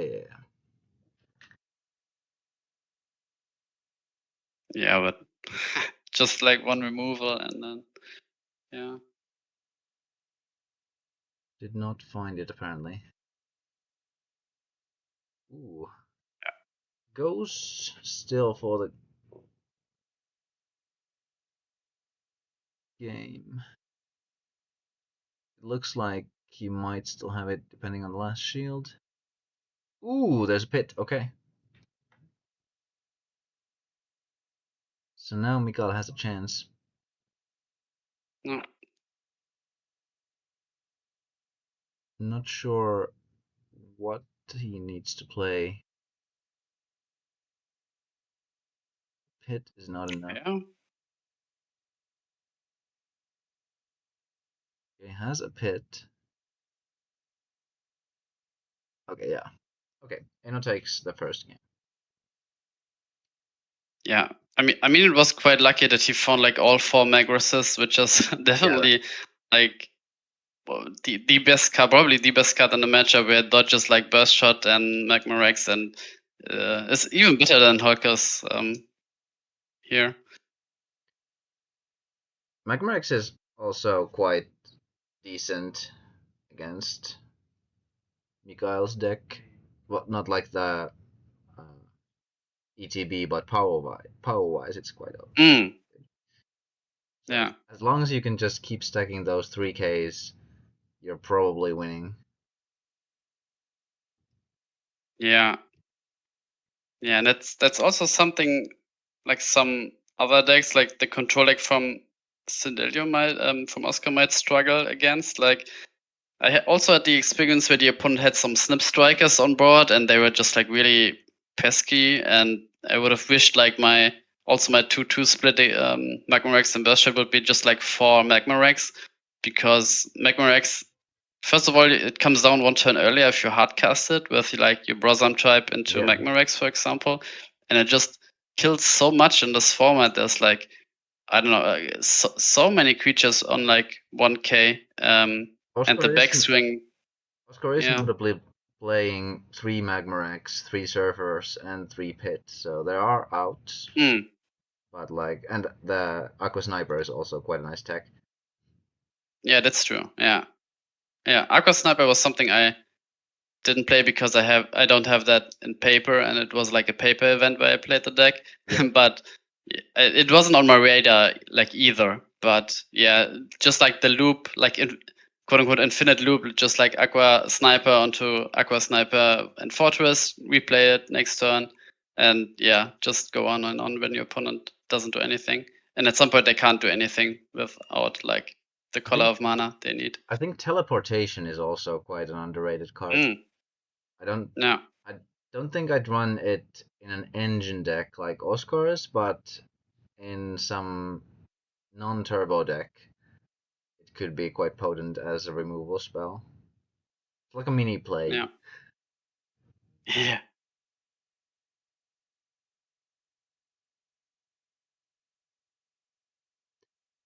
More of a mid-rangey card. Could And probably go into a rub, maybe. yeah. Yeah, from Ano's perspective, that's like at least the mana charge is like pretty easy. You charge all your blockers, all your like 2k fire Yep. removals. So you don't have to think about what to charge. Oh, the foul going to mana is quite unfortunate for Ano.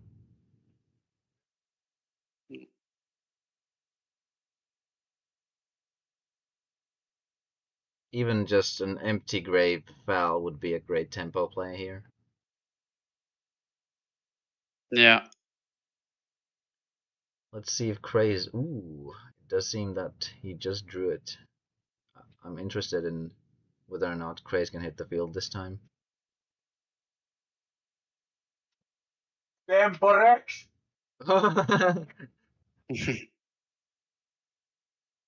Shouted Tempo Rex. I hear that. Yeah.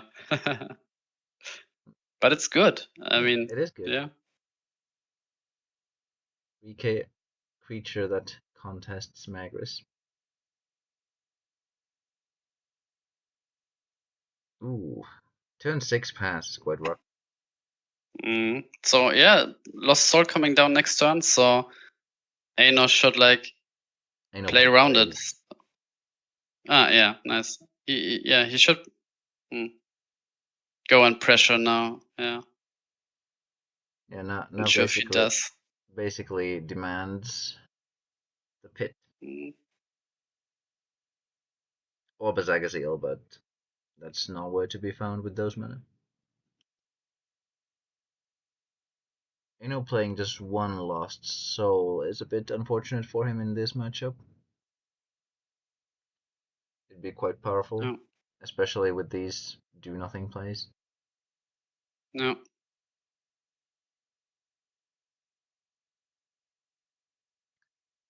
Do we get the soul? We do indeed.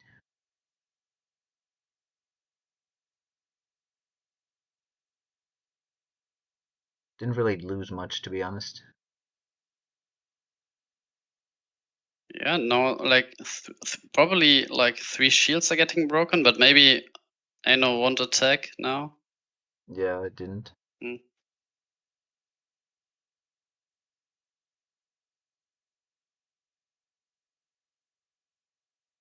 Oh, the Bazagazil though. That's a bit bad.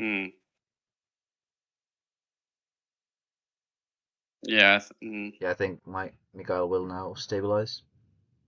No.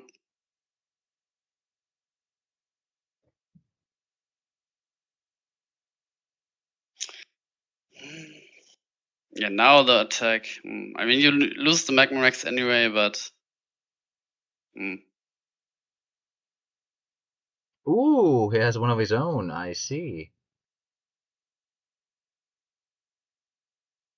How many Lost Souls was Mikail playing again? 2. Okay. 2. No. So, kind of demands the Lost Soul here. Oh, he does play Ghost Touches though, so that might be an answer still.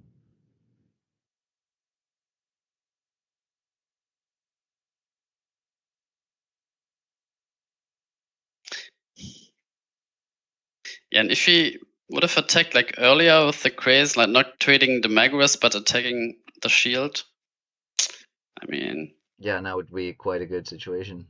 0 shields. Yeah, because Mikail, like, what does the Magris do there? Mikail doesn't play Craze himself, and he probably won't attack like for a long time either. So the 3k on board like didn't really matter. Yeah, I don't think Mikail would attack at all in this entire matchup. I think his goal is to establish a board control with the Rebel and Spellgrass. Yeah, he will only attack if it's a 1-turn kill. And then that's even it. Then. if he is truly playing. Actually, I'm gonna count his cards.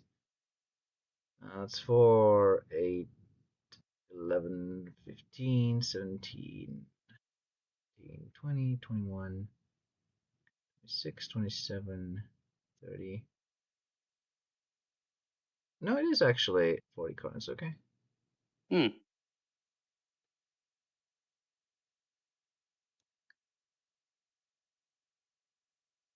Even more spiral grasses. Ooh, and cyborgs.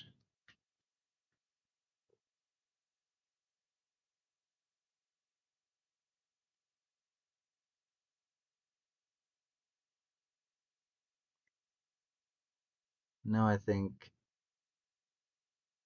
it's quite difficult for to get through, but then again, I think Mikail is trying to find a reveal to protect the Skyforce and then have a 9,000 blocker, so Bazagazil can no longer No. attack.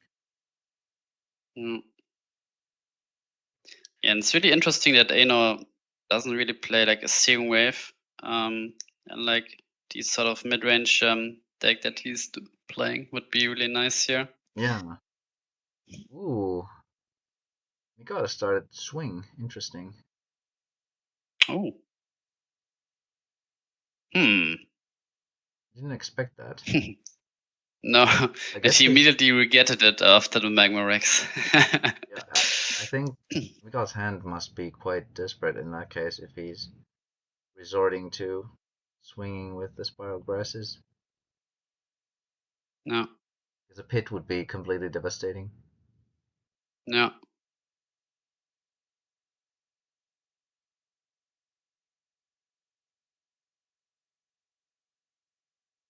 Charging the pit, interesting.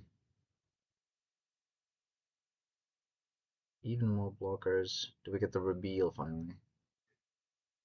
Oh, there's Bazagazil, okay.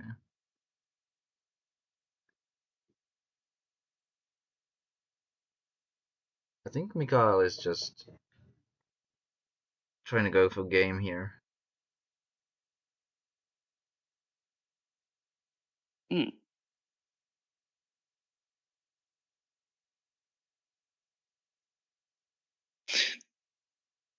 Ghost touch, okay. Ooh, Davatori! Oh, but right, because it's from shields, it actually gets discarded, I forgot. That's funny. Rare. Oh, Mikail wins, nice. Okay. 1-1. Yeah, so basically he telegraphed that by attacking the shield last turn that he had some sort of like lethal in hand without defense. Interesting to see how this last one pans out. It might be that needs to go on the offensive a little earlier this time. Yeah, definitely. But it's hard when like looking at this deck, there's like not that many things that can attack really. There are so many blockers and so many like fire removal spells. He really needs like to see like it sounds strange, but he needs to see like the blockers early so he can charge them early on, and then at some point in the mid game just needs to see some gears like Magris, Locomotiva, Farlega, and so on. Yeah. Being able to stick above Medius would also be great, but that's probably only an available option after Lost Souling. Yeah, maybe some random discards with like Ghost Touch and Locomotiva can do enough to play it on curve and then pretty much force the opponent to have the answer. Yeah, it's possible, but it's quite unlikely, seeing as Mikail doesn't really play out anything until turn 7. Yeah, so true. The hand's quite large. No. I mean, if you play Bolmedius on curve, at least you have like one more turn to dodge like a Bazagazil. So yeah, that's true. Like especially now that Ano's on the play. So yeah, I think that what rub control by itself is really missing here is the chargers. Like that's Yeah, that's yeah. why I think Oscar's play of going like rub G instead of just going with the standard rub or ruby is smart choice because it just goes faster than the other controls. Yeah, yeah. Ruby definitely misses like the miraculous snare, of course, and then also Logic Cube is like only great when you can like play Logic Cube into clamp or Logic Cube into charger. Otherwise, it's not that great. So, yeah, light definitely not an option. And then the charger is definitely missing, clamp missing, epoch missing. There's a lot of like things that rub. You don't have Belix to. Well. Yeah. Yeah. You don't even have the charger to use with Belix, so it's kind of meh. Yeah.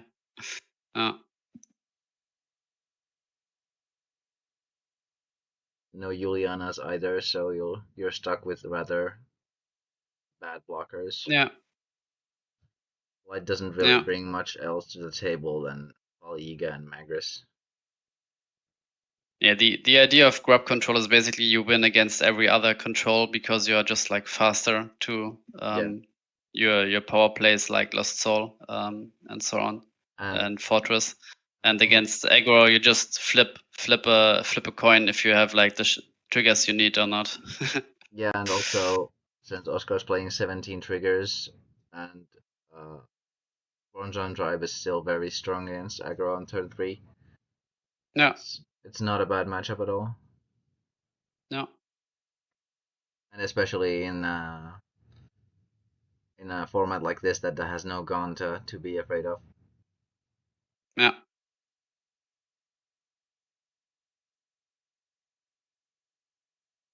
So yeah, Ano found his blockers early to charge them, and then hopefully a Magris now. And also the discard hit a pit, which is not that interesting. Ooh, that does not have the Magris though. Okay. Oh, that's rough. Yeah, he wants to go like aggressive and doesn't have anything. But I think I did see a foul in his hand, so that's at least something.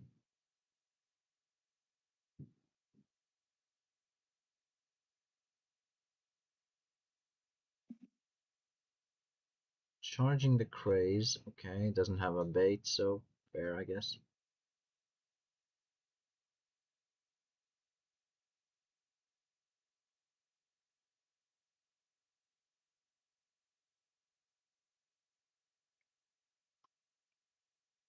It's a shame you couldn't make it this year. Yeah, unfortunate, but it is what it is. Was it no, my daughter switched kindergartens from like under 3 to over 3, and then you have like new buildings, new people. So as a parent, you need to be there like for an amount of time, like 1 or 2 weeks, to like support the kid and make sure she's comfortable and yeah, gets in there. It gets integrated really well and needs to stay there for a bit of time. And my wife didn't have time, so I did it. So yeah, more important stuff basically. Ouch! Mikail just discarded a Davatori from a local.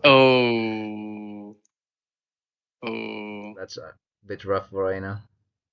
Oh, and yeah. There's another ghost touch. Yeah, now And you can even like go in at some point. Yeah. But Mikail is stuck with only one card in hand, and Aino has a Bomedius in his hand, I think. So there is hope if Mikail doesn't have a pit here. The problem is he has like the rebuild or something in hand. So at some point, if he attacks with Bomedius, then Davatori can just kill it or trade with it. Does he have it in hand? I think I saw it, yeah. I think he should play it here if he does, because otherwise he's discarded. Yeah. Oh, he doesn't have it, okay. Oh, I thought I saw it in hand, yeah. Or he's baiting it, that's the other possibility. Yeah, maybe he's holding it, and then when Balmedius attacks, he can just play it like next turn. But if Yeah. Ano top decks this card, then it's bad. Yeah, it's a bit of a risk. Yeah. It's basically a gamble, like, does the opponent top deck like a removal like Terror Pit, or does he top deck like Ghost Touch? Yeah. I suppose it's the gamble is in Mikail's favor because there are only 4. No, there are 8 discards. Maybe it's not really in his favor. I think I would have played the. Well, I mean, maybe he doesn't have it in hand, and I didn't like see it correctly. But yeah, that's yeah. possible. Or it could just be that the idea is that he doesn't have anything else to deal with the Balmedius, so that even if he played the Rebuild, yeah, okay, yeah. So the idea was that he wanted the Balmedius to attack because even if the Reveal is on the field, it's just a winning game before draws or removal. Yeah. So that's fair, I suppose. But the Balmedius now did have time to burn a pit from the shields, so give and take, I guess. But doesn't Davatori die also? Is it like 7k? It's 7k 500. Oh. No. And like the Ghost Touch, like the 33% to hit Davatori, really unfortunate. Yep.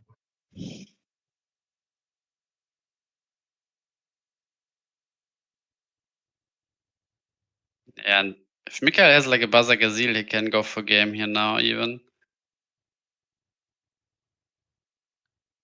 Doesn't apparently have it, but he still has quite a lot of attackers. Yeah, maybe I like just like break 2 shields and then pass and then next turn go. That's an option for sure. Yeah. Of course, like a hit plus Bazagazil would be devastating, but that's very unlikely. Especially now that one Bazagazil is already dead, so.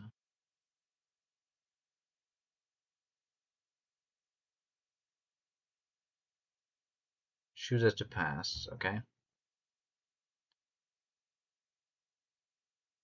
So knowing these players, I think they know what the others decks look like. I think they looked at it beforehand, and I think he's only playing 1 Bazagazil, or does he play 2?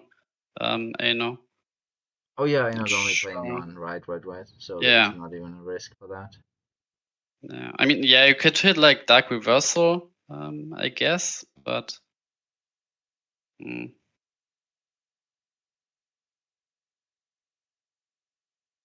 I think probably hitting the Spiral Grass if I were to guess.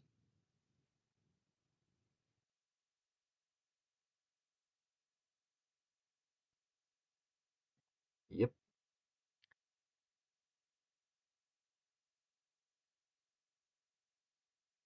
Goes for game. Oh, okay. There's the game. Yeah, need to catch up and then. But yeah. Oh, there was one more shield. I didn't even realize that. Yeah, I don't like the attacking more like. Oh, there's a craze. Is this it?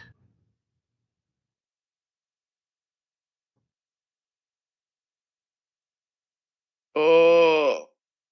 Interesting. The locomotive from the shields. Clutch. Yeah, why did he attack? Oh no! Yeah, he's. Oh no! Oh. Oh, the Magmax though. GG. Lol. That's a very funny finish. Okay. He misplayed so bad, but didn't get punished for it.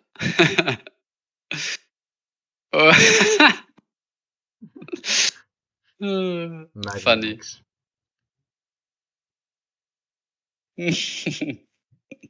Like, why break the last shield? You have like 4 attackers for 1 shield next turn, and then I think there was a pit that prevented. He had lethal, but there was a pit. yeah.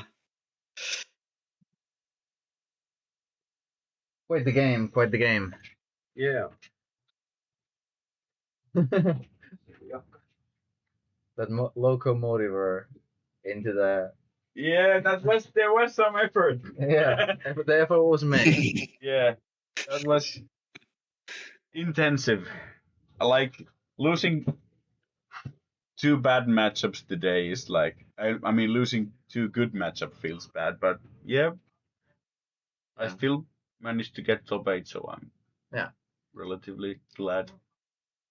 Yeah, I felt I needed to get lucky in this matchup. Yeah. Eino had a bigger deck and the Grey Valkyries, which I even didn't account for at the end. Although I wasn't sure how much longer Eino would draw bricks from the top of his deck. Yeah, so that Phantom Dragon's Flame and Burst shot. Yeah, that was awful top decks in a row. That's the danger of running so many. Yeah, but like there was 5 bricks in the deck at the time, and I draw 2. Yeah. So it was pretty lucky still. My one-off Davatori paid off at the right time. Yeah. Hasn't been discarded this whole day, and this is the first time it got discarded. Good timing. I've discarded 4 Davatoris today, and 2 of them were on my opponent's turn, so only 2 of them got in the field. But yeah, that was intensive. I can't say much more. It was a very good matchup. Yeah, that was interesting. Like that one mistake on either half would cost the game like pretty much. Unless you have a Magmarex in the team. That wasn't a mistake, really. That was just like there was a pit from your shields that prevented the lethal, right? Yeah.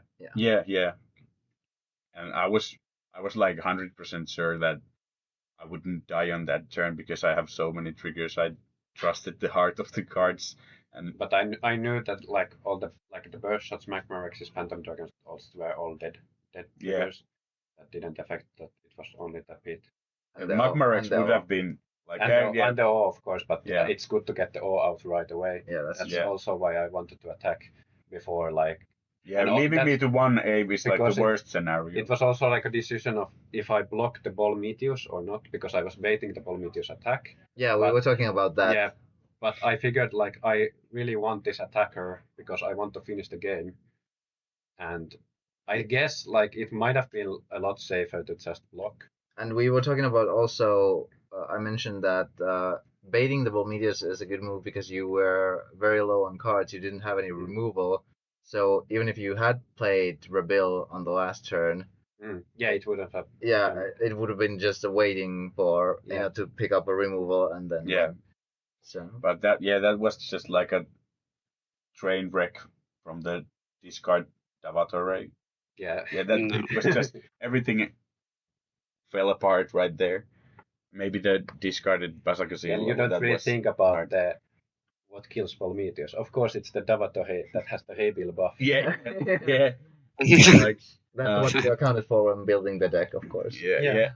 I mean, it is a factor. Davatore being big creature, 5,005. The 500 really matters also a lot. Yeah, it's because it can kill like Park Whips too, like stuff like that. And like you said during the game that you only play one for the maximum Vitutus. So yeah, so the opponent will get maximum psychological damage. Yeah, and it was really like, yeah, you managed to do that. I felt it. And we were also talking about Oscar's tech being quite good of running the green in the control deck because it's quite fast against other controls, and it still with this amount of triggers doesn't lose to rush. And enough pressure. That's I think the most important part, because like there's a backside on the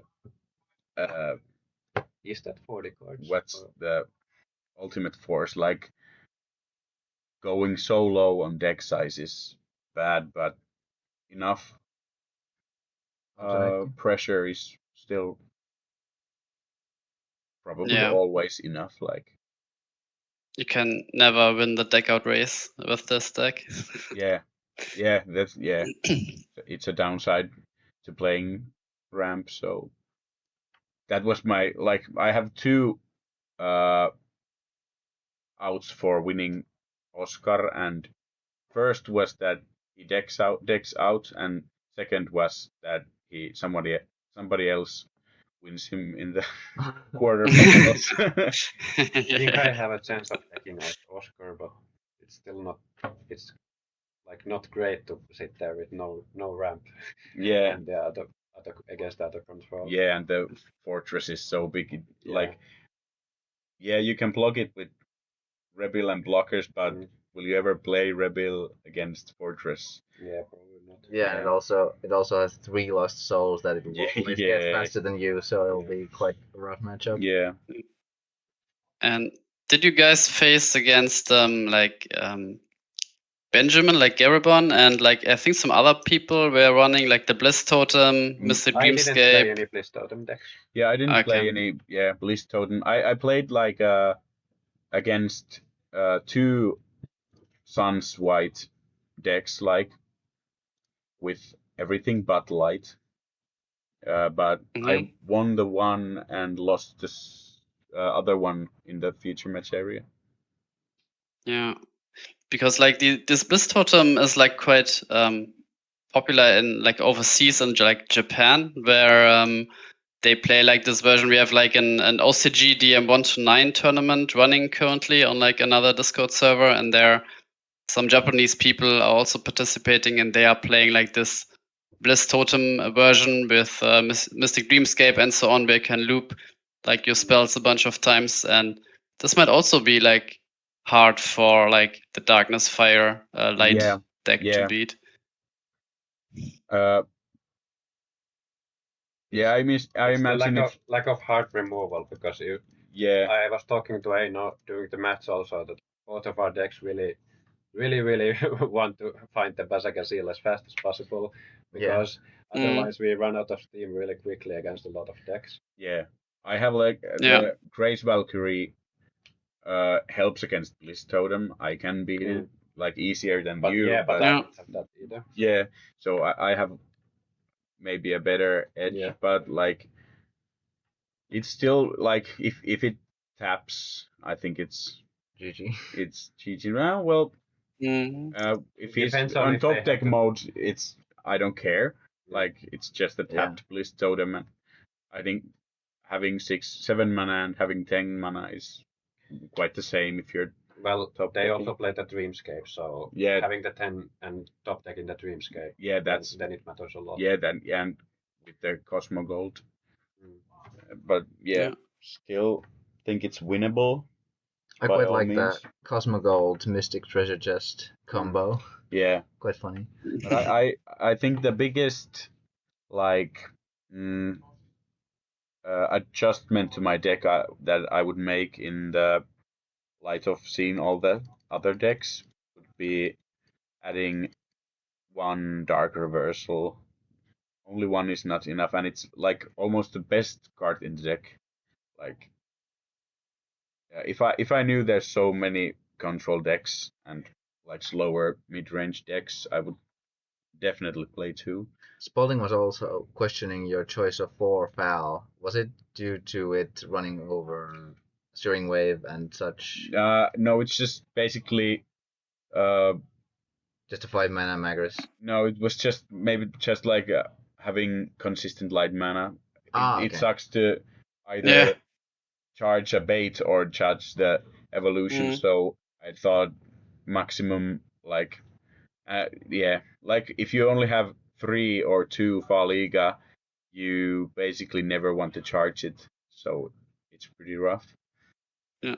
I think it's did correct, you but you need 2 dark reversals. I think it's Yeah, going to and be fun with 4 files because you got if you don't get like screwed and it being in the shields, you can always get the dark reversal back with the file. Like it's just a longer way to go if you need to find something better. Yeah, but my experience today was that card has no bad matchups. Like against aggro, it was just 4 mana 4K blocker most of the time, so it was really good. And the fact that it's a trigger won me like 2 games. Did you consider Mystrios? Nah, I never.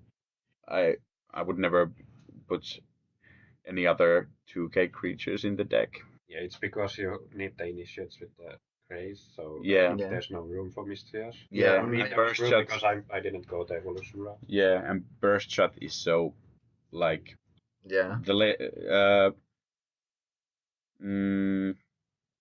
I just don't want to run into a situation where I would like to play burst shot, but I can't because I have Mystrios in the board. Yeah. I'd rather just play against Mikail and lose lose the burst shot anyway. But I don't have the controversial thoughts about it. I think the Mystrios is a good tool to like break like a tie. If you're both like top decking, then the Mystrios allows you to actually go and stabilize fully and like spam a bit more blockers. And also it closes doors for opponents. Yeah. Against aggro, was like you stabilize, it allows you to like lock out the game. Yeah. I think like you could have maybe put 1 Mystrios instead of 1 foul. Yeah, could be. Also,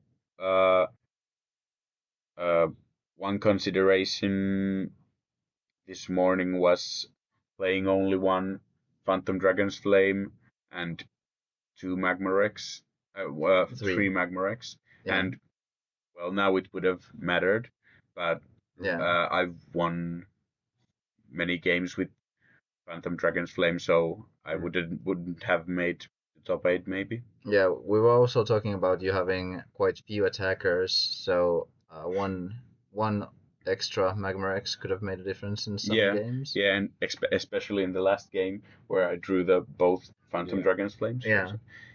But yeah, Lost Soul was never good in this tournament. I never played it. I think it's mostly because you don't have ramp, so it's too slow. Yeah, and the fact that like your opponent has to answer your threats, so it's very rarely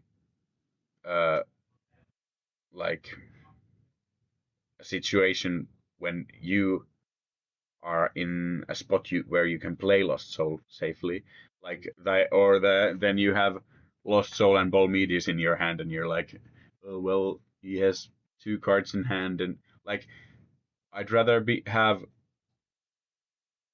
play Bolmedius turn 7 and have another Dark Reversal, so that if opponent plays like a removal on the Bolmedius, I just get it back. Yeah. Rather than playing Lost Soul first and drag the game longer. Yeah, I think it would makes like cutting the Lost Soul would make sense more for you because you're like more aggressive with these colors. Yeah. For me, the Lost Soul was very crucial because I'm like my deck was also slower and it couldn't really go beat down mode that easily. So you kind of have to answer those. There's many cards that like the Basaka Seal is the biggest. But also Pyrofighters. Just later in the game, you can just answer those 2 with Lost Soul. Like this is the type of deck that would really benefit from Clamp. Yeah, very much, and Apocalypse Vice. But like one thing I was actually considering, and I'm not sure if I would still consider it. It was the Chekical, the 5 mana blocker. Yeah, it's like Basaka Seal answer. Yeah, it's Basaka Seal answer, and the fact that the fact that your opponents like has to use removal or deck out you if you have it on the battlefield, it can't ever attack it. So it's a bait. So it's an initiative. I think you can attack it, right? You can You kill can- it by yeah, attacking. But Yeah, but no it, battle- yeah, no yeah, battle yeah, happens. yeah. Yeah. No battle happens. Well, you can. Mm. Yeah, and Yeah. also we were discussing what Aino would change in his deck and Yeah. what I the would- Yeah, I would. Yeah, Yeah, I would cut Lost Soul and put another Dark Reversal. Okay. It just, well, I played how many games and I never played Lost Soul. I never had a situation where it would have even What do you think considered about it. what do you think about Searing Wave? Yeah, that I'm like wanted Searing Wave in some situations, and I like mostly against Snip Striker, but then Yeah. again, Snip Striker decks weren't really a problem. So Yeah. Would also It help was- against Magris or yeah, it could have been good. I think But maybe like one without- burst shot into Searing Wave could have been. Yeah, that could have been good. Like yeah, Could have also cleared the spiral grass. yeah. That's fair. Spiral grass.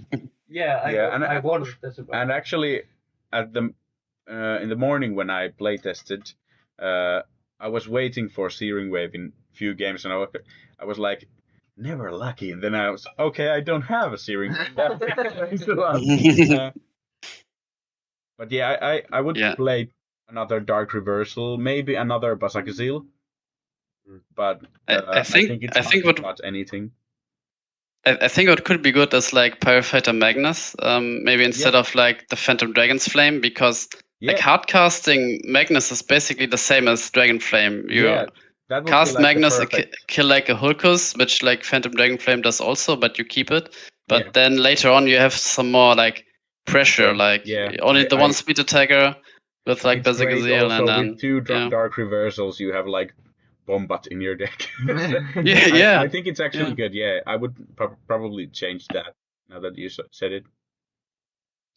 And because you also have like tappers in your deck, I think Cutthroat Skytrader is also Yeah, a reasonable choice. yeah. I discussed twice today about Cutthroat, and I have come into conclusion where with this type of deck, your opponent's creatures are rarely tapped.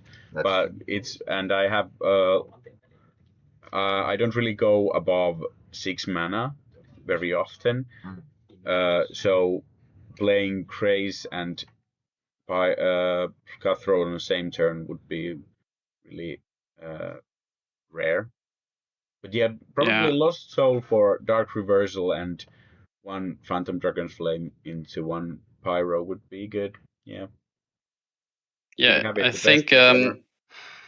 I think the Cutthroat Skytower is pretty good in Mikail's deck. Yeah. Would be better there.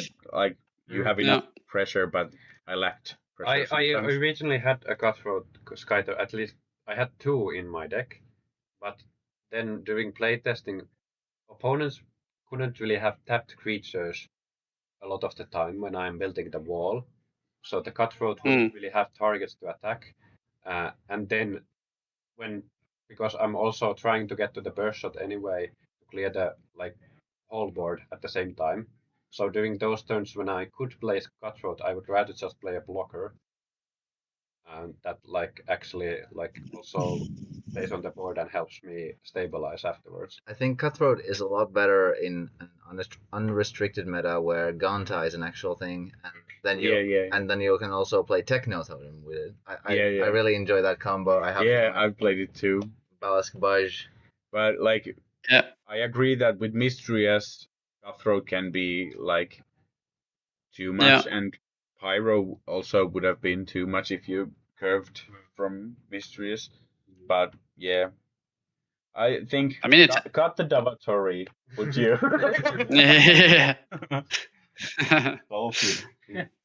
Did you? I mean, the Cutthroat has some synergy with Rias.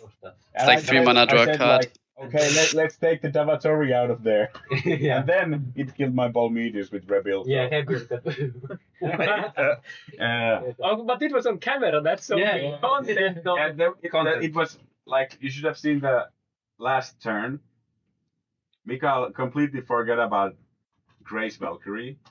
Attacked with everything, including its blockers, and in 3 shields. I had one locomotiver in play. And then Last shield, pit. locomotiver. Then I draw Grace. But and Magmerx. But content. Yeah, no, content. it was good. Content. And I wouldn't survive in the finals anyway, so good I think for all the the games content. should be done. I think that Yeah. what? I think all the games should Yeah. be done. So Oh. Okay. next Have you seen round that? should be up soon. I can go check. Yeah. Ei meidän pakko puhua. I think I'll also see what the situation is and come back Yeah. in a few moments. Pick a stream game for us to follow.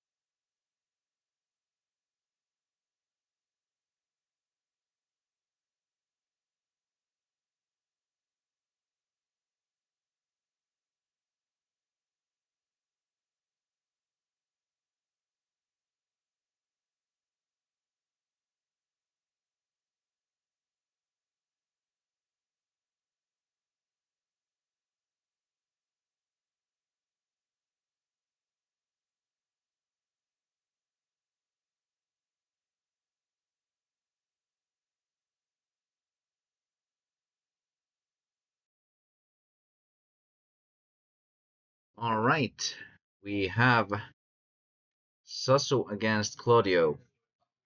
I'll update the match text.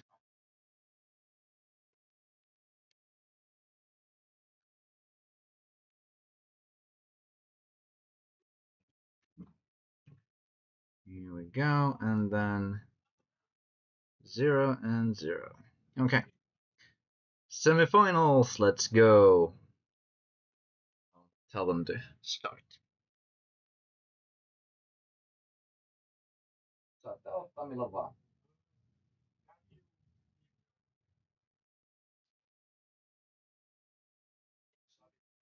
You can keep.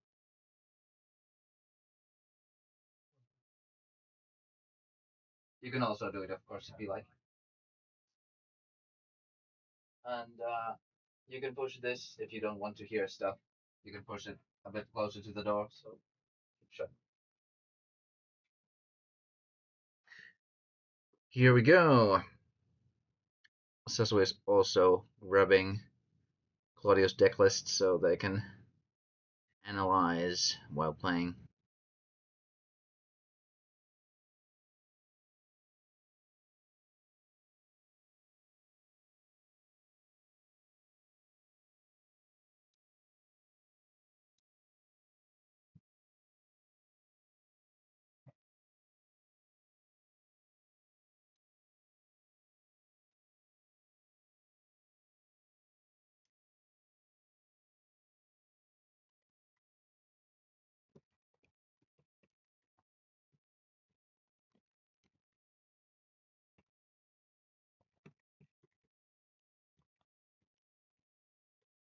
seems that Spalding has left the building for a moment,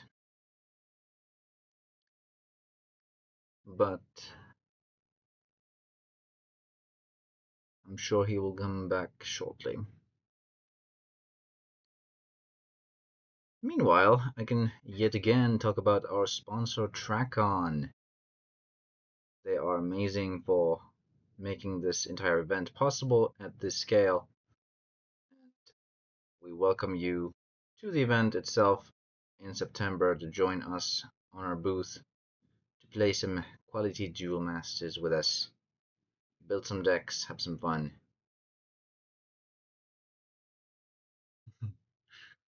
Someone's... Ooh, do we have a guest? Yes.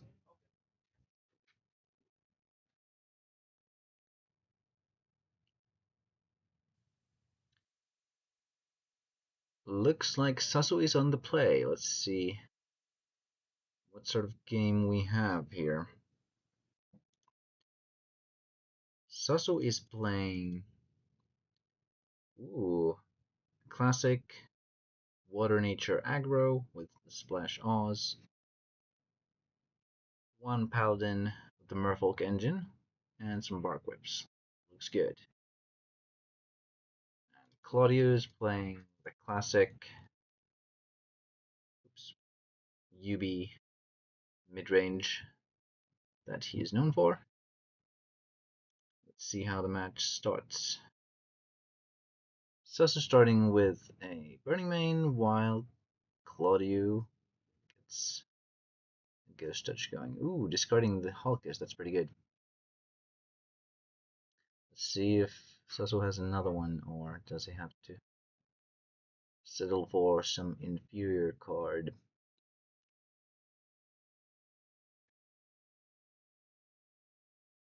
I think the all will be hitting the mana almost certainly. Yep, there it is. And do we see a play at all, or does he just pass? Ooh, no 3-drop. Rather unfortunate. I think you'd really want to see a 3-drop in this deck.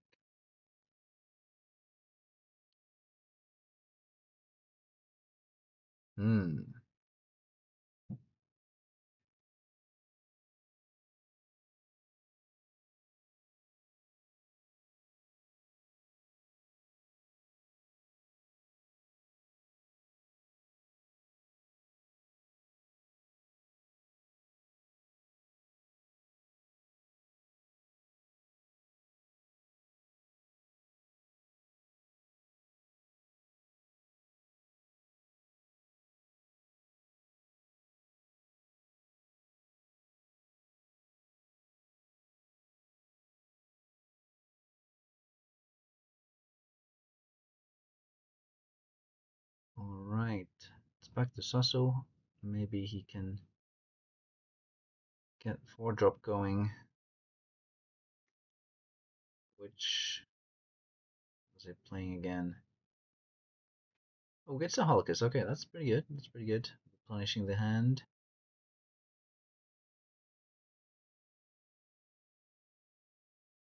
Getting a Loco. Claudio pretty much hitting the ideal curve.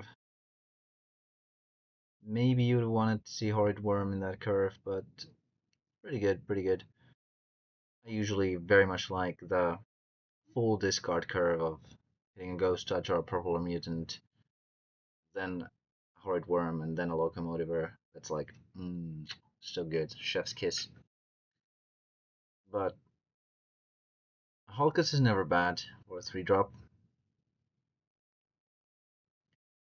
Card so powerful it was once restricted in even OCG due to its Liquid People race, and it was later reprinted as a Cyberlord, but then upon later sets and Power Creep came along, Hulkus was released from its restriction.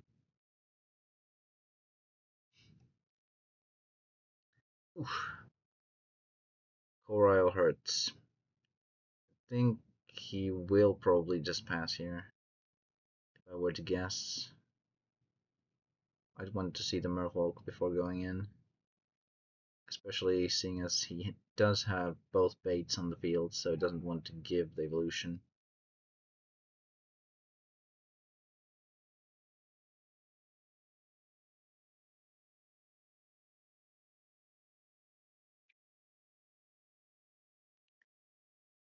It's just the Burning Main back, okay? I wonder what that final card in his hand is. The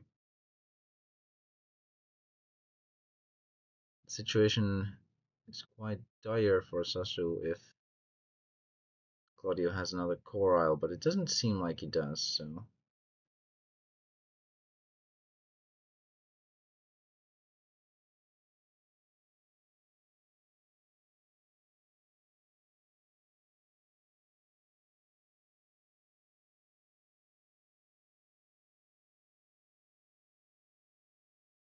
Ooh, the Horrid Worm. I think if there's no major swing from Sasu here, Claudio will probably swing next turn.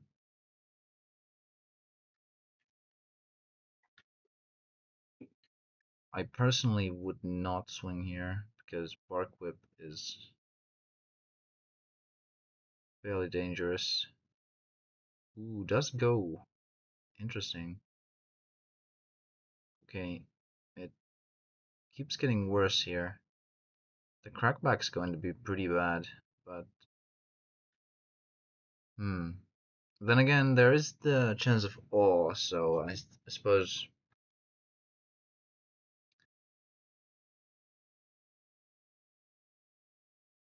trying to get it out of the way early is certainly an option. I think we will see a Bark Whip here for sure.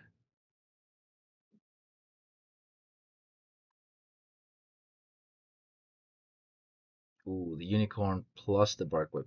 Yeah, that's pretty rough for Audio, definitely. This is why I didn't really personally want to go for the shields if I were Claudio there, because now Cecil can crack back, healing both the Coral and the Hulkus for free.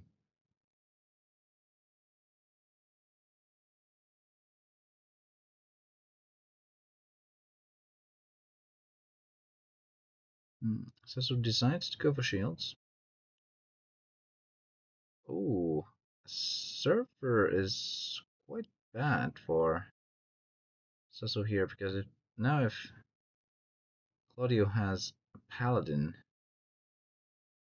there might be dire consequences.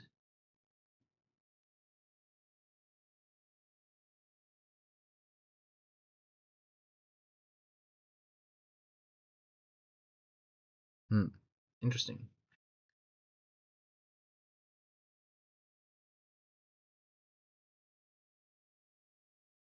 Oh right, Claudio wasn't actually playing any Aqua Guards, so I suppose speed attacking Paladin is not going to happen this turn. In that case, taking the Surfer out is quite good.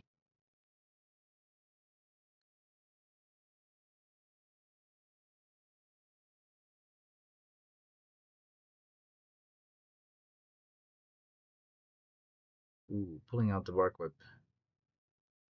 Strong.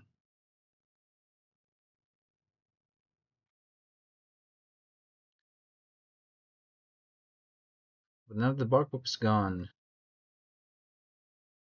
the crackback happens again. It's not very good. I think I would have still held off being the Surfer Shield and just trying to amass enough creatures to win straight away.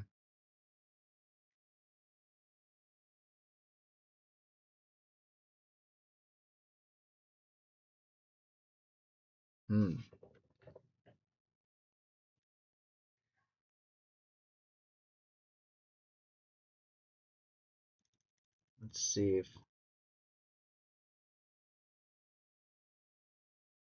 Sasu was also playing one paladin. Okay. So he is starting to be at the mana where he could just play paladin as a speed attacker.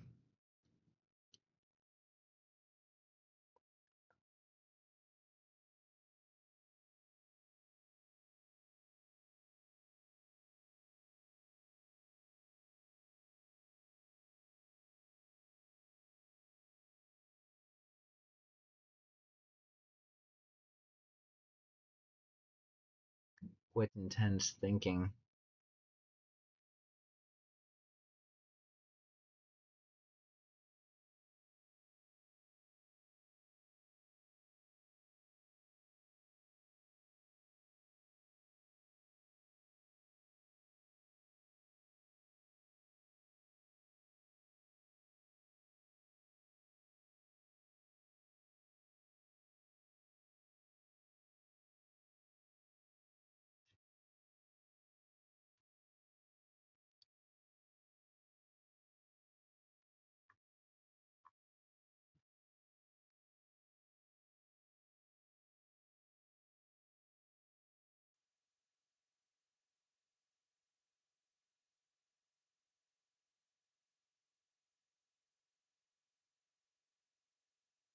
Trying to call Spalding here.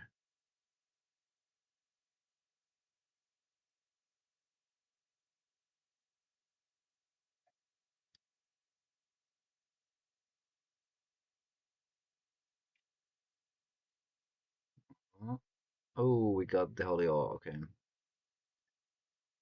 Now the power of the Horrid Worm is going to show here. Hello. Ah, nice. Sorry, I missed your call if you tried to call me. I don't know why Discord didn't tell me anything. Yeah, no problem. Probably because you are like offline, so it's basically viewed like "do not disturb me," basically. I think, but I see. Okay. yeah, that doesn't matter. Yeah, I switched places, so maybe my voice is a bit different now. It might Basically, actually be a bit clearer even. So that's good. oh, all right, because I'm using my smartphone now, and previously, like because my PC is in our bedroom and our daughter is sleeping in our bed currently, and it's sleep time for her, so I have to switch places, and now I'm in our in another room with like TV, and it's sitting on the couch, so it's even more like relaxed for me. Yeah. Yeah, and pretty interesting matchup here between Sasso and Claude. And Claude just took the first game.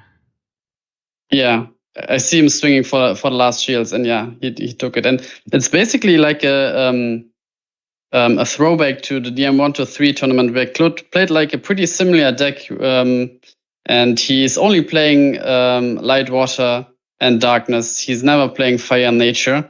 And it's pretty much the same deck that he played in DM-123 tournament with the addition of like, I think 4 locomotives and of course the Aqua Surfer.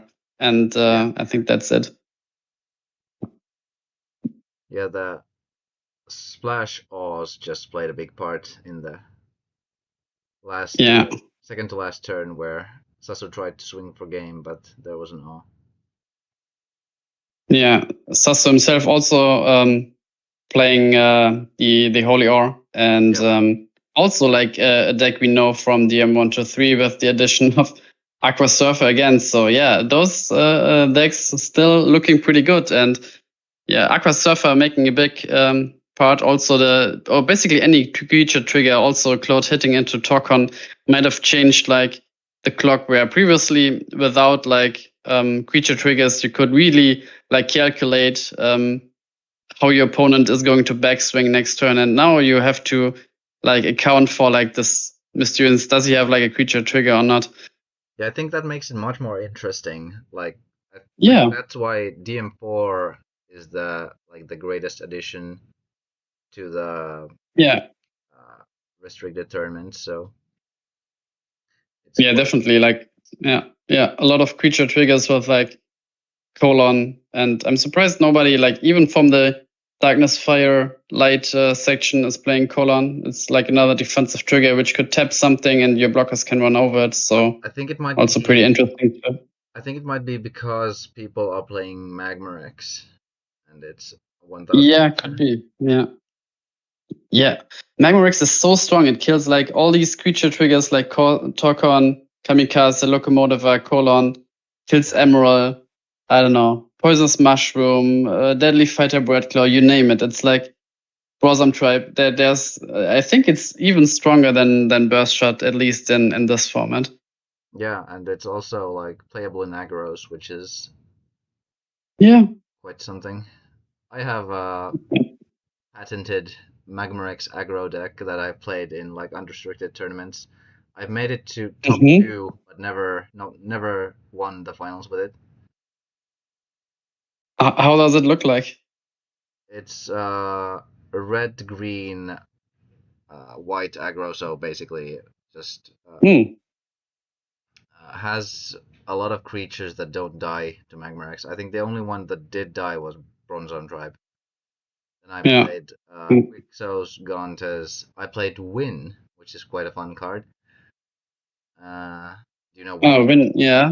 Win the Oracle, it's like PK at the shield when it attacks. Yeah, and it's 1500, so it doesn't die to Magmarex. Yeah, true. Yeah. I was thinking about Migalo as well, because it looks at 3 shields instead of just 1.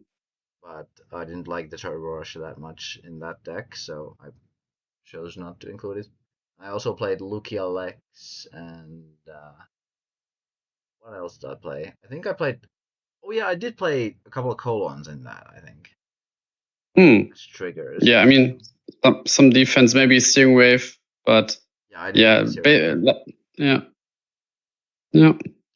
Sounds good. And then, of course, basic Pyros and whatnot. I think I had Jagalzor as the finisher, and then 4 Magmarexes. It did quite well, but it really loses quite bad to deck out because it's, well, those colors, so it doesn't allow to draw. Yeah. Maybe you can fit in some Terrahorn, but yeah. Not sure. Yeah, looking at the... Magris was also in it. Oh, yeah, Magris. Yeah, nice. And looking at the game, basically, Hold Worm, or Ghost Touch into Hold Worm, really strong, like discarding the Brosam Tribe here. And then, a lot of discard here, early discard. Yeah, I was actually... For Claude, really helping him. I was just actually talking about at the start of the first game that I really, really love the curve of either Ghost Touch or Propeller Mutant into Hobbit Worm into Locomotiver. Yeah. It's so fucking good. Oh. And also Clamp works too. Yeah. I just saw the sequence here. He discarded like 2 Merfolks with like an open Emerald here and then swing into Surfer. So quite a lot of events here, but yeah, those Merfolks could have been like pretty much game over when it came down. And he discarded both with like the Locomotive and Windmill. So yeah, really, really strong discard here. So he's Claude. Still running 1 more Merfolk, so it's not quite over yet, but... Yeah. Especially now. And then Especially now that Sasue is at quite a low hand, the Corile hits quite hard. Yeah.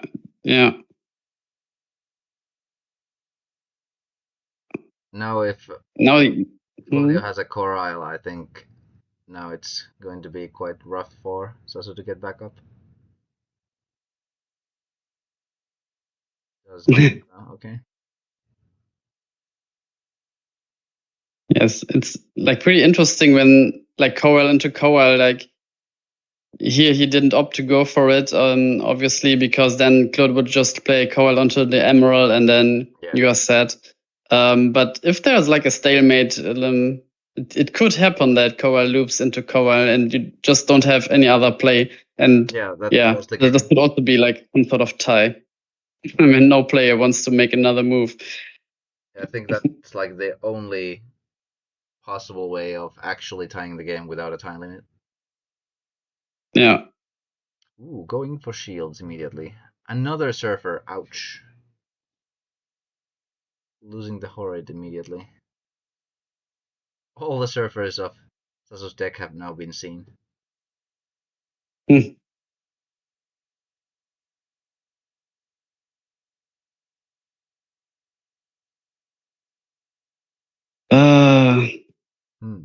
I wonder if Sasu swings here.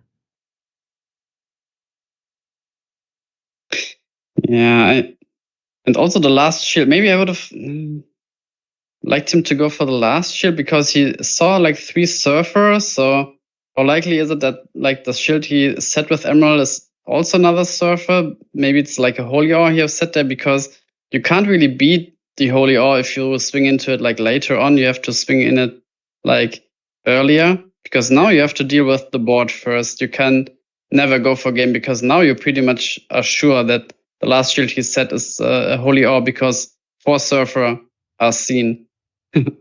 Ouch. Is this really a 0 trigger case for Claudio? Ouch. That's so bad. Yeah. Yeah, there's no comeback now. Now I think it's over.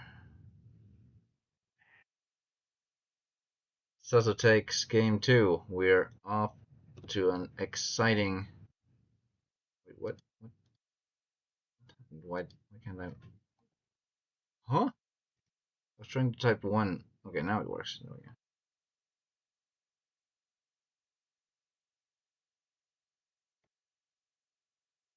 go. What is the other semi-final, by the way? It was...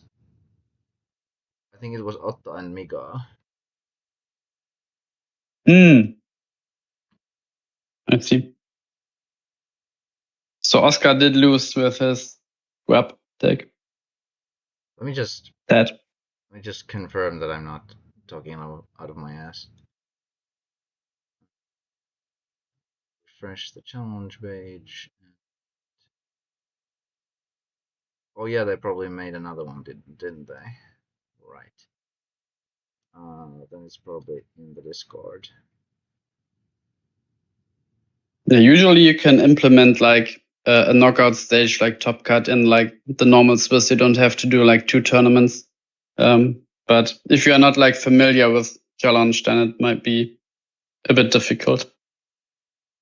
I'm not sure how they did it because I'm not seeing it here. It probably is. Well, I can, of course, look at the standings and they'll tell me. Yeah, I think Oscar did lose, in fact, yeah. I think he said something along the lines of seeing only 2 triggers in 15 shields. Yeah, this is like, that's what I talked to him, like, I also play with this deck, and sometimes he also mentioned that you open a hand like with like 4 shield triggers, and then you are questioning your life choices pretty much. And then you have some games where like your non-average shield triggers are just so unplayable because you are stuck with like your high end game cards in hand. You want to play them, but you just don't have time because you don't have defense from your shields. And that's like the big weakness. If you go with like a non-average like opening, then you lose to Scissor Eye Turbo basically. If the opponent has like 40 Scissor Eyes in their deck, they just overrun you. You can't do anything. And that's like the risk with these sort of variances in the deck. Yeah. I was actually thinking about this the other day, like how many wins would on average a 40 Braid Claw deck get in a tournament? I think it would be quite a bit because not many people are actually prepared. Probably would win like maybe even half of its games. I mean, yeah. I mean, if the opponent's not prepared, obviously we have a lot of people with like burst shot Memorex, but the people are maybe a bit more greedier than just like not in this Bread Cloud, double Bread Cloud. In this Yeah. tourney, it would get completely wrecked by Magmarex, but in like Yeah. a regular tourney where people are running like quite greedy anti-control decks. Yeah. Guide Sword, Soul Swap, and so on. Yeah. Just too slow. Do you have any interest in OCG, by the way? I only play like the retro OCG format. We have like a Dual Masters Chronicles server by I'm not sure who is hosting it, but there are also Japanese people who are joining the tournaments, and we had like an OCG DM 1 to 5 and now an OCG DM 1 to 9 tournament currently running. But other than that, no.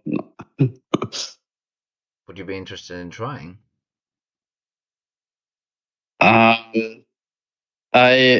When we have like German meetings, I play with Philip from time to time. He has quite a lot of OCG decks, but I don't think they are like up to date.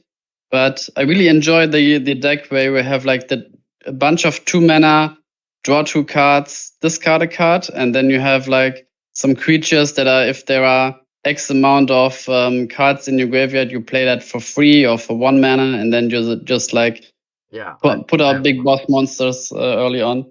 I really like that. I think like Kim has one, I have one, Philip has one. I'm not sure if the other participants also have one, but it's quite a popular archetype. Yeah. And there's a fun card that Kim built his around that it's a 4 mana 13k triple breaker, and it has to attack each turn, and each time it attacks, it puts it puts 13 cards to your grave each time. So if it attacks more than once, you're dead. So the deck's built around it attacking just once and then killing it, so it doesn't kill you. And then you use the 13 cards in your graveyard to fuel your game plan. I mean, it could it attack 2 times? I think it theoretically, if you play it on turn 3, if you go first, you don't draw a card. I think then it could attack 2 times, right? You are 20. No, you can't. I don't think so, because you do have to. Let me think. I mean, you have 40 cards. 10 cards are gone. You start with 30 cards basically. Turn 1, you don't draw. You charge. I mean, you charge 1. Next turn, you draw. You have 19 cards in your deck. No, you have 29 cards in your deck. Then 28 the next turn. Then you play it on turn 3. Then 27, you attack. You have 14, you draw. You 13, no. You can't. You have to get him out on turn 2. That you probably can't. Yeah, not currently. There was a card that let you do that, but not anymore. Maybe if you got it from a shield trigger, then it would be possible. Oh, yeah.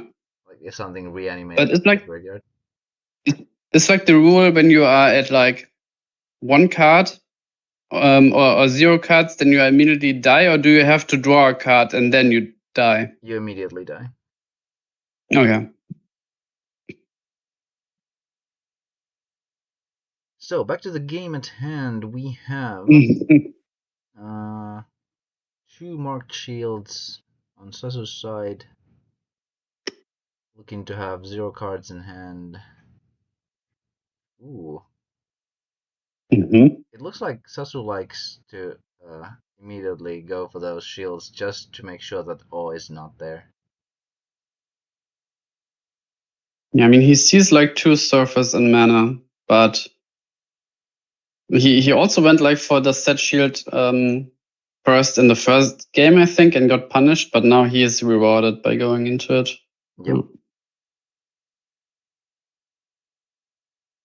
But maybe I would have liked him to wait 1 more turn, because now Hulkos can just trade with Unicorn Fish, and if he would have gone for like Hulkos attack next turn, at least Claude needs to spend a creature also to trade with it, but yeah.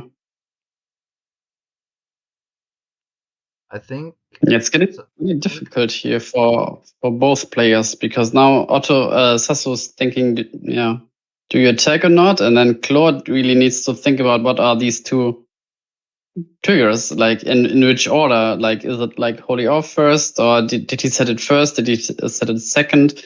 That's also like you need to keep track of what the opponent is charging and what he's like, and when was the shield set, and then you immediately have to guess, is it like this or that?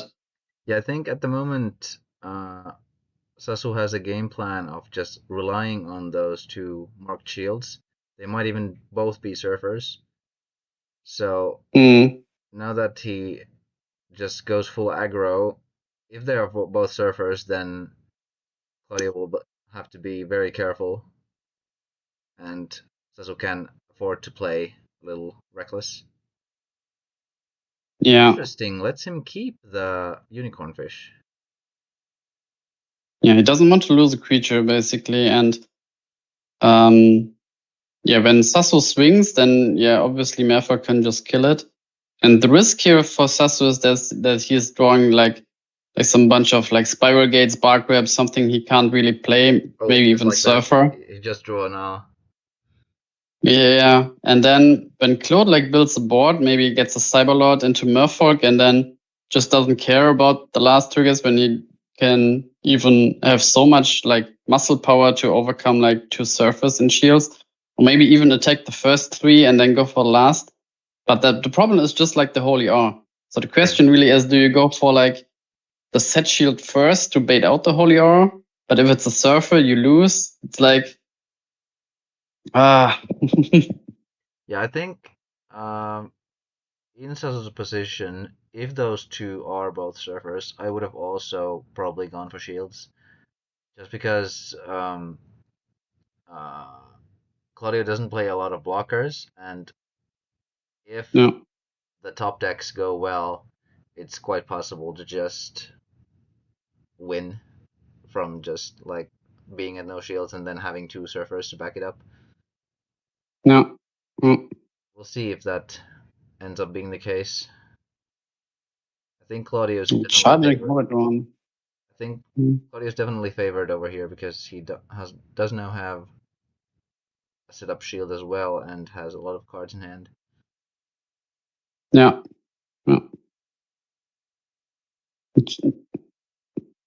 Oh yeah. Ooh, okay. Now if he has Merfolk now. Oh, he does have it, yeah.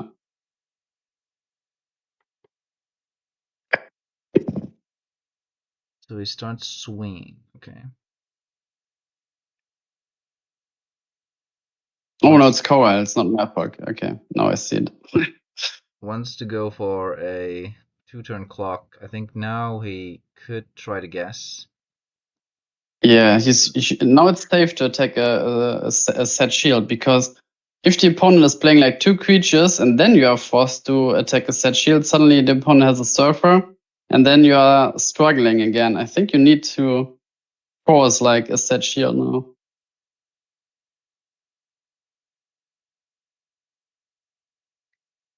I'm not sure why Claudio's hesitating. I think it's quite a safe go right now. Even if the surfer does come, it will basically be forced to attack. Because Sasu does not have enough mana for a big Dual Fang play. Yeah, exactly, yeah.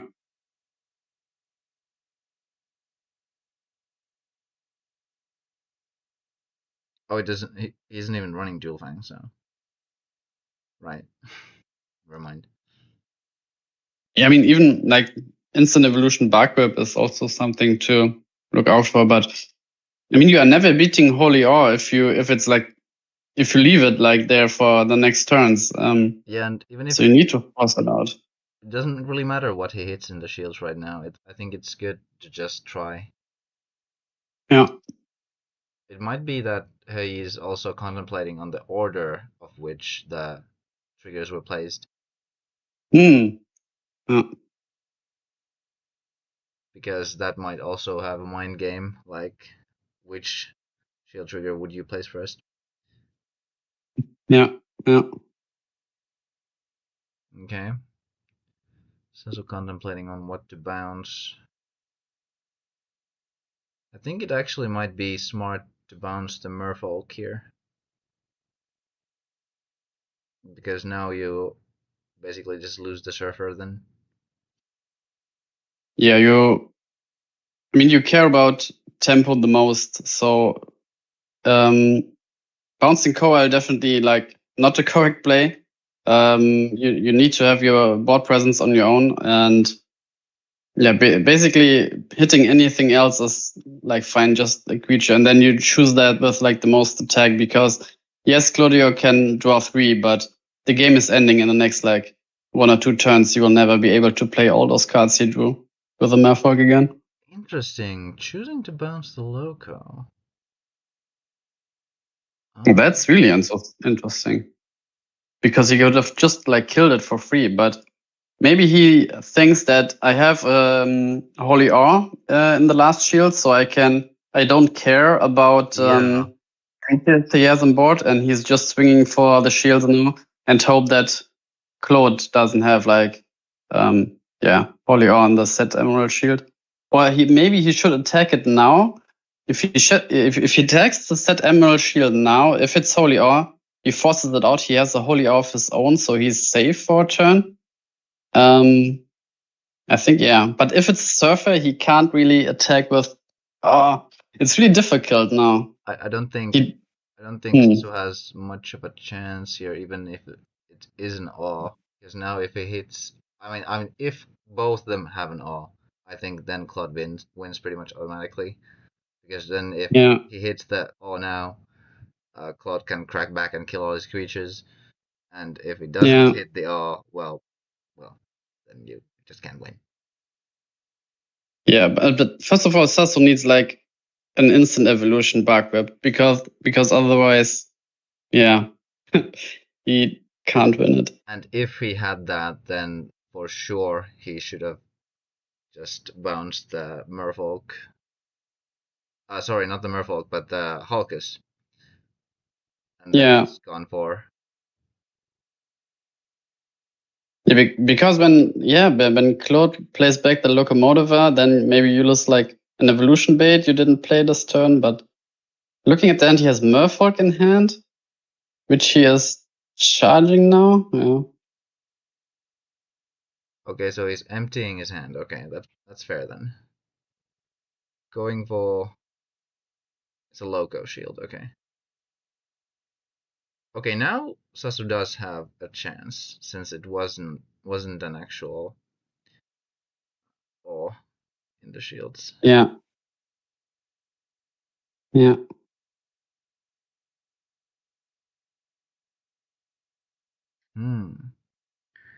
But now, the Emerald.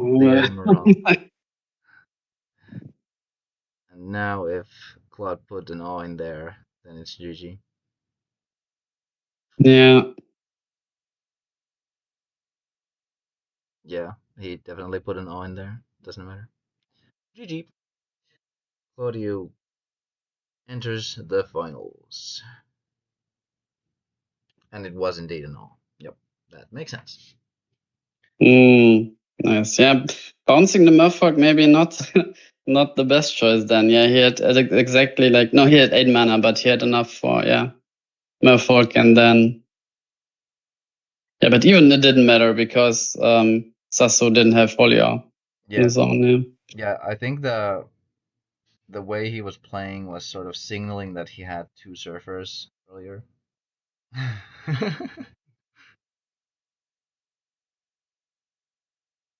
I'm going to go. Yeah. Congratulate the players. Yep.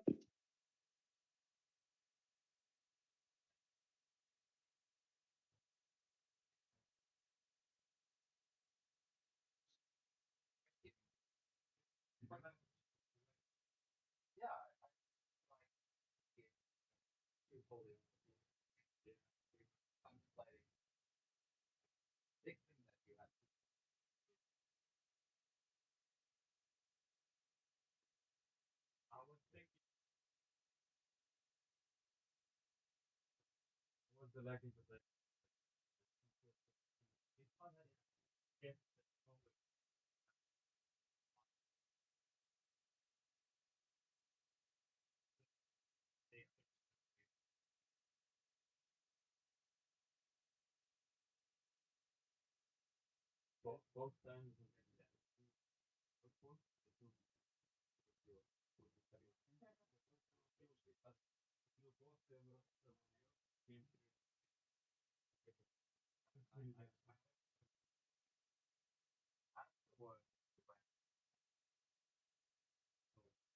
first server broken. Then I thought, okay, maybe the other one was fully on because you kept playing so confident. Yeah, that was a good one. But it was good to attack you with the last. Yeah. Ei mä tarvitse tuossa pelissä.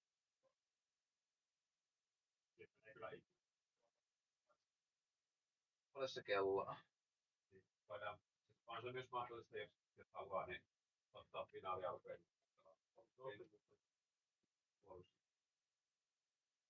Voi kyllä kestää.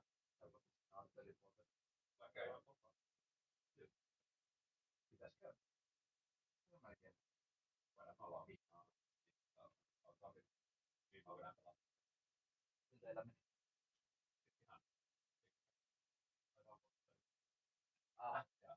Ja sitten on vaan 3 ja mulla meidän sattuu yleensä.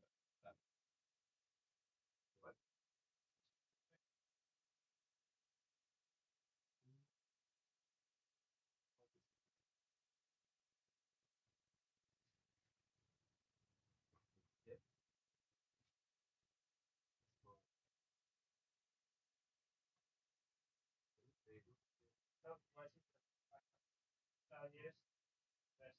You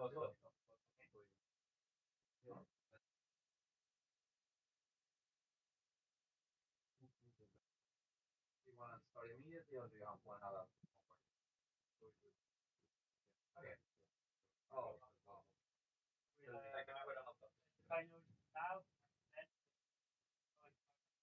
I think we continue the same. Yeah, we are playing first match at the same time. Just because. So we will have the finals of the three. Okay. Yeah, we can still do the booster opening afterwards. Yeah. Yes, maybe just after Yeah. Yeah. In the all the people.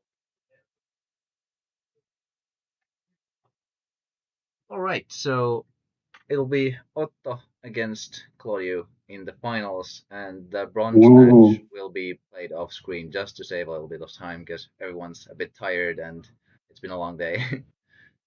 So yeah, but when did the tournament start, by the way? We started about 12:30, I think, and it's now 8:30. So it's been 8 hours. Oh, I see. I see.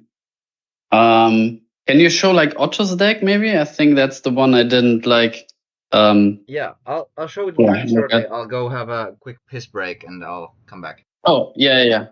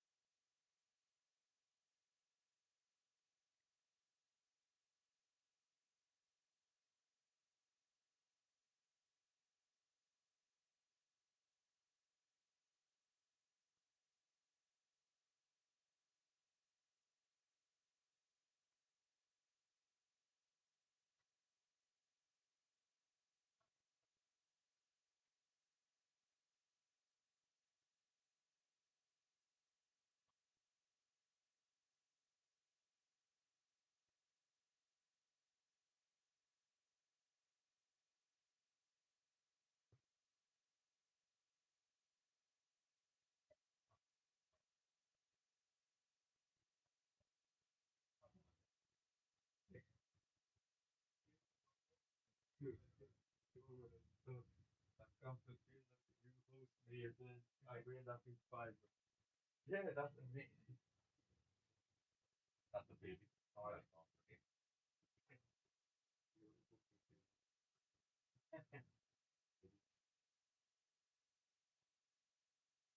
Yes, is that right? Yeah, you can't game back. My first 3 days.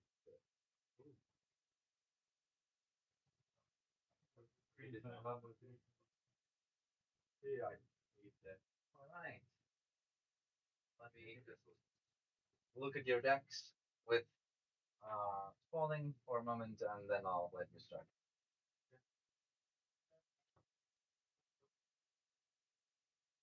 Alrighty. Let's put the contestants here. Otto on the left, and Claudio again on the right. Here we go.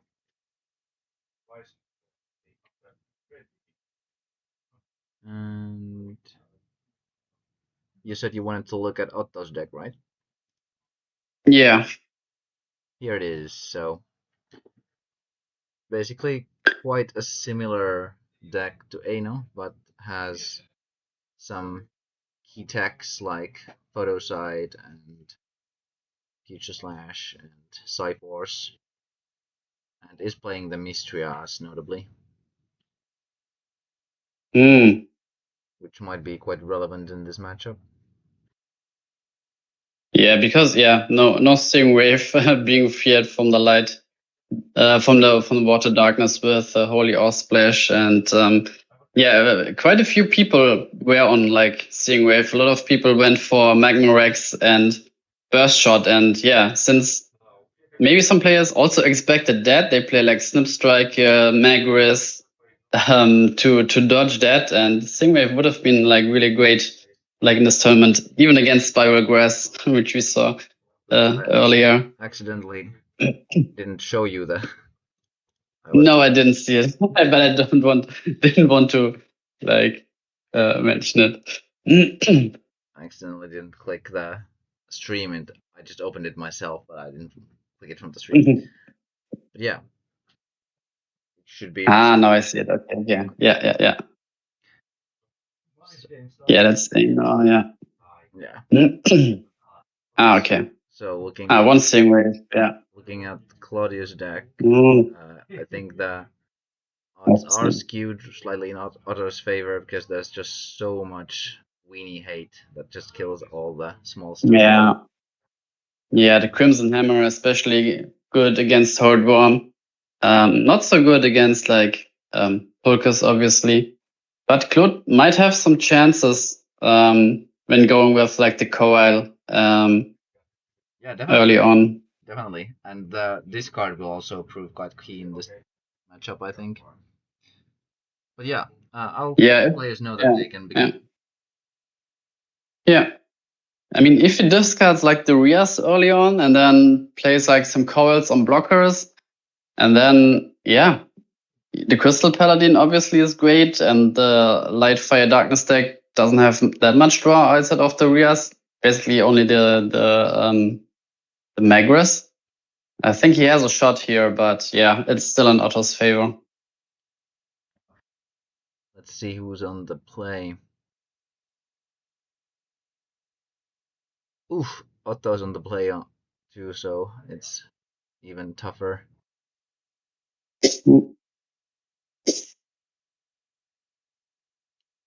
The Grand Finals. Welcome everyone. Please tune in now if you haven't already. I'll just type it in the chat too. No. I can also write on the IDC Discord server like an announcement that the final is starting.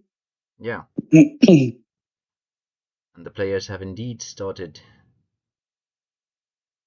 both putting their respective triggers into mana.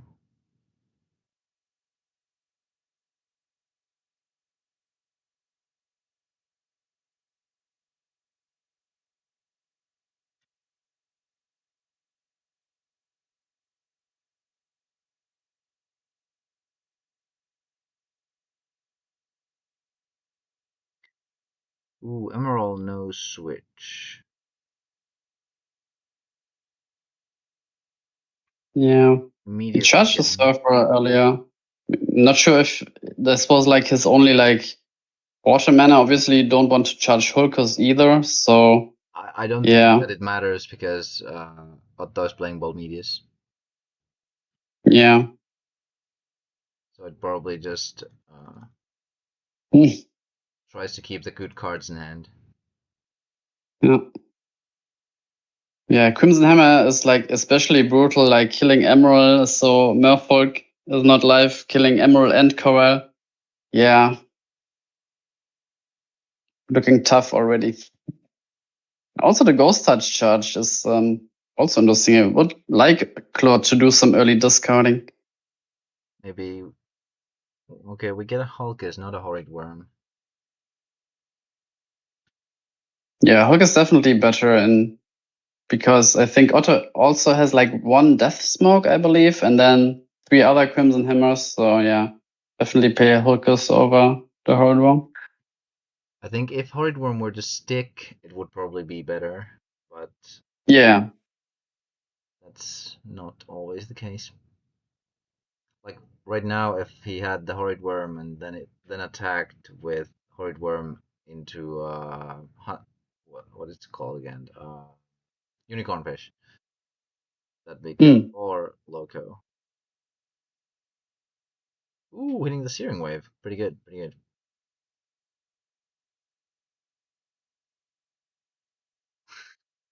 Oh, hello, Solomon. Haven't seen you around. F1 Rush Patriot. Yeah. Oh, hitting the Steering Wave. Nice.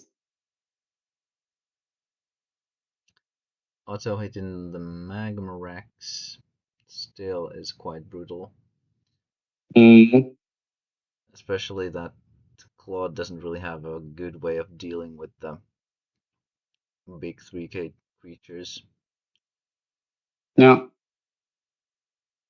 Yeah, the Light Darkness Fire decks were like not on my radar to be like that good in this tournament. I mentioned earlier we saw the deck like in DM 1-5, and I think also in the DM 1-6 tournament we played on like the webcam tournament server, but it didn't like perform as well as here. Yeah, definitely good by the players to realize that this deck is has potential. Yeah, I've always vouched for UB aggro to be about like tier 2. Hmm.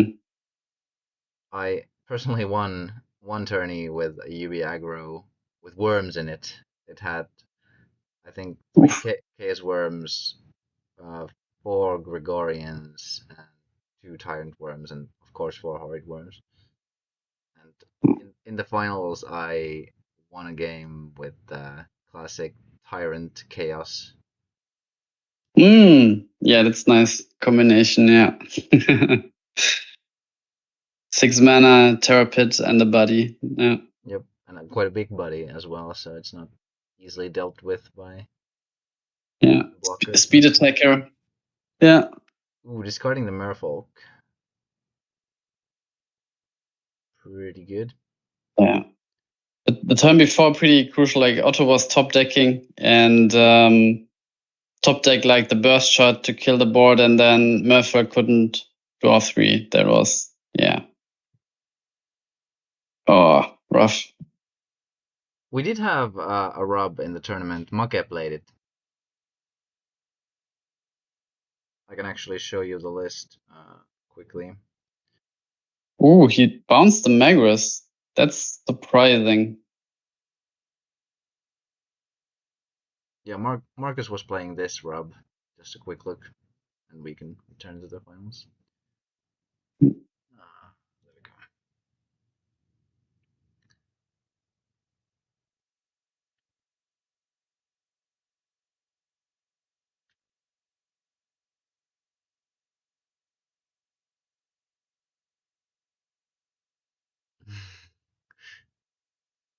It is indeed as sultry as on Discord.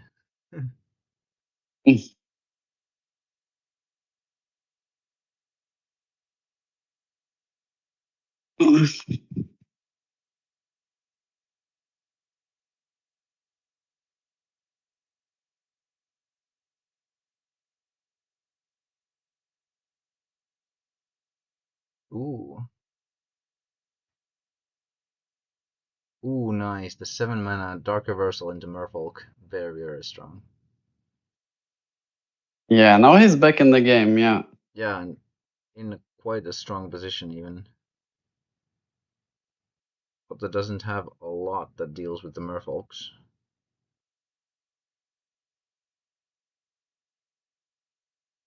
Yeah. Needs a Lost Soul first and then needs to deal with the board, but... There's Tornado Flame. Okay, that's one thing that deals with the Merfolk. Yeah. Yeah, it is best of 5. Oh, the Bazagazil. Ouch. Needs to have discard. I think he does, though. I think I saw a Locomotiver.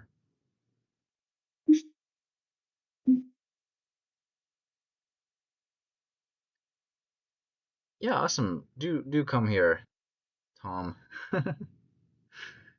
We originally had even more people in the bracket, but some people got sick and couldn't attend, unfortunately.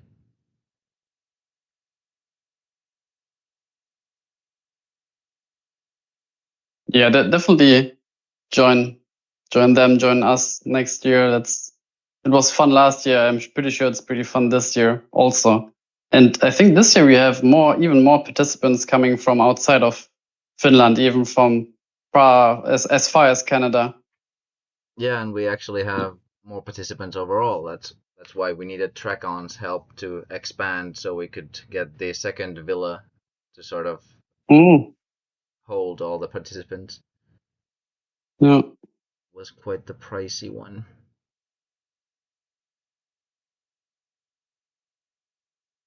So Claude luckily discarded the Bazagazil dragon, but now it's back. Yep.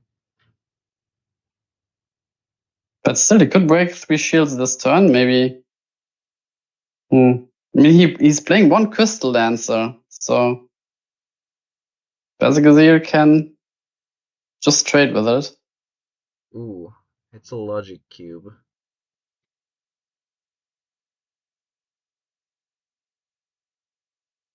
We'll also hold an OCG tournament as well as a Kaijudo tournament tomorrow. I'm going to participate to the OCG one, but if I don't make the finals, I might stream them as well.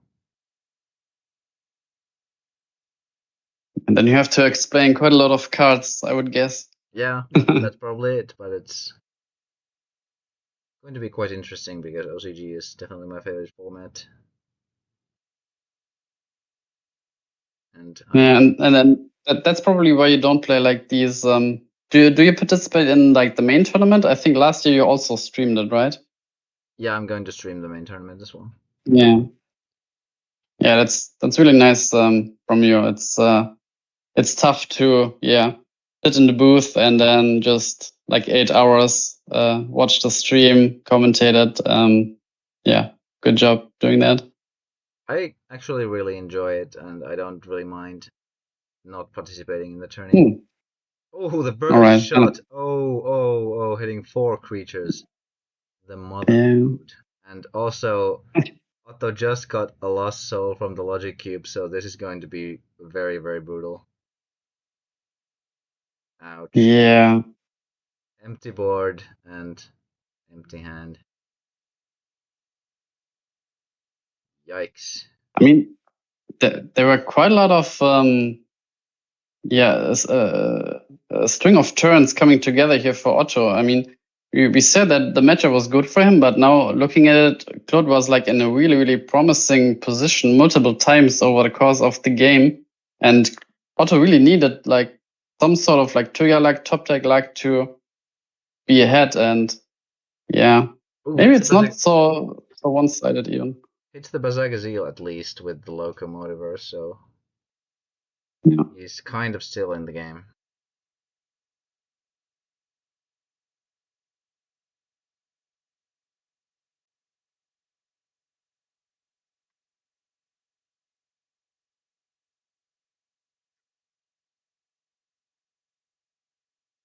We did have the original TCG format in the last Megameet. We did have a completely unrestricted tournament.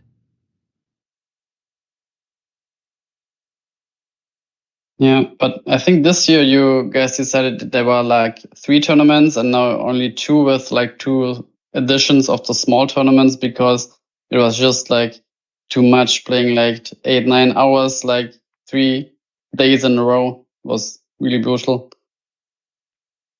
Thanks for the compliment. I'm Envy. I'm the chairman of Duel Masters Finland. I'm usually here commentating these longer main tourneys in Megameets, and also do like to commentate in the smaller ones too, but usually the internet's so bad that we're not able to stream the smaller ones.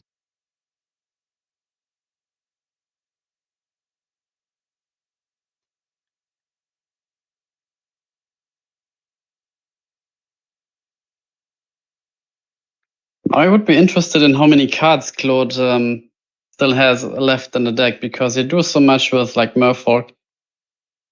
I think he's on like it's timer. Just calculating them now. I think it was like less than 10 cards. Yeah, this place's internet is okay, but like the smaller cottages that we have the smaller tourneys in are so horrible that we can't even launch the stream. Mm. I'm talking to Solomon, by the way. Yeah. I have the live chat open also on the TV now. Yeah. Yeah, last year was also pretty good, the internet connection. Yeah, I think it was quite fine. Yeah. I'm gonna check if someone has a question for me. Someone knocking?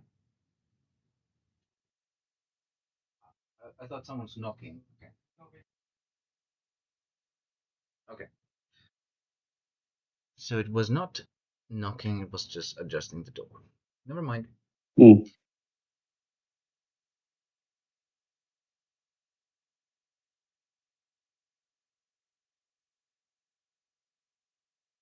Yeah, basically, internet in Romania is like beer in Germany. And internet in Germany is like, I don't know, money in Romania. We don't have that. Money in Romania. No wonder Romanians have so many fake cards. Yeah.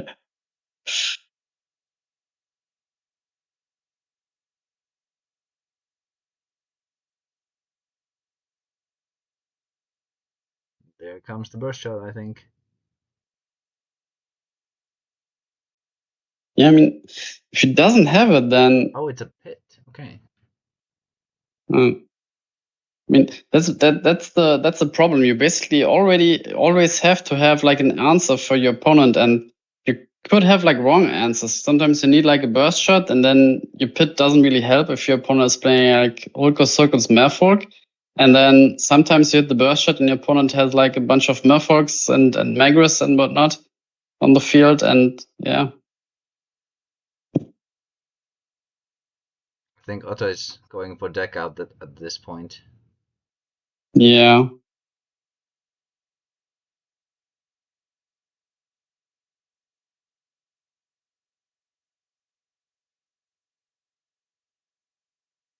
Yeah, this also begs me that Claude is like marking the shield with like a plastic coin and not like turning it sideways. It's like also pretty strange, but yeah.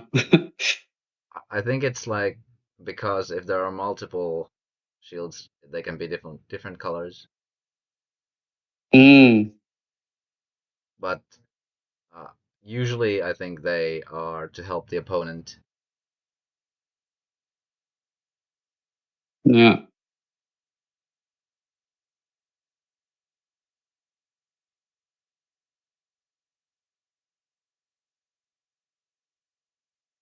Maybe like after the game you can.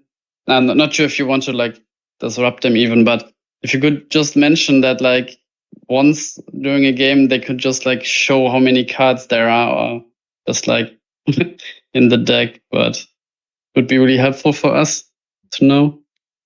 I think Claudio had like 6. Just Okay.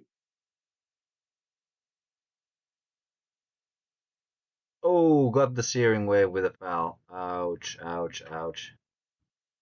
I think that might have been it. Yeah.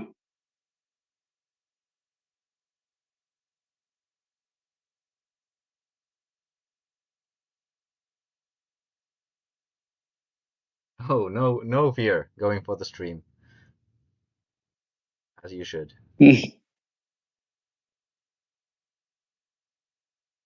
Oh, and that's the game. Future Slash. GG. Otto takes the first game. It was quite the roller coaster. Yeah, it was pretty close actually. Yeah. Very back and forth. Yeah, and I think Otto went first also, so Yep. yeah. Might be a chance. But it is a best of 5, so. Illegal cards.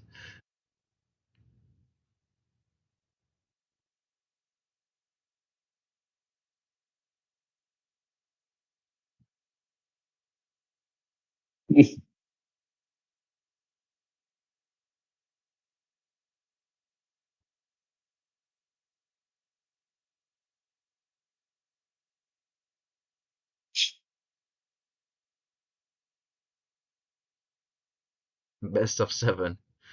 I think would all die of starvation before that ended. Yeah.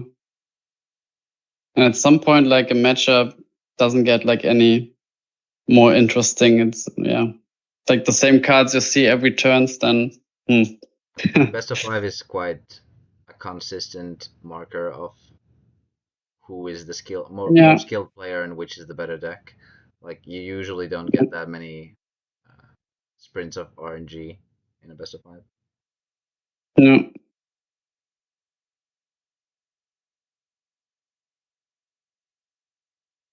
Best of until Claude wins.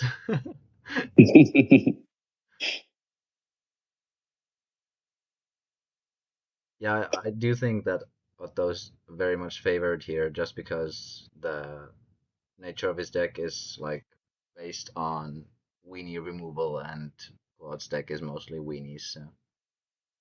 Yeah.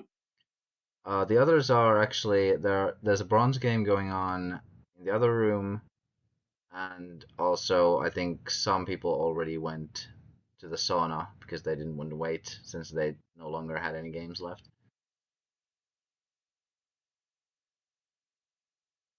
Claude already charged like 2 of his Murphogs. That's like not good. He drew them too early. But Claude also just discarded Mystrias, which is also pretty good. Yeah, that's huge. Can I get a message to Claude as his coach? What do you want to say? Stop charging Murphogs, you need him.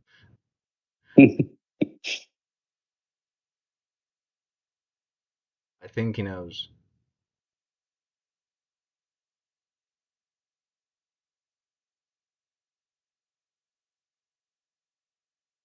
What? Is this the fabled Tempo Corile?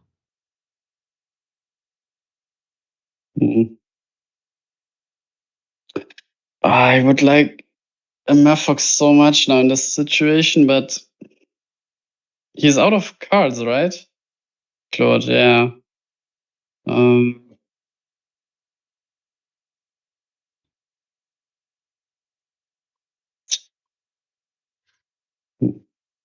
Pass the turn. Understandable. With that many cards in hand, it's not very likely No. that he would be able to win from that position anyway. Yeah. The problem is he doesn't see like any burst shot or magma rex in the mana zone being charged. So yeah, it's a good chance at least one of them is somewhere in the shields. Looking pretty bleak. Yeah. Ooh, just charging the Cenotine Jade Tree. It does make sense. Wanting that Zagazil mana. Trusting his shields.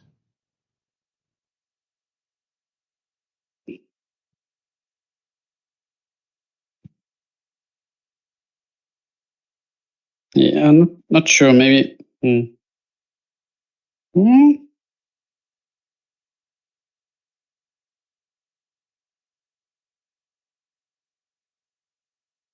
Okay. I mean, the Yeah. situation isn't horrible for Claudio, but it's not looking good either. Yeah. Yeah, attacking with Coral first was correct, since you don't want it to get destroyed by like Terror Pit, which we saw. You want to keep it I think for the Merfolk. Now it has turned into like a pure tempo. It doesn't really even matter that he doesn't have the Merfolks. Now it just you need to keep the vloggers away, and I think now is the time for Death Smoke. Okay, and another Sarius. Okay, so Claude can win here if he has a bounce. Yeah. Ooh, okay. Let's see. Does he have it? Oh, a pit. Ouch. Very, very unfortunate for Claude. Had the victory in his grasp. Let's see if Otto has answers. I'm sure he does because he has a billion cards in his hand and a lot of mana. Yeah, again, so close. Like Otto really needed like the last shield trigger. Magma Rex wouldn't have done it. It needed to be like Pit or Burst Shot.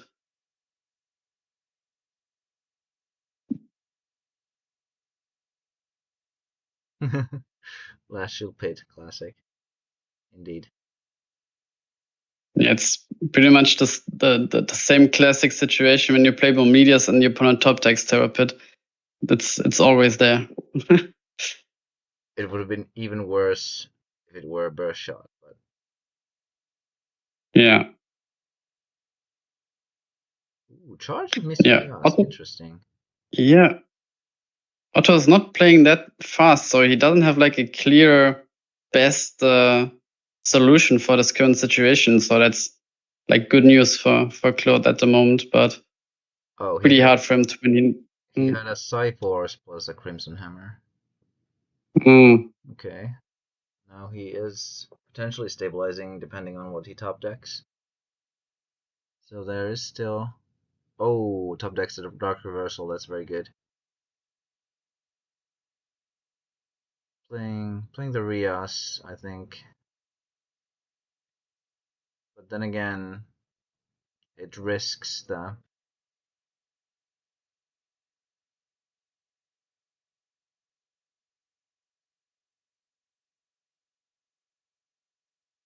Okay, it takes the slightly riskier play of Mistrias. Let's see if it gets rewarded by it.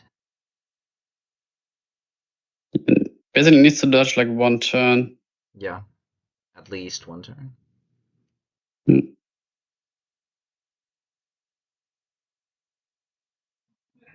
Yeah, Crystal Lancer still in deck, or just like Aqua Hulkers into Crystal Paladin.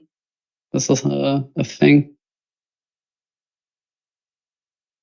Yeah, sadly it doesn't have 7 mana, so we can't go directly from Hulkus into Paladin, so... That's sort of rough, but now that Otto has the Mistrias, things might still turn around. I think that's a Searing. I think I would have liked Claude to hold the locomotive. I mean, yeah. Oh, The Philippe. opponent gets like an additional draw here.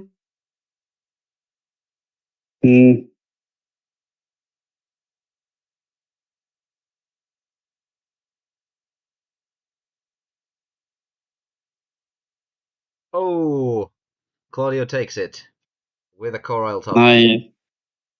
Nice. Very close, very close. 1-1. This is going to be exciting. Let's see if we get 2-2. Yeah. Please no.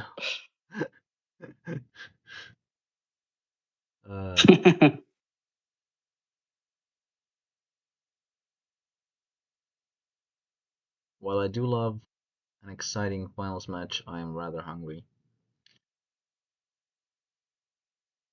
Yeah, I've just also eaten a bit and then just like muting and then unmute and mute again. So got a bit of a hustle, but I got through.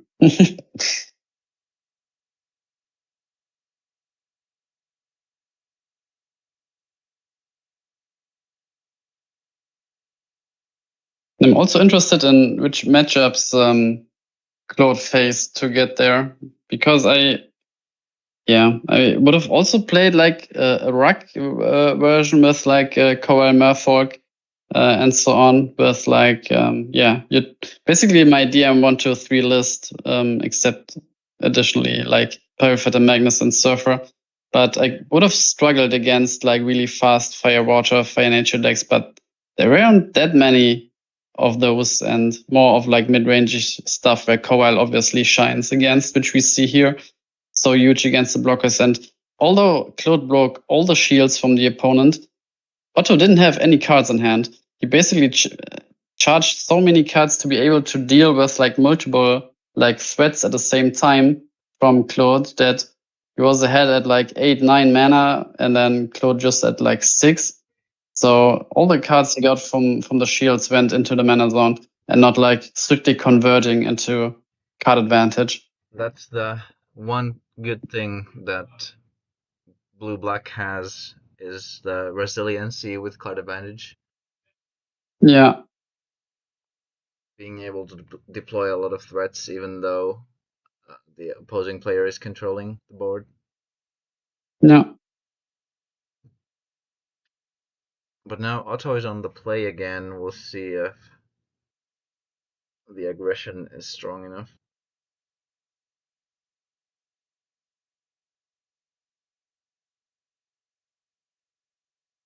Yeah, playing Hulkers over Forward Born, definitely correct. But then again, there's no need for Otto to waste like a Crimson Hammer on it. You hold it for a Cyberlord or for the Horde. Yep.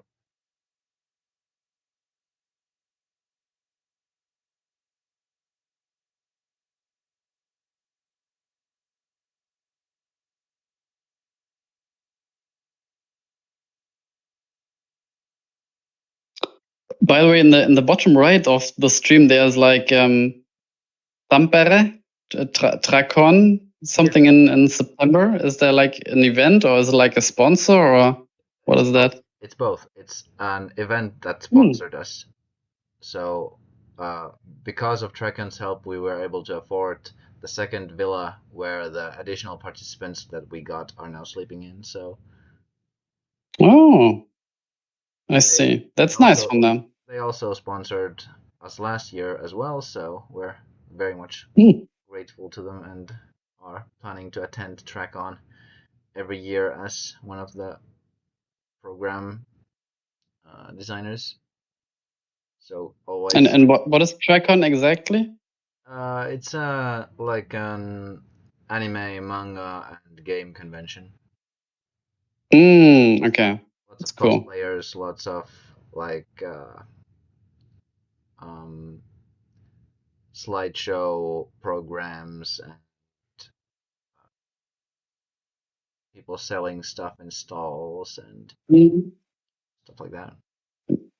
Yeah, that's cool. Yeah.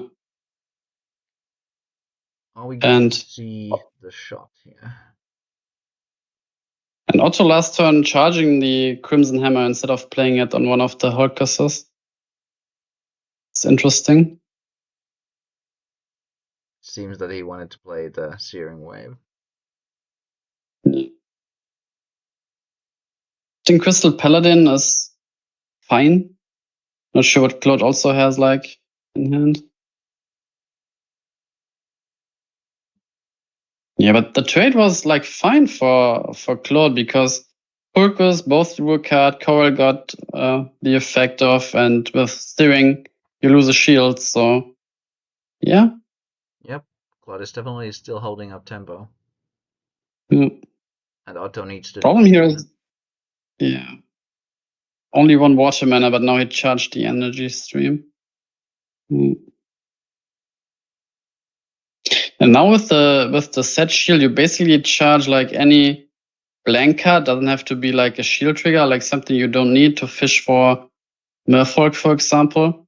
But I'm not sure what you would even charge, which is not good in this situation, which is not like Holy Hour Surfer. Oh, Claudius has really good cards. 2 Hulkuses and a Ghost Touch. Really great in this matchup. Yeah.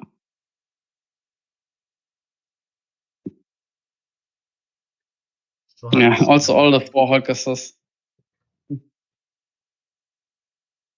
Lost Souling the Merfolk. Decent. I think now you go for shields.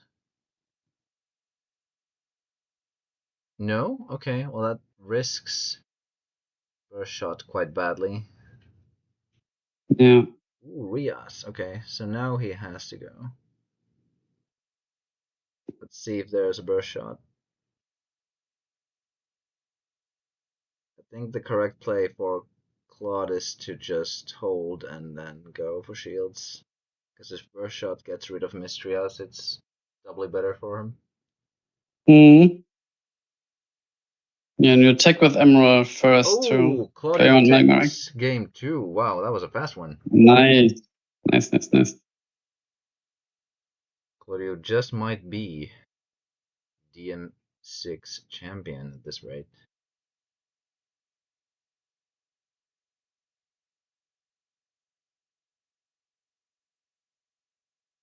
Will we see an exciting 2-2 final, or will it end here?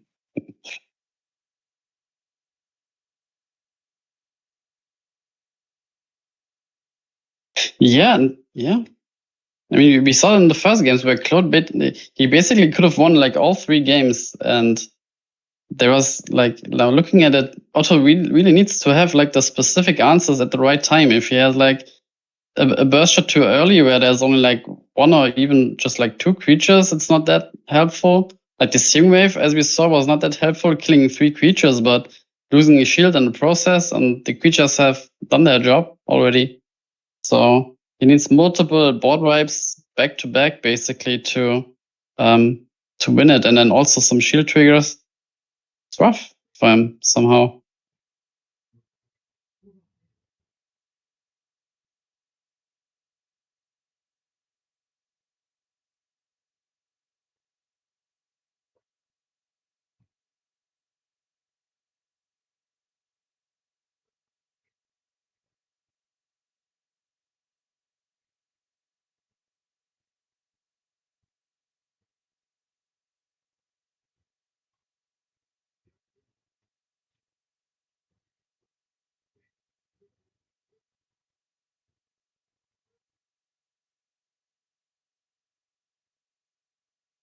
So when going second, there is even like a reason to not play like Emerald on turn 2 when you have like Ghost Touch. So you hope to snipe like the opponents like Crimson Hammer. So yeah, your Emerald survives for your Merfolk later on, for example. Got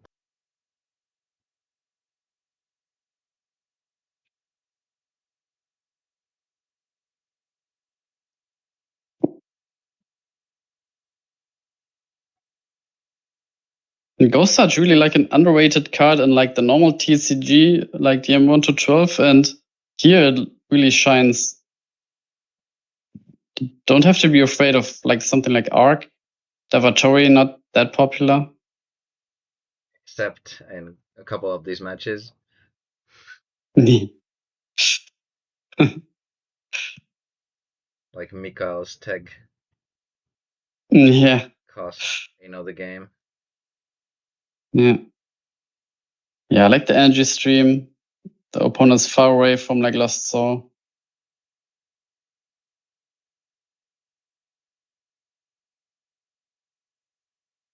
No, discard him more with Locomotive if you can. Even double Ghost Touch is nice.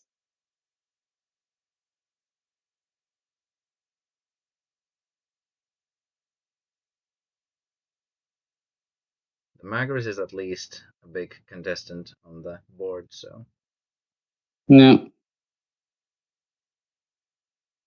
Like these type of like blue-black style, we saw that like in the earlier 2020 years with like blue-black Hydrus, which was popular back then, where there was basically like the same game plan where you would have also been playing some clams in the deck, even some energy streams there, just to further go for like the game plan of discarding your opponent, get ahead and some card advantage, and then some bounce, go ahead and tempo, and then just win, which got like outdated by the decks we see today. But here we see still strong in like the earlier versions of Brewmasters.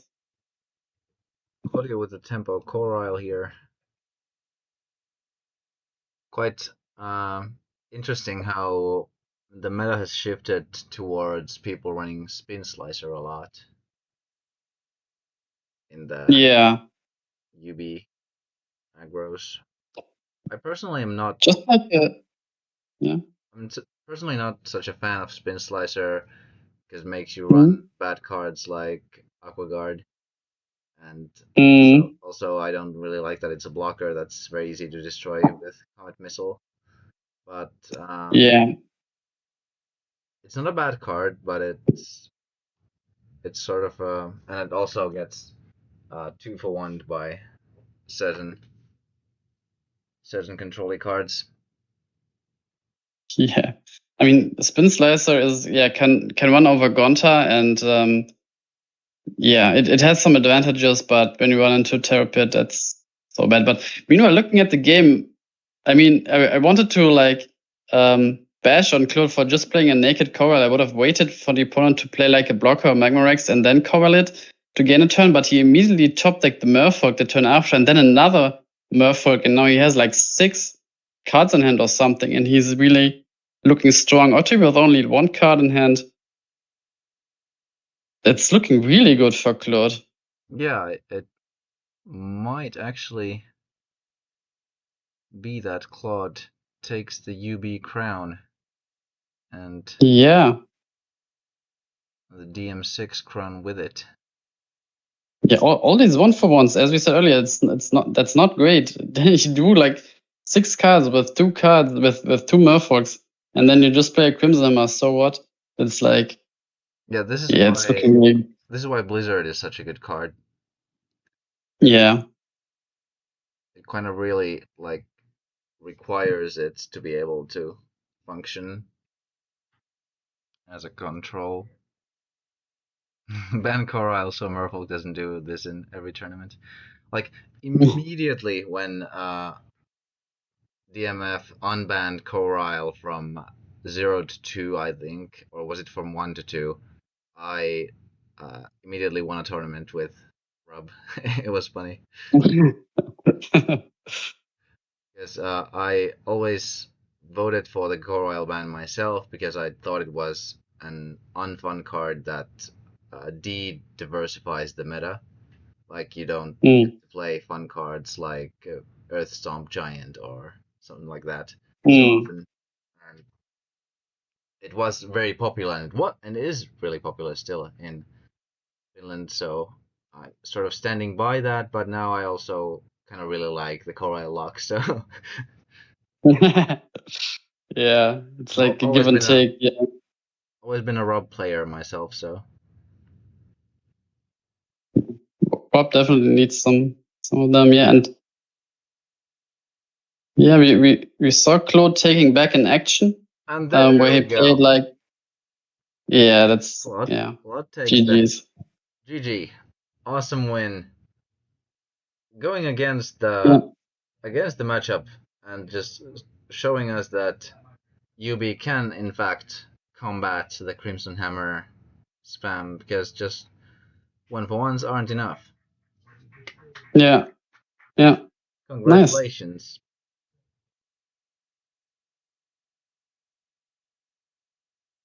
Yeah, I'm really happy for Claude because he is limiting himself by not playing Fire and Nature, and basically always shows up with like either some blue-black tempo or with like Hydro Hurricane. That's like the only two decks he's playing, and it's nice to see if when he's making it. Then again, because you're a one-trick pony, that means that you also know those decks incredibly well and are a very good pilot and are able to do countermeasures for the meta decks. Probably tons and tons of practice games before this tournament as well. Yeah, definitely. On the other side, you become a bit more like predictable, obviously, but yeah, it is what it is. I mean, if you are like 29 players, you know, okay, this one player is playing blue-black, then so what, you are not preparing for a chance to play like this one player out of the 28 others that are there. And also, the one good thing about blue-black is that it doesn't have like super clear weaknesses. Like it can win against almost any deck. It doesn't have like a 30. lyhyitä kommentteja? Joo, tulkaa vaan. Halutaanko lyhyitä kommentteja? Joo, tulkaa vaan. Okay.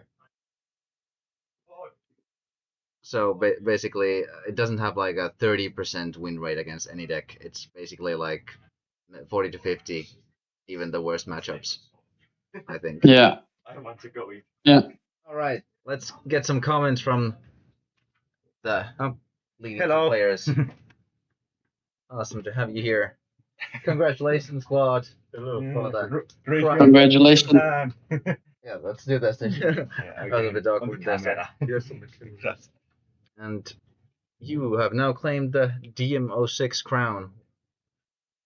There's there we go. The Hulkish smiles upon thee. very good. I hope Nice. that the boosters have something to offer for you. Yeah, Of course. Maybe, I don't know what kind of booster I'm hoping. maybe more crimson. I want DM11 booster. Oh, I was Amazing. holding. You also get the playmat. Oh yeah, the playmat. I'm actually first time winning. Yeah, you get the cool playmat. Yeah, Did you show it yesterday in the stream already? Or? No, I didn't actually. Do you have picture about it? Let's see if I still have the Dropbox in here. Yeah, I and did. it's our website. Maybe It's, two or. Holding, did you like the match? Yeah, before the match started, we were thinking about who is like the favorite, and unlike paper, we thought that Otto has like an advantage because he has so much early removal for your Cyberlords, for your Horrid Worm, and then the mass removal to clear everything. But then game 1, game 2, we saw also game 1, you could have easily won. Otto had some multiple like strings of top decks and shield triggers with burst shot, which managed him to stay in the game, and you just deployed like creature after creature with some pressure, and then once the Merfolk hits, it's pretty much game over. Yeah, I have 10 draw power cards. I have 4 Urkus, 3 Merfolk, 2 energy stream, and even like the Dark Reversal counts towards that, in my opinion. So yeah, 25% of the deck is just full steam. Yeah, I think the best part of UB aggro is that it does not run out of steam and it can stand against even the grindiest controls. You can call it tempo. It's not it's tempo mid-range. Yeah. But I think it's still aggro because you do go for shields. I wait until I have a 2-turn clock, especially against a deck like Otto's. I cannot just go early because then I fizzle out if I hit the trigger too early. I would also call it matchup. I would also call it like aggro mid-range or something. I would say mid-range aggro rather than aggro. You have a chance to be fast, but then you also can play wider board. You can't really go into quick because you want to keep that emerald for the Merfolk so you can draw. a lot more and have the 4K bodies against burst shot and Magmarex decks. Yes. Yeah, I think. Yeah, also yeah. Just say what you were saying. I can wait. No, also like the early discard is like really good. Like I said earlier, Ghost Touch is really underrated in like our TCG, and now it really shines because when you draw so much, you would rather you are the one that wants to trade 1-for-1, and you are happy when your opponent plays like a Crimson Hammer into your Hulkers. That's like a +1 for you. Yeah. So I really like your Horde Worm, even without like Chaos Worm. Just play like some discards, Ghost Touch. That's cool. I really love the card Ghost Touch Horrid Worm. Loco. It's so disruptive. So much Yeah. this guy. Yeah, I I think love Jesse it. also loves that curve. Yeah, I mentioned it like 2 times in the stream that it's my favorite curve. Except my favorite curve. Propeller. Yeah, my favorite curve is with Propeller Mutant. So it's Properly. DM-06. Yeah. especially against control because you don't. Yeah, the problem with Propeller is Surfer. Yeah, So good against yeah. him. But Surfer isn't that common. Well, it's common, but it's not that common outside this particular format. Maybe 2 main criteria point for my side. First one was, this was first time I regret I had 4 Magmarex and only 2 burst shot because yeah. Claude has so much 2K. 2K creatures, so Magmarex was not dead card mainly. There was one point where I knew you had Magmarex in hand and I held Emerald because I knew we would just kill it. Yeah, true. So then I don't know. Yeah. It was usually better this tournament because I have Mystrias, so person doesn't Magmarex doesn't kill the Mystrias, and of course it draws with Rias. But this time this was, and of course it comes earlier than Burst. And I think also you didn't have Blizzard or Apocalypse Vice, that's true. which were quite integral for the regular controls that we have of this kind. One bad thing in final, I didn't see early Rias at all. I saw it once, but then Claude discarded with early Ghost. And I couldn't answer the tempo at all. I just play 1-for-1. I think it was local discard. Yeah. Because I was going first. Yeah. I practically need Rias in that matchup. Maybe I should have 4th one. And there's also in Claude's deck we have like so many creatures that just do their thing immediately. Yes, yes, that's true. So that it's, except Horrid Worm. Yeah, Horrid Worm is comes on turn 3, so he still gets to do his thing most of the time. Yeah, and even if it doesn't, it still like sucks a removal from the like. It could be a removal directed towards the Merfolk, which is the sort of finisher. It's actually not just drop power; it's also a finish because it's 4K. Yeah. 4K is just so strong in this format. Yeah, I really wish I would have had the opportunity to use Lancer against Otto, but it never really came up. Yeah. But I mean, Merfolk beatdown with all 3 of them will have to do, I guess. It was also quite funny how Aino had on his list the 4 Fall Egas that were actually somewhat like 5-mana Magrises that just went for shields at some point in the game. It was quite funny. Yeah, Grace Valkyries would be maybe also nice. It can be 1-for-2 removal in late game too. Yeah. And Grace Valkyrie is also the reason why I really switched from 2 Paladin to 1 Paladin, 1 Crystal Lancer for Grace Valkyrie and Prometheus, and also for the double break, especially against all of these mass removal type of stuff. Getting a body that can go over the mass removals and break to shield is really nice. And Lancer is also a quite big threat, even in like outside of this format, because when you get down to it, most of the maybe not DM-12, but I don't know. It maybe should be 5 mana, but it was 5 mana. It would be 5 mana. But even in DM-12, there is the case where it has to be basically removed with a pit. Yeah. Like if you don't have a pit, then you just have that creature because it can be snared. Soul Swap exists. Well, yeah, that true. 4 copies in IDC. I think against Hydro Hurricane in the DM-12, Crystal Lancer would be very good because you usually run only few copies each maximum, and you don't have you can't block it. So as Miracle Snare it doesn't goes work. over Giga Slug. And Miracle Snare. You have to discard it. Or Petrova boosting something that's 3K. That's maybe one of the rare matchup when it works. But I like Claude's deck because you have so many treat. I had to remove because Liquid people are treat for evolution, Cyberlords are treat for Merfolk, and Horrid form are treat for itself. So Yes. yes, Exactly. And something you can also do with Crystal Lancer is if you're playing it in the classic nature water like tempo, then you can also in late game just play it for 7 mana from guard, or from even a Halkus if you ramp hard enough. If you played Jewel Fangs and such. I actually won with not exactly this list. Like I said, it was 2 Paladin instead of 1 Paladin, 1 Lancer in a webcam tournament hosted by Furirin. If you guys know it, he knows him. Yeah, I know Furirin. And shout out to Furirin. So I just thought, why not just play the same list but make it better? Go 1 Lancer, 1 Paladin split. Yeah. Just to be more versatile. And yeah, now I'm here.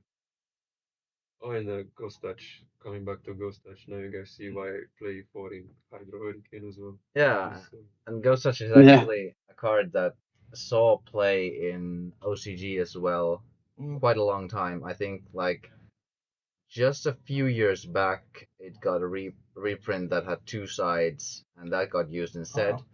But those 2 sides card, yeah. but like it's still used like turn 2 discard, random discard, like at its base is still strong in OCG because discard is just something that can't get old. There are also so much many combos you can just ruin with 1 discard. So yep. Yeah, the only thing that ruins your day with Corridor is Sunfist. yeah. I never remember the Sunfist from Otto when I don't know what format they play, but attack Corridor, discard Sunfist, and he can also block at the same time. Did you see? I'm not sure if you were following the stream, but there was a very hilarious match against Mikail with Eino, playing Ghost Touch into a 3-card hand, discarding the only Davatore in Mikail's deck, and then afterwards, Eino plays a Bolmedius, attacks with the Bolmedius, and then Mikail plays a fucking reveal and boosts 7,500 and then kills the Bolmedius and proceeds to win. You couldn't make this stuff up. And that was practically a trap because Mikael wanted it attack too. yeah. It was really funny. Our last game was funny when I desperate try to prevent Cyberlords coming. I just use every remove and finally take off. Yeah. That was quite an. Maybe you can show the prices for the stream if you have the access to the Dropbox. That would be nice. I think we can open the book. If not, then the camera. Yeah, we're going to open them right over here. Just nice. Yeah. Okay. So, awesome. Thank you. Congratulations. Yes. Let's see what the boosters have to offer.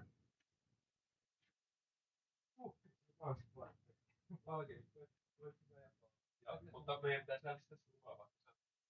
Ai niin. Kaikilla ei ollut. Ei se mappeja.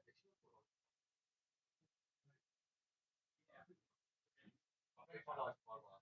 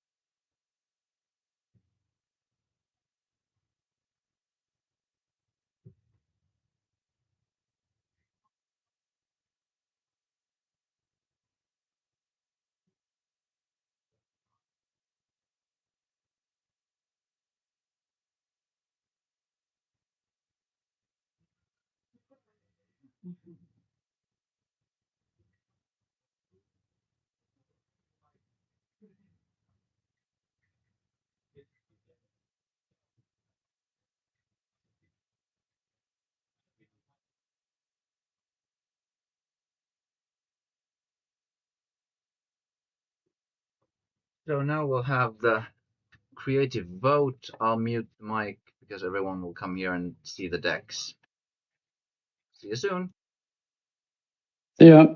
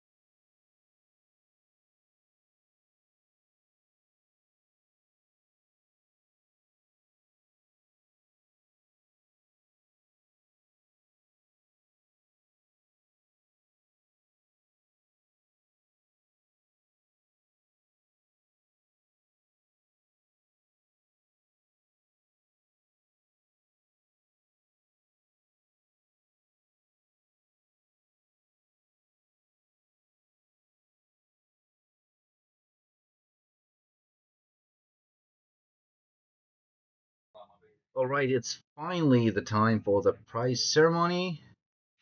We have also counted the creativity votes, and we will soon see who the most creative deck goes to as well.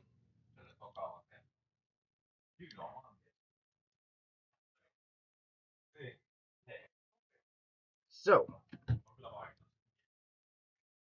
I thank everyone for coming to the prize ceremony of Megameet 2025 DM-06 tournament. We'll have another one, the main tournaments, Thursday, and tomorrow we'll have the OCG tournament as well as a Kaijudo tournament. They will not be streamed other than maybe the finals of the OCG tournament if I happen to not get there myself. But now, let's see what the prize ceremony looks like for this particular tournament. I'll let you enjoy.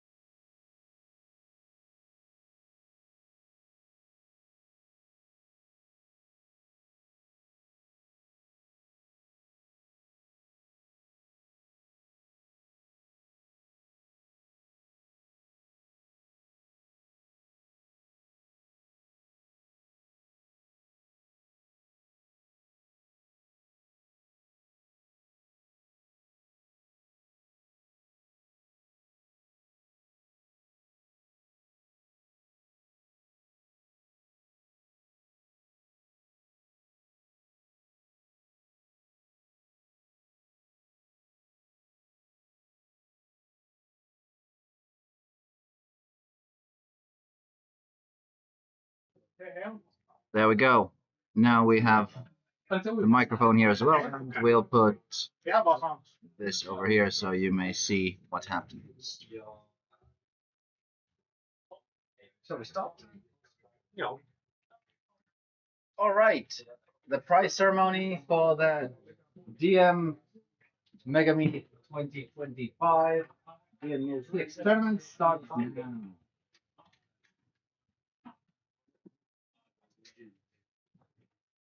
So everyone, be all ears and be ready to claim your prize if you know you're one of the few that has received one. So first, we'll announce the winner of the creativity poll with a staggering 8 votes to the preceding 5, I believe. We've got Philip!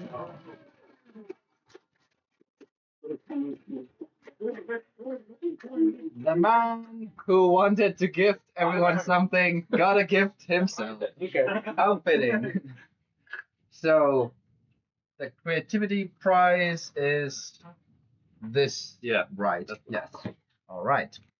Congratulations, Philip. Thanks. Actually, let me do the honors. I crown you the most creative.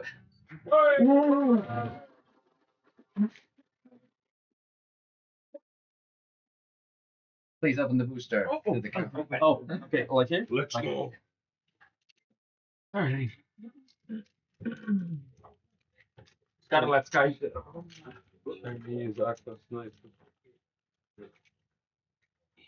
Go. Tiny sweeter.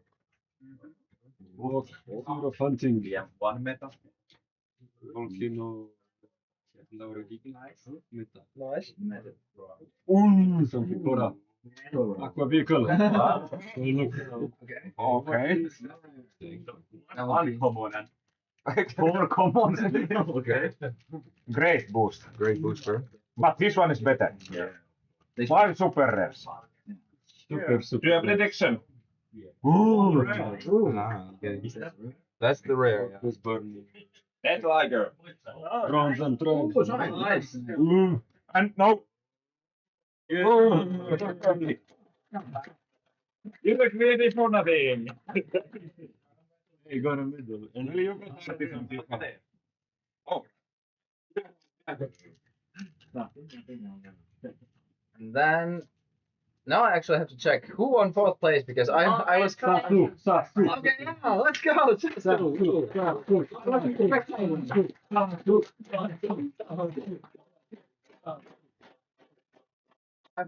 I'm sorry, I wasn't spectating the bronze game, so I'm completely unaware who won.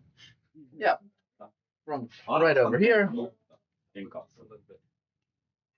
I crown thee the 4th. Thanks. Open the booster and get your Yukon from... Mistä avataan? Nämä on Siinä vaan. Se on ihan siinä, missä se on, vaikka taisi ja jossain. Oliko siinä järjestyksessä joku, että se... Toka vika on ollut. On varma. Ja mikä on rare aina, se on varma. Gladiator. Tai sitten on saksalainen booster ja kaikki on superrareja. En mä osaa sanoa. Ja siinä tulee kaikki setin kiiltävä. Onko se vahinko, kun No pressure. Tai Osku ja nää Eino ja Eli- ketä se oli, niin avasi sieltä. Eikä prediction. Crystal Paladin. En mä tiedä, mitä tästä... Joku 3 ball yhtä. Crystal Paladin. Tiukka on. Länsen Pointer Duel Fan. No niin, ja oliko se sitten miten päin mä käännän? Ja aina toisinpäin ensin. Joo, ja sitten tästä... Ota se palapeli alhaalta eka pois. Sitten, eikö se ole sitä 2 alinta korttia päälle? 2 Joo, ja sitten kääntää toisin. Kamerassa. No joo, ihan miten vaan. Siinä oli 2 alintakorttia päällä. Joo, 2 alinta päällä. Tällä. Ja Sitten ympäri vai? sitten... Tällä. Ei.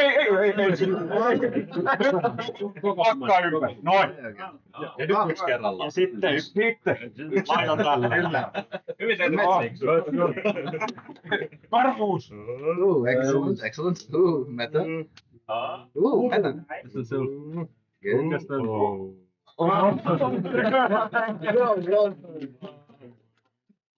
Hey, just one could be match fine. Yeah. Well, at least he got And in 20 you and can. 12. Why not? Oh, Then we have 3rd place. I believe that would be Mikael. Yeah. I'll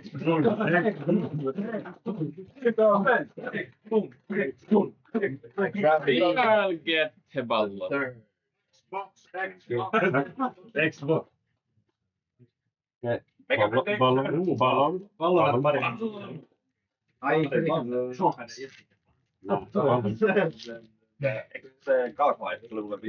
Trucks for our hungry cocks. What's the name of that device? Let's go. Label. Label. All players. Label. What about my spinal class?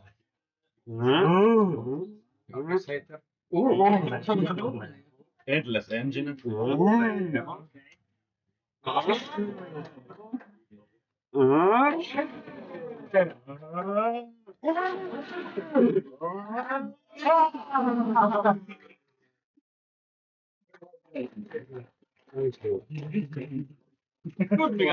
Tää on parempi Skyssa on, se voi palauttaa paljon. nyt sulle Skarne.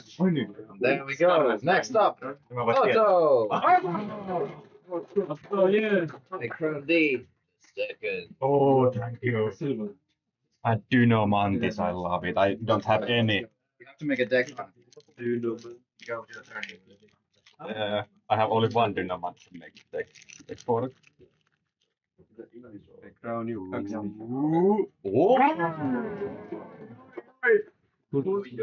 Oh. Please, my turn. Yeah. I can light the fire. Varmaan teette yksi joukkoon. Assassin Slayer. The Ripper. Oh, you're gonna kill the bonus. You just got Yeah. 2 kinds of.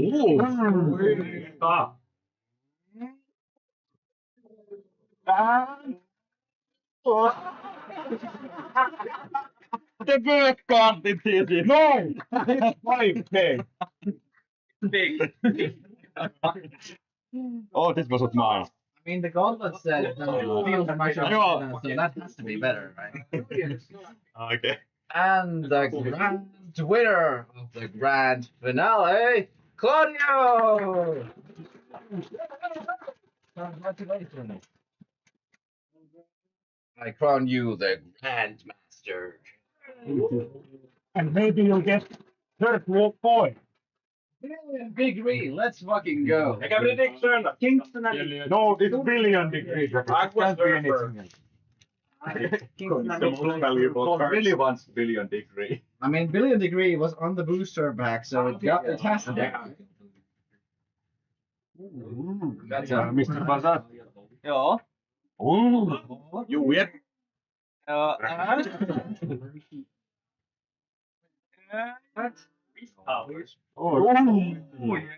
that's ruthless, right? Yeah, that's Oi, oi, oi.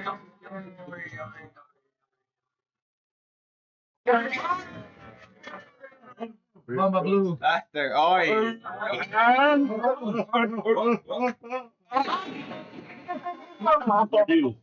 No, what is it? No foils. Like I said, that's why you don't win.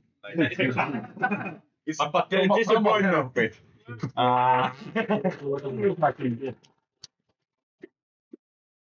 Congratulations, all winners, and thank you everyone for participating. Everyone for watching. This has been DMF 2025 Megameet DM-06 tournament. Thank you, Andy. But now next up we have a special program. We have Marquito opening his 18 DM-6 booster. We'll see. I brought some cards content.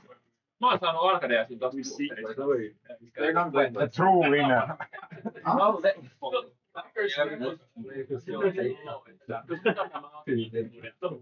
Oh yeah, play. Let's go. Let's go. Let's fucking go. Is it your birthday?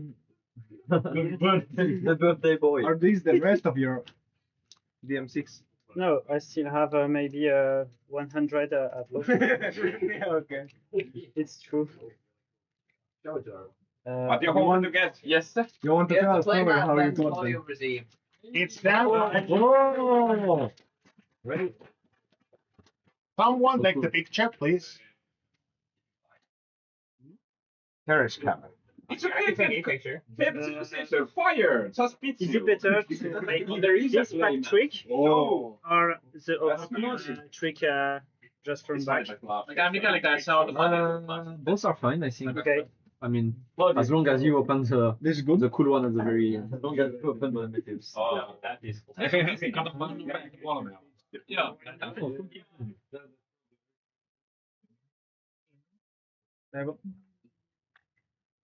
Okay, and okay. Will you get ball? 17 more. I hope 16. I offered one to you for your birthday. Thank you. My birthday was last Sunday. Congratulations. Can everyone do me a big favor? If there's a Garabon, just pop off the card. Like, it's the best thing. Mä en uskalla syödä enää banaaniessa, kun banaani hyökkää kimppuun. Joku siis. Oi! Nice. Oi, oi, oi. Nice. This actually dropped. Maybe invite the other. What is the language? Italian. Italiano. Italiano. Sono carte italiane. No, no, no. Kolme. Il devait être belle, c'est ça? Ouais. J'en avais pris deux juste à pour trade. Prometheus artwork. Toutes tes créatures gagnent plus 3000. You get Prometheus Steel Dragon. It would be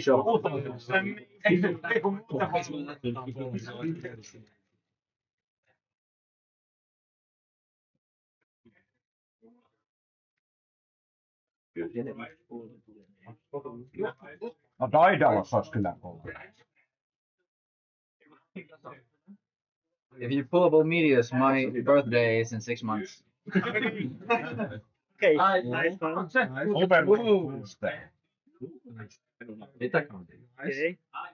Mun mielestä Mikael sä oot ehkä saa. Mikael se löi siinä sitten? Chat kills pasakasis.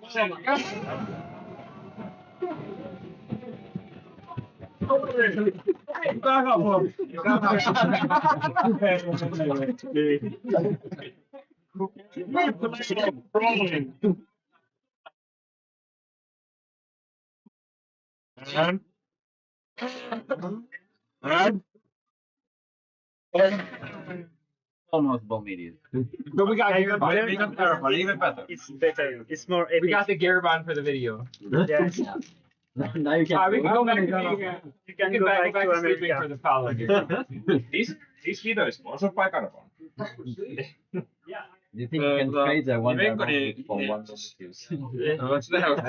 Maybe 2 Bolmeters. Maybe it's good.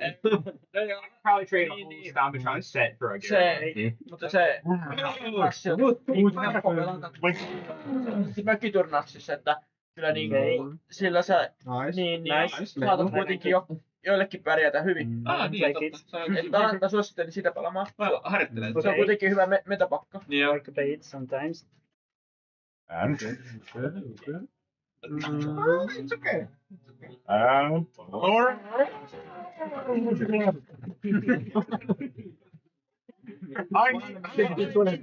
I request one of these. Mikä vittu tää on?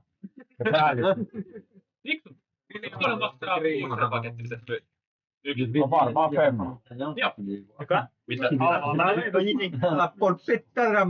Kakkosta ja nelosta. Teoriassa mulla olisi 6-boksikin, mutta se on liian kallis. Ne pitää säästää niinku palkinto. Rombosauro Q. Niin, se olisi toinen juttu, että jos ne säästäisi tulevaisuuteen vaan. Niin. Certical, Visio della Resistenza. Stoppatore. Maestro Danni Machai. Stoppatore. Tutte le volte che questa creatura effettua un stoppaggio. Un combattimento. Sì, signor. Tormentatore maledetto. Ei vissi tähän. Cancello spiralato. Carapanettore. Paras.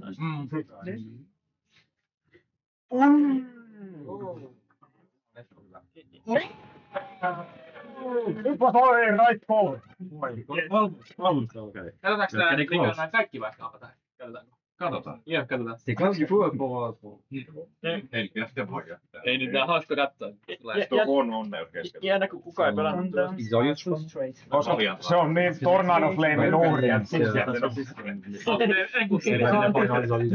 Saa korileita niin paljon toi. Italiaksi mä en kuule. Ei. No italiaksi. Ranska. Se kuolee flameen. Why did the good one?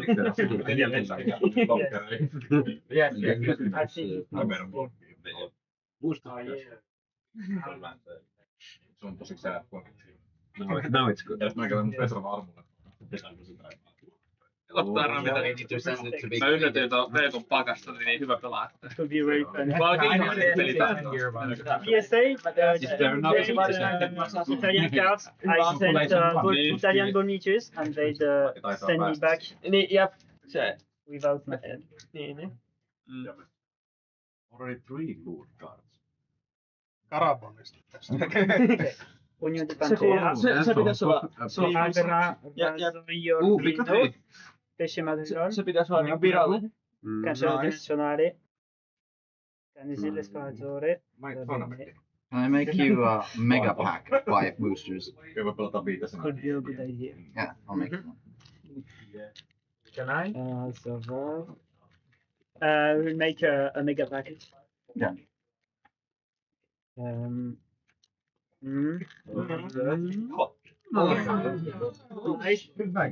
Nice. It can summon Bolme. Yeah, Yes. it's Prometheus is in India. Prometheus and Trent. Can I? C'était pour faire un mega pack. Se oli Kariel. Okay, there's one, and let's make those separate.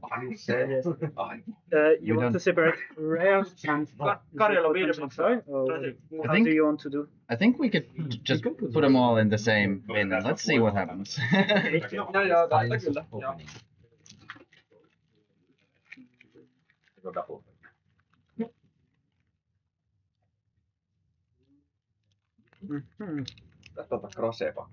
Okay. Tänään se olisi ollut Take a look here. Mä oon siis... Mä katson näitä nyt, kiitos. So yeah, Yllättänyt, kun se on kuvaillut marinomanseri. Cavaliere Aquatico, Popolo Carabeo de Tunce. Se on ihme, että kukaan pelaa sulla. Marinomahan on turvallisuutta ilman vappeja.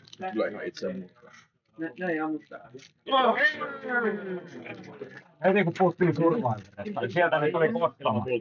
Tulee vaikea. On se kyllä.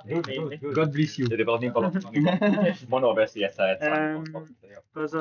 Niin, joo, tai sitten niinku se on pakko... Tai se pitäisi tuolta sen pitkällä, mutta sitten jotain raseja sitten. Niin, sarivaleja, sarjukset. Tai sitten on sitä miskiässä.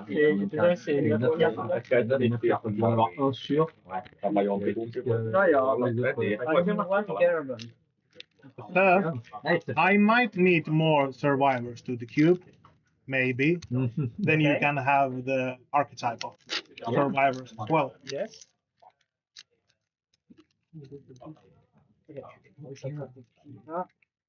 She can agree before. I told everyone if there's a Garabon to get really excited. Okay. Like it was a foil. So then we had to sleeve it. Can you see? So top shot. Russian Gigante.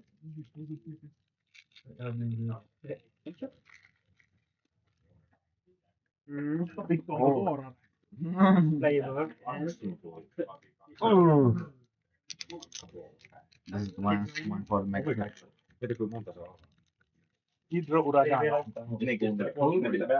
On siellä kaksi.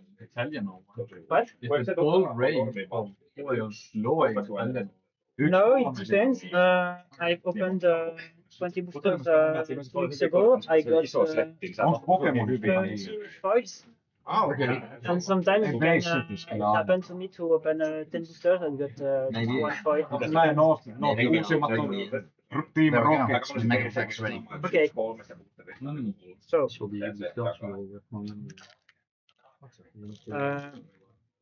I will open it at the end. Sure. Okay. Yes. These Okay. are all empty. Okay. So I take. It's gonna be really like anticlimactic if you pull up all medias now and that's just empty. So much work. Okay. And Yeah. Lupa tappaa. Vittu, en mä muista kuka sanoo sen vitsiä todennäköisesti. James Bond ja lupa tappaa. So open these for you. No, nämä kaksi foloista. Joka 4. if someone wants booster NT, it's free. I'll take it. Pick one. Tai edes basaraa. I'd actually like to get that overclock. Onko se lapsi? Eikö se ole? Se on vitosi. Niin on. Mitä sanotaan kyllä?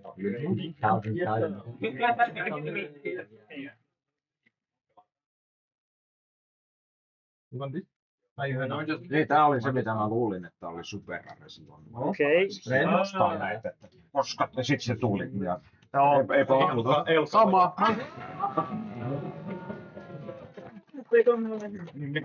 Mä luulin kans, että joo, kaikki on jotain rareja. Miksen kuva on vittu tuolla? No niin, tässä näyttää oikeesti aika holo. Tää on tyylikäs holo. Jumalauta. Okay, and Vila. Gusto de la posta. Se on Fallega-proxy. C'est pas bon. Ouais, non, c'est Qui en Gen 6 ça pas du tout. Nyt ollaan Do avoin. you already made the factory? Yeah. Okay. So you can just flip the whole Niin thing. joo. I have to flip. I already have one. Okay. Oh, sorry. Terasema. Won one game at least. Mikail. Sekin pelata jossain vaiheessa Japaa. Mulla on mun tossa Mekhatun dekissä. Okay. Koska miksei. Okay.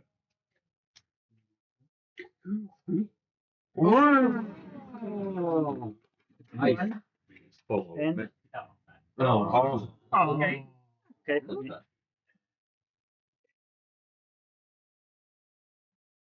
Okay. Yeah. Okay. Not at all. Yeah. Okay. Search for Bolmius. Big fish. Big fish.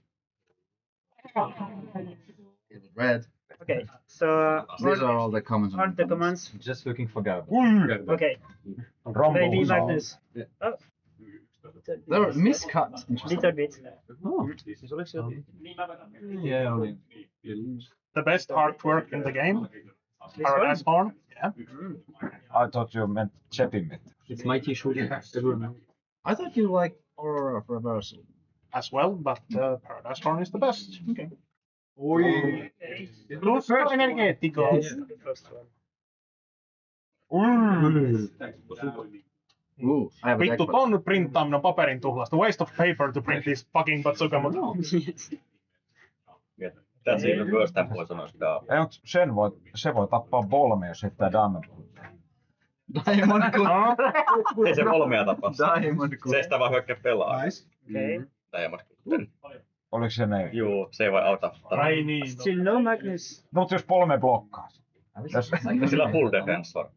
Sitten se blokkaa. Ça veut dire non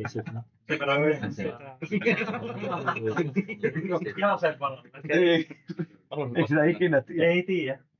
No, Okei. tänään me nähtiin, että Davatore tappoo sillä 2 tonnin buffilla. Okay. Okay. Mennäs kohti näitä ihmeellisiä. Where is the Garambot? Come on. Okay. Okay. No, Not bad. Viittä pätää. No Magnus in 18. Nice. Okay. Big one. Go for the mega pack. Did I just pick a card? Probably. Yeah. On tos vielä 3. Eikö tossa on kaikki näin? From under? Oh my god. From under? It doesn't matter to me. Whatever you like. Where do you want to go?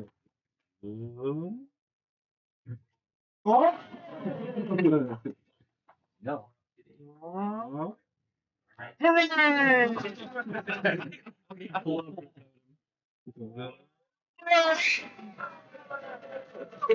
That's the first trigger. Yeah. I knew I could feel a foil in there. Hopefully that's not the only foil. C'était Funky. Ouais. Dommage qu'il va plus venir. Come on, guys. And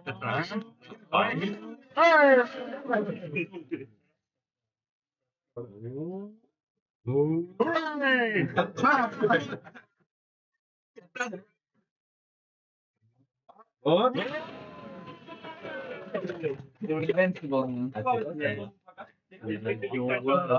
Non, tu ne fais pas tu cliques naturel, tu es détruit. Abysso C'est Invisible. probablement le plus nul des deux. Now, Ouais. final two. Okay.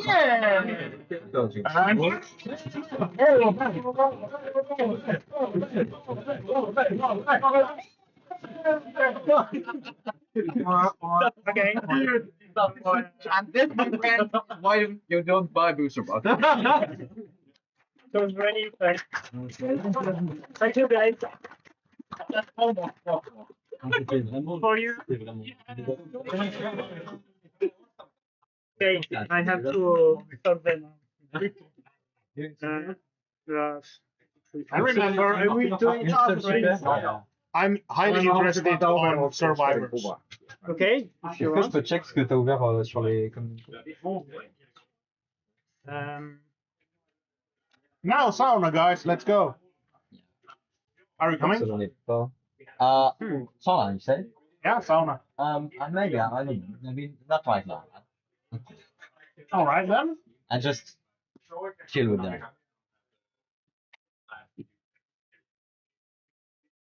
Attends, tu peux m'aider au pire juste à trier genre les cartes qui sont jouables et les rares? Ouais, ça marche. Parce qu'en fait, on a tout mélangé du coup. Oui, là. Mais du coup, tu trouves c'est comment comme opening? C'est pas fou, hein? Bah, C'est en clairement- termes de c'est ratio, dommage. c'est le ratio à peu près. Parce qu'en fait, il y avait quand même des bonnes rares. Et pas beaucoup de feuilles, mais c'est à peu près un ratio moyen. En fait, disons que j'ai déjà eu bien pire que ça. Oui. Tu es d'accord? T'es d'accord? Oui. Très bien, très bien. C'est ça. Zut alors. Vraiment les vrais jouables, genre Tata, les rares. Ouais, t'as eu quand même des bons staples, hein, quand même. Après, en fait, le truc, c'est que les DM6, j'ai toujours ça, je dois avoir 100 exemplaires peut-être. Ouais. Ça, j'en ai 150. Oui, et puis les cartes qui font rien, en fait, tu vas rien en faire non plus, à part Ouais, les vendre dans je des pense lots. là, en fait, c'était vraiment pour le kiff d'ouvrir avec tout le monde. C'était vraiment juste pour ça. Je m'en foutais d'avoir des trucs. C'était juste pour le kiff. En réalité, j'avais pas beaucoup de chance d'avoir quelque chose.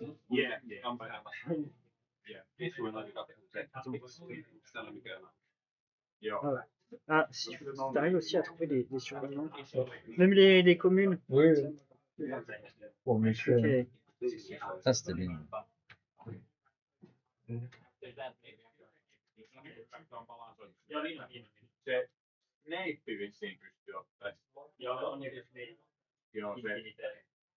Totem, tu n'es pas, toi? Non. Enfin. Ah, t'as mis quand même genre fumée mortière et tout? Bah, on peut ne pas la mettre. En fait, ça dépend si tu considères DM4, DM6. DM6, c'est un staple, mais DM12, personne ne l'ajoute. Donc, si tu considères le format DM12, je la mets pas, effectivement. Au pire, attends, je le mets de côté et puis je vais voir. Après, tu pourras en faire un peu, là. Nopeasti Juhanin kanssa kauppaan.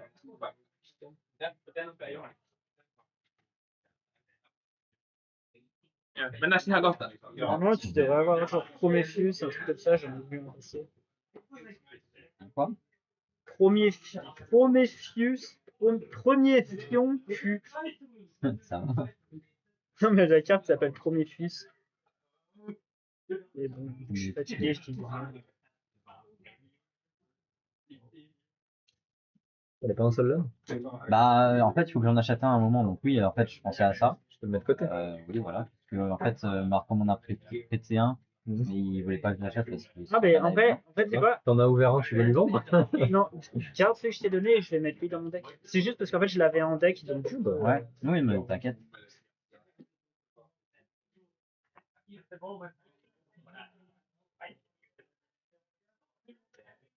Je vais faire un tour.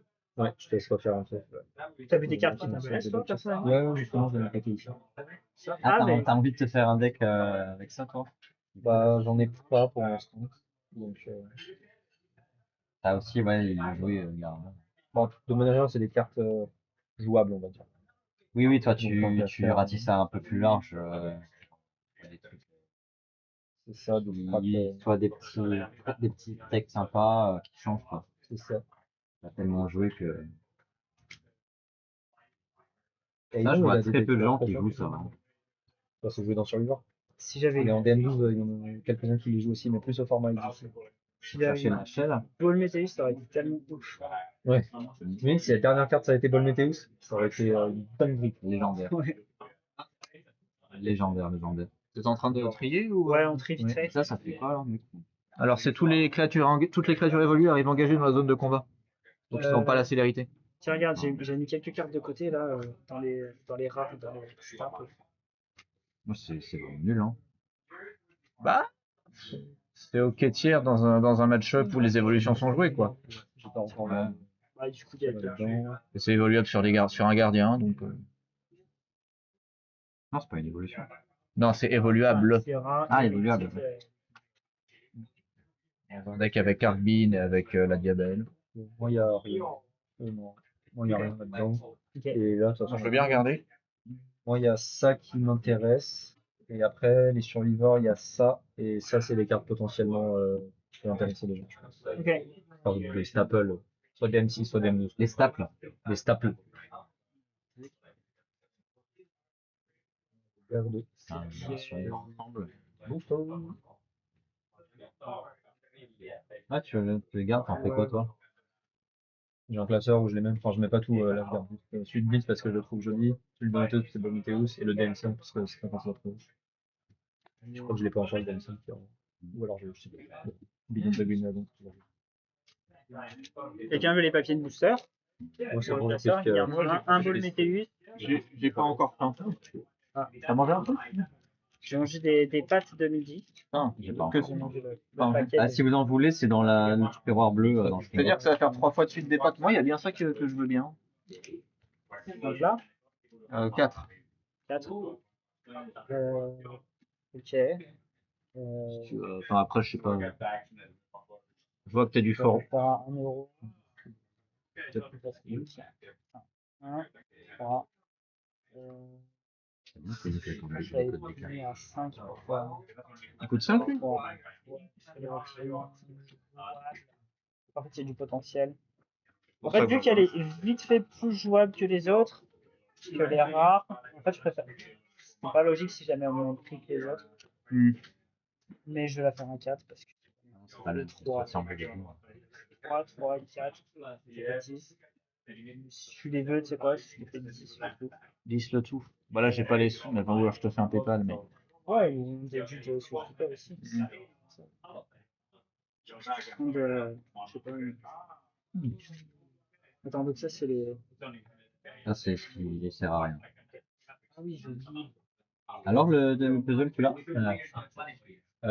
Tu voulais faire le petit puzzle? Non, pas tout seul, je pense. Parce qu'en plus, ça a été mélangé avec. Ah bah oui, je sais. Et là, on a ça. Tu veux un plaisir? Ah ouais, c'est vrai. Je te jure, on a tellement l'air con. Et c'est vrai. C'est très. Ouais. Ah, je le connais pas non plus ça. Gariel, bah, il n'est pas joué pour une raison. Hein. Non, mais bon, je lis ce que. Non, c'est pas ça. Ouais, Yes. Le puzzle.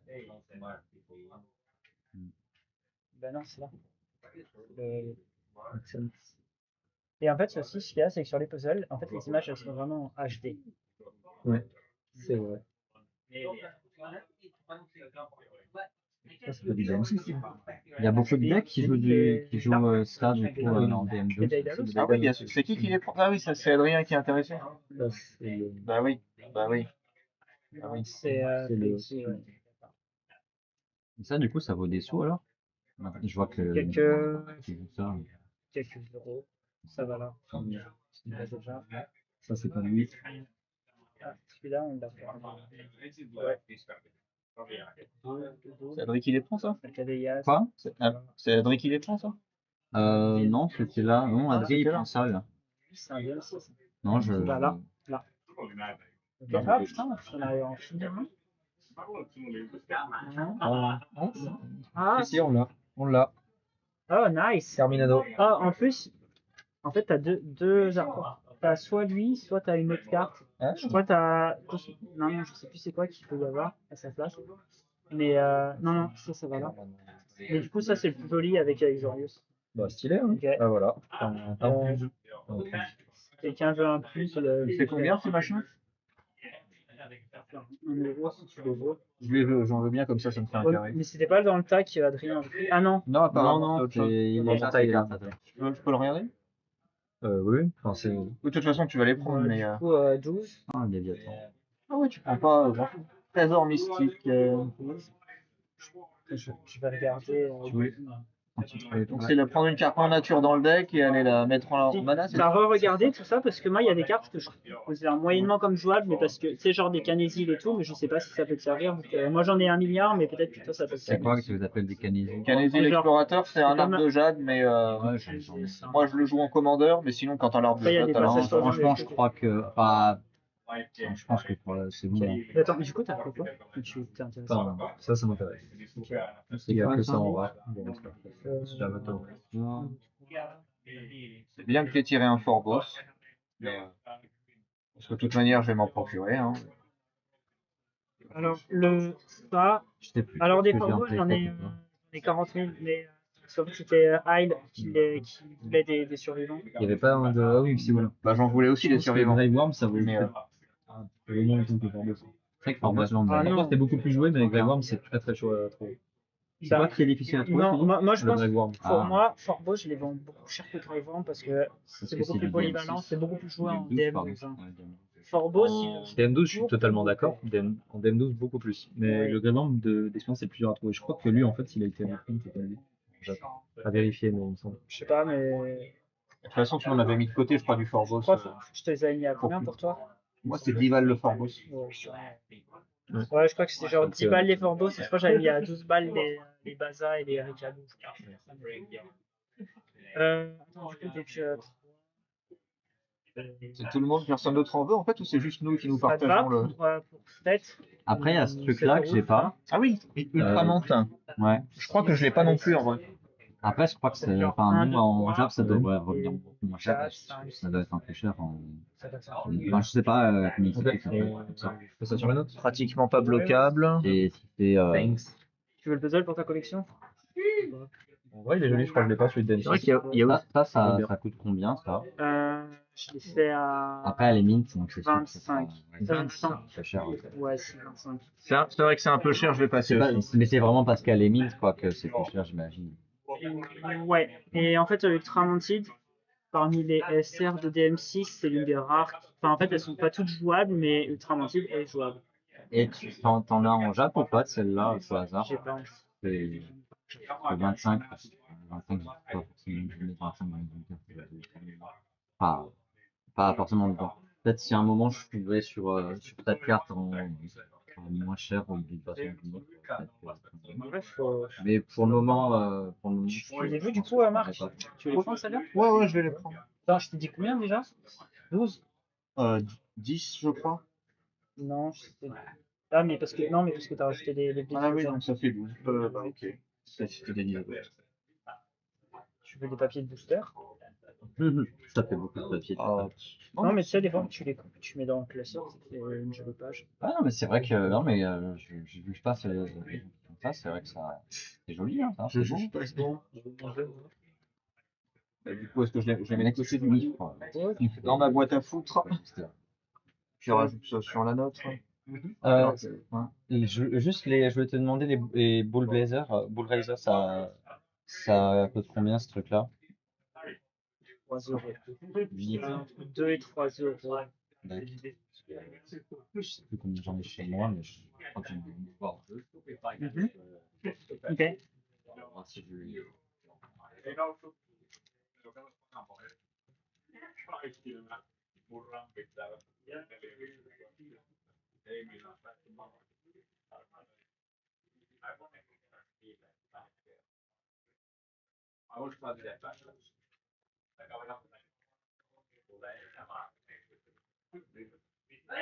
Puita löytyy kartan vihateen. Tätä vastaan.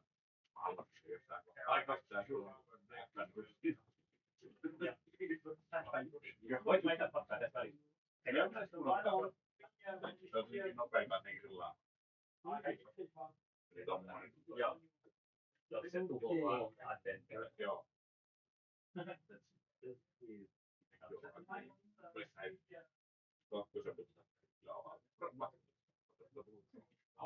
Katsotaan, jos mä en heitä isompaa, niin en mä ainakaan.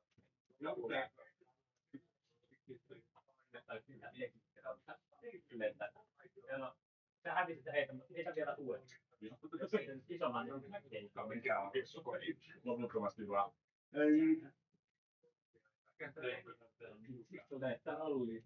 Oh yeah. Oh yeah, sure.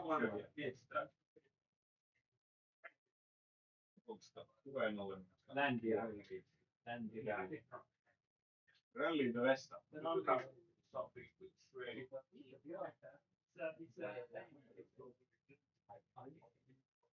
What? Yeah.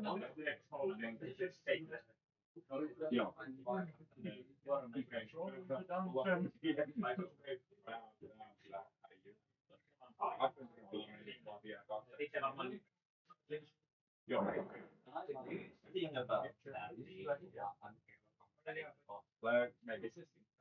Paljonko niistä on seuraava? 2 years each, so 4 years. Joo. Täällä on siis tää peli viimasta tässä samaa fiilistä aivan jep, nyt hyvin palanut. Mikä aloitus hän sai sitten? Joo.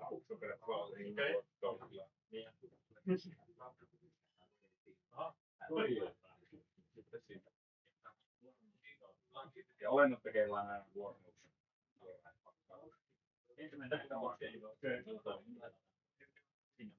Eikö niinku erikseen hyökätä? Vaan ne vuoroaluksi jotenkin.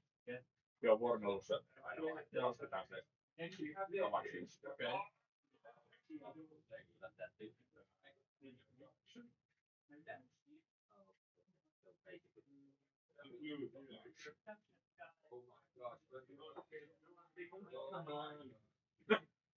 Yeah.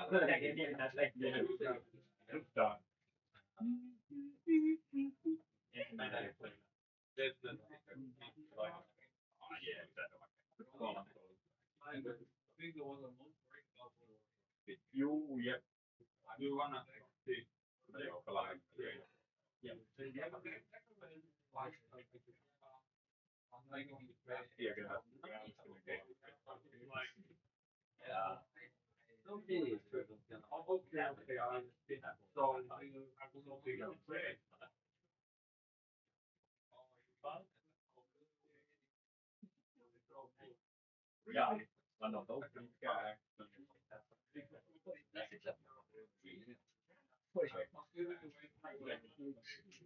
Yeah. Se on paljon tämmöisiä kortteja, kun saa joo, ensimmäinen.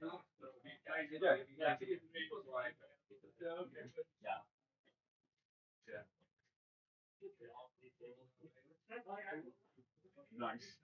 Sitten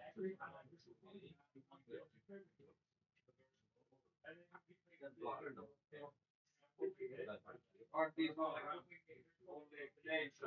Yeah.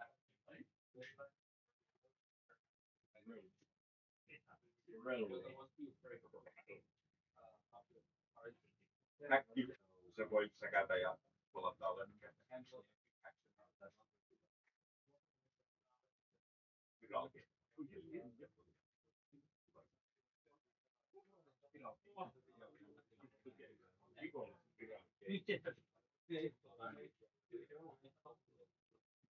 How much you value just who's the cards?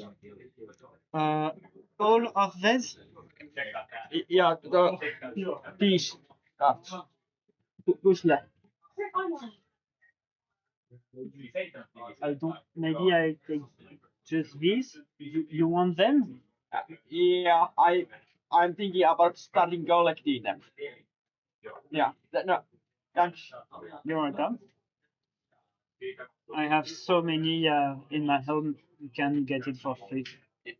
It's there are also a puzzle of DM1, 4, and that they opened for the first place, second place, and Yeah. Okay. But thanks. You're welcome.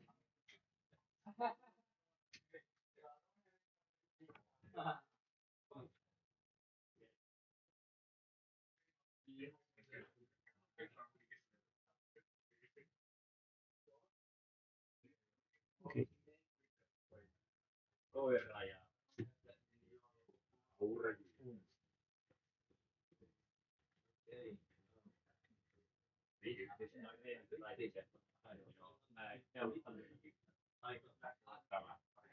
Tuolla meni. Joo, mulla on yksi. Tämä on niinku eniten. Mulla tulee yksi sieltä. Se on siellä kahdessa.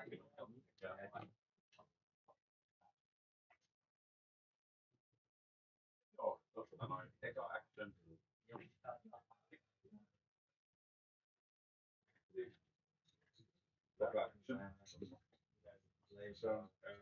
Item käyttää actionia.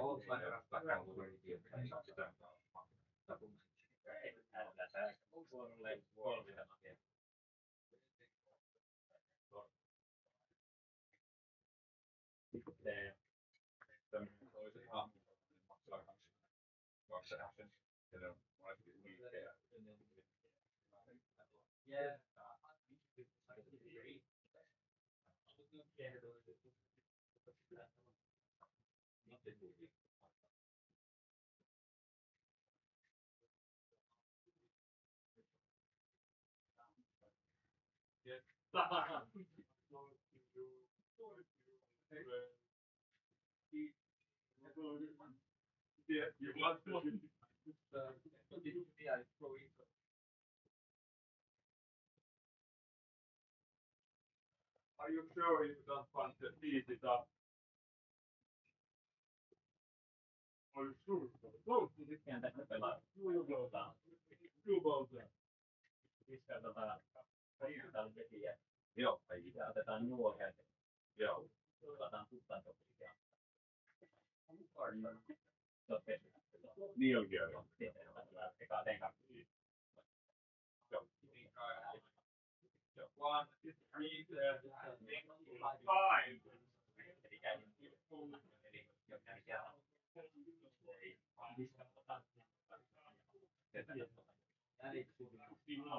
Joo, mitä lähtökohtaisesti oli joku niin kuin näitä. Tämä on vielä useampi täällä. Tämä on sitten teet sen 4 kertaa. Joo, eli niin kuin hän teet pöysyitä, kommentoi pöytää, yleensä toistot vaan pelejä, niin sitten okei, voi tulla pelejä. Ja voi tulla pelejä. Joo, sitten käydään syvyyn, ja voi tulla pelejä. Joo. No,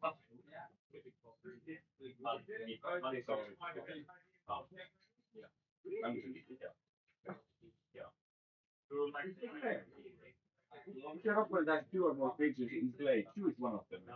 And so you got my bigger one.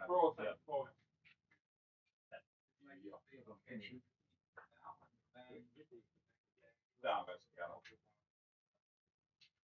Tuossa ja tuo. So you first evening you eat a way and take tomorrow.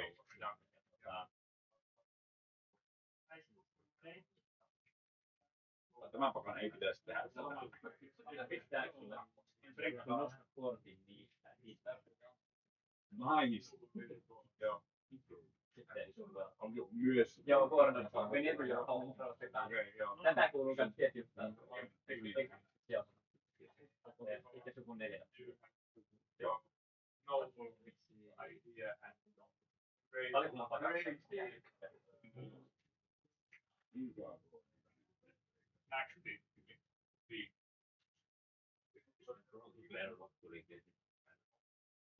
actually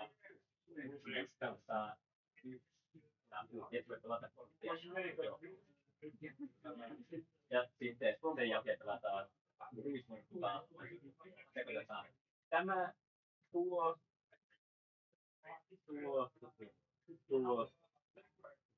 lisää stupepaita mutta tuossa kyllä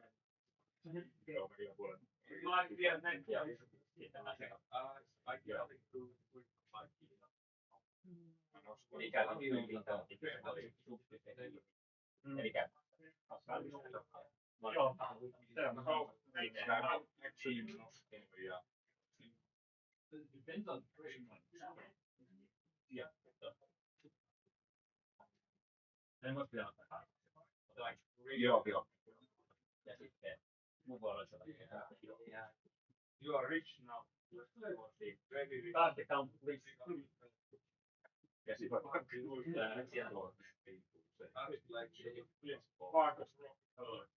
seems like I will be fucking the ass.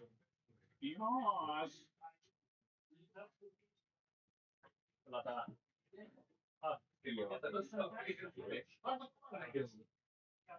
Joo.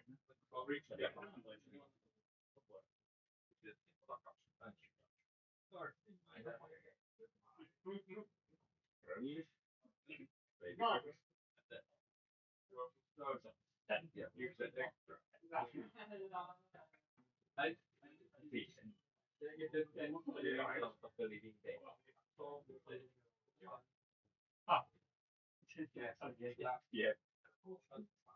Jos olisi hävinnyt ensi vuonna. Yes, you can use it. Tai 12 vuotta ja 5 vuotta. Joo, mä nostin pelkästään näitä ja lessoneita koko peliin. Joo.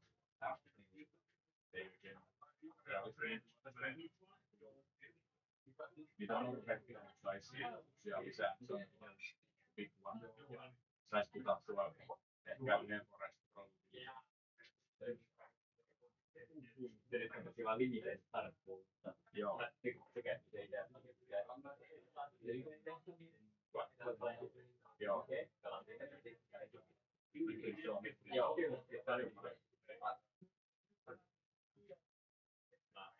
Voittaa tuon muoviollisen halpaan sillä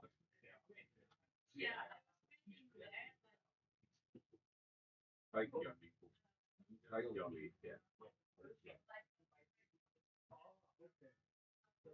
Joo. En kyllä rakastaa videoa. Tässä on niinku vähän semmoista samaa tilaa, se oli enemmän ehkä silleen isot jutut.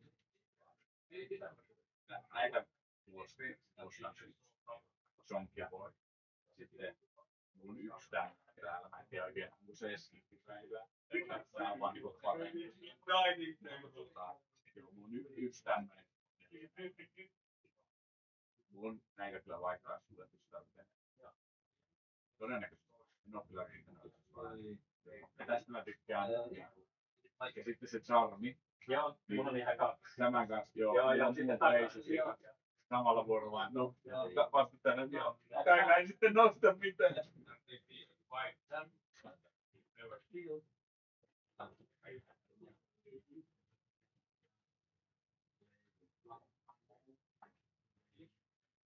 Minä olen.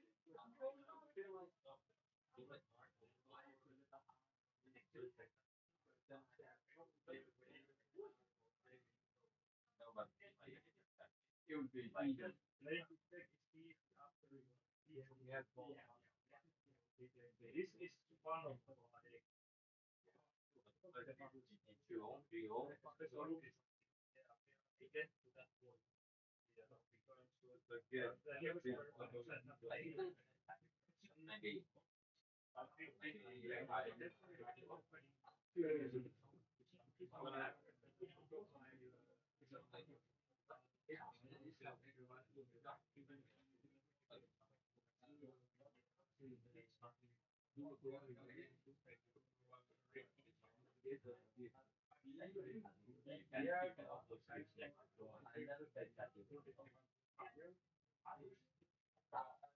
If you've never played, you can put. Oh, I have the. I have perfect. Yeah. Yeah. Yeah.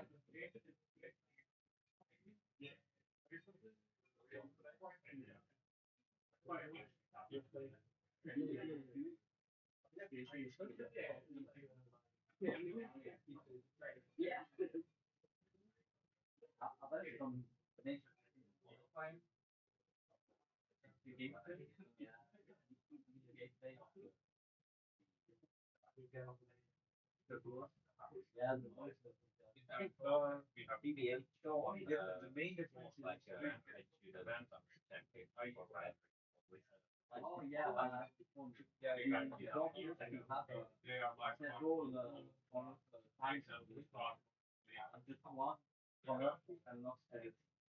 yeah, exactly.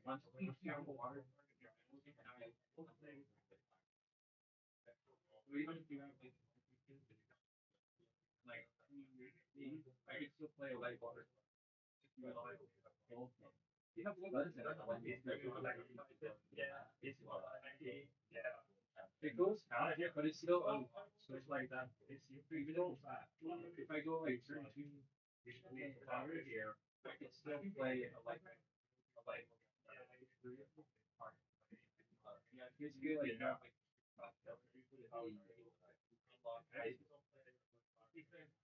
I think that means you better. Should I have to see that after? Yeah, the whole bunch.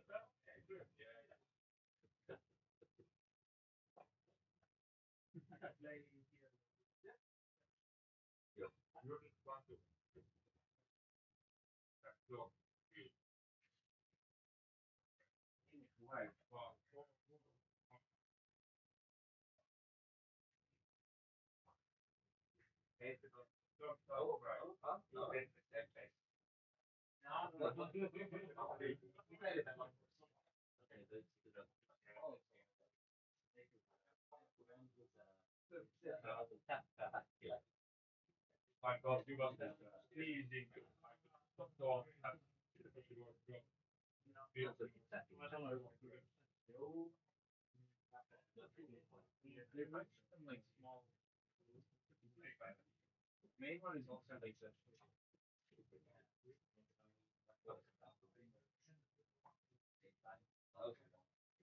like a work speaker Mac, correct? Or media store with a shift flash.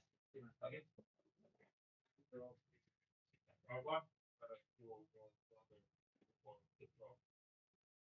What? Because I have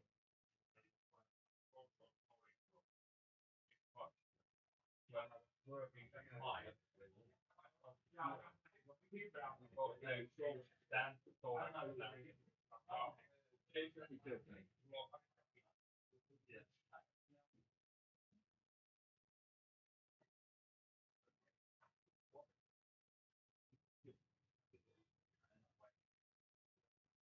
I think he doesn't. Because usually that day, I'm gonna hear again. Maybe.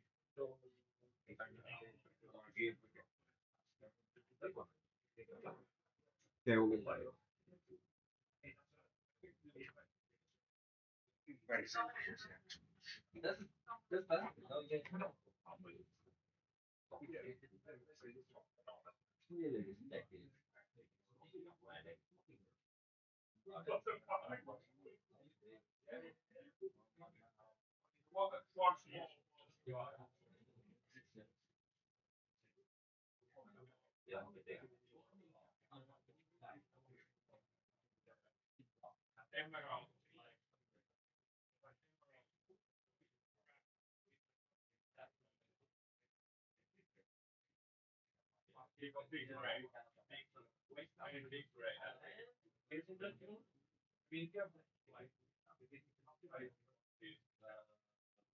Oh yeah, yes, there is something. Yeah, that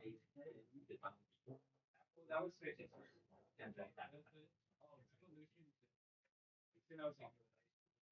Also happens when it's basically the same. But then it's one thing different. Yes. They expect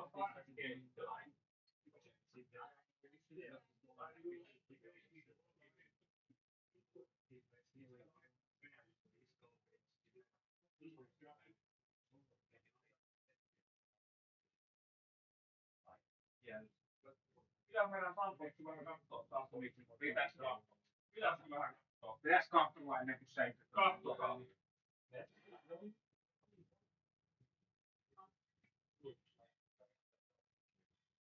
Yeah, well, remember. Cool. I think that.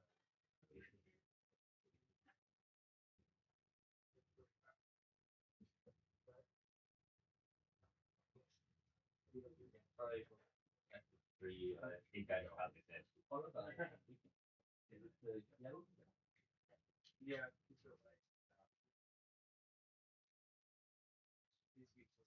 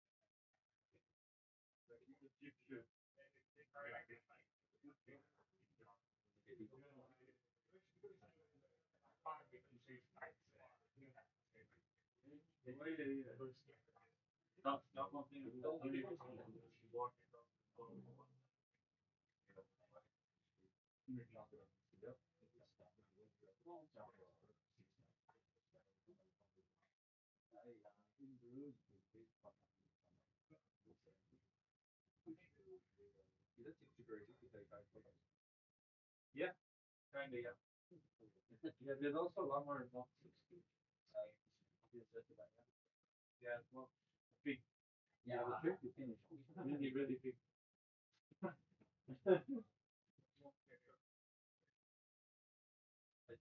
That. Sure.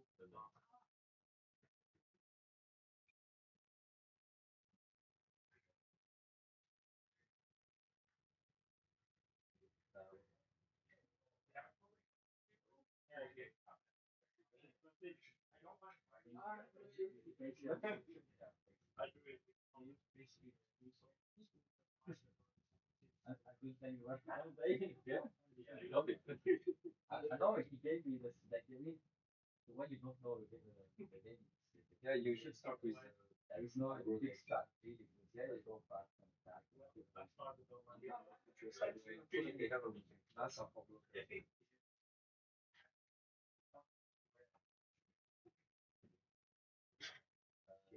problem.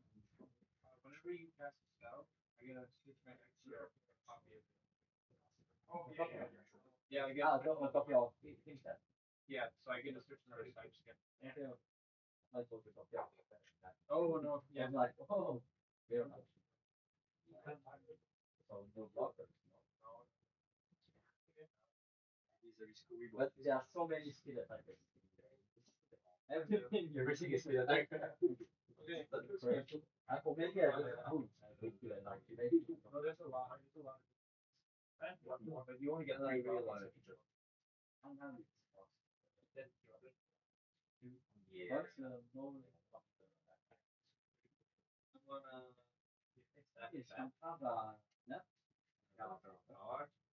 Yeah. I'm gonna wait for that. Let's wait for that. I think it's like in the early sense, it started like you're doing this, and then it completely went much different direction. It was very basic.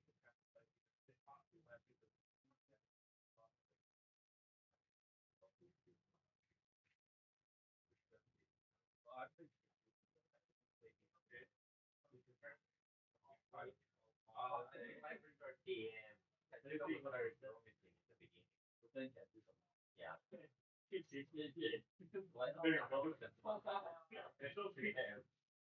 Tomorrow it's yeah.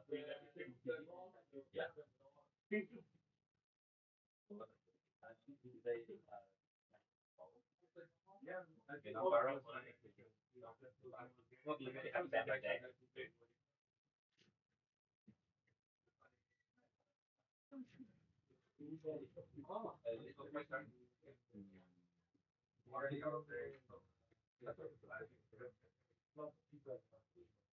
Yeah, I think the reason is why there is no sponge here.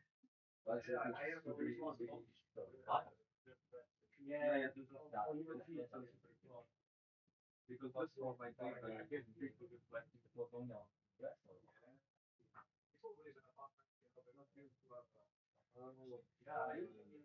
I find the dishwasher.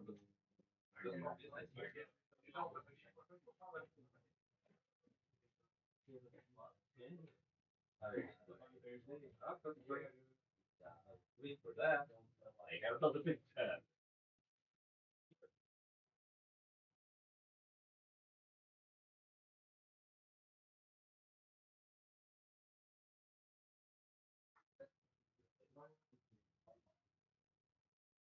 Oh yeah, how they keep the same artwork. Yeah.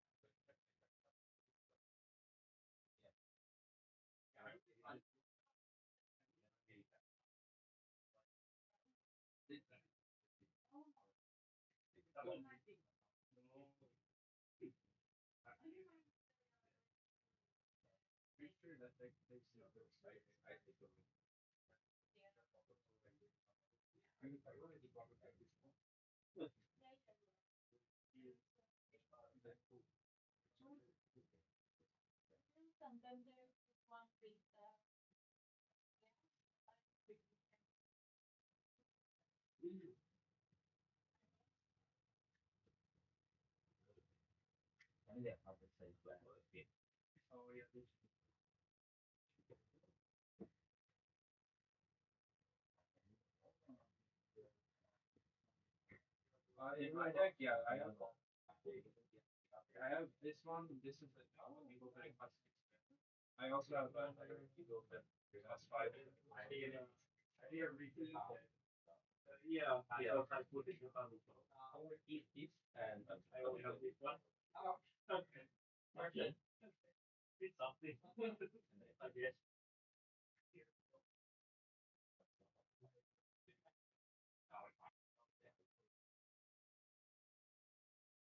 Yeah. Finally. Yeah.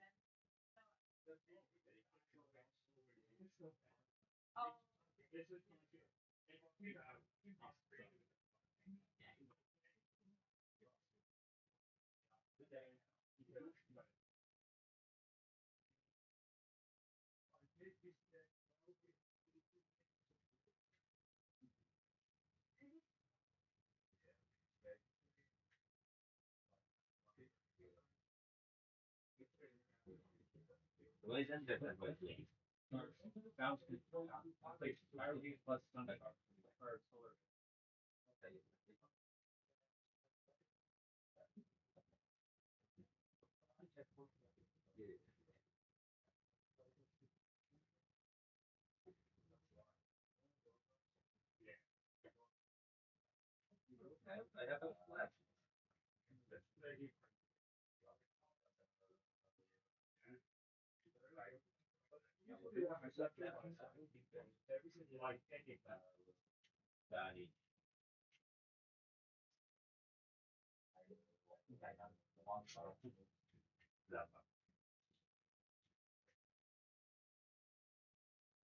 Or maybe.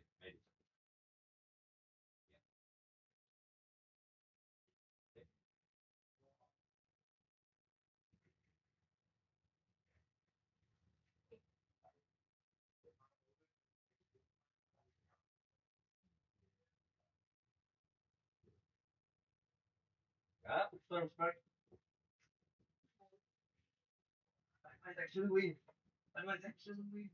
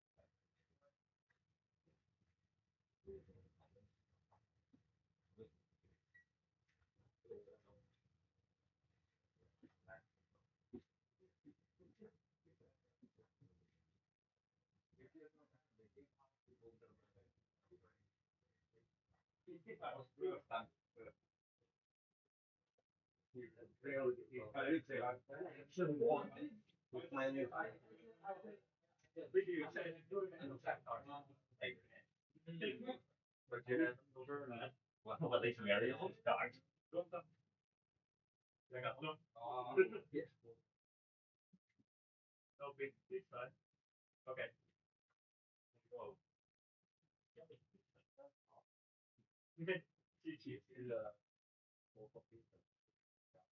Just three small figures.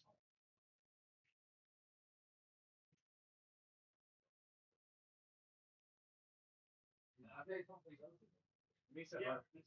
Only three. I didn't want to fight having a awful back with, having brag over that. How many decks do we have?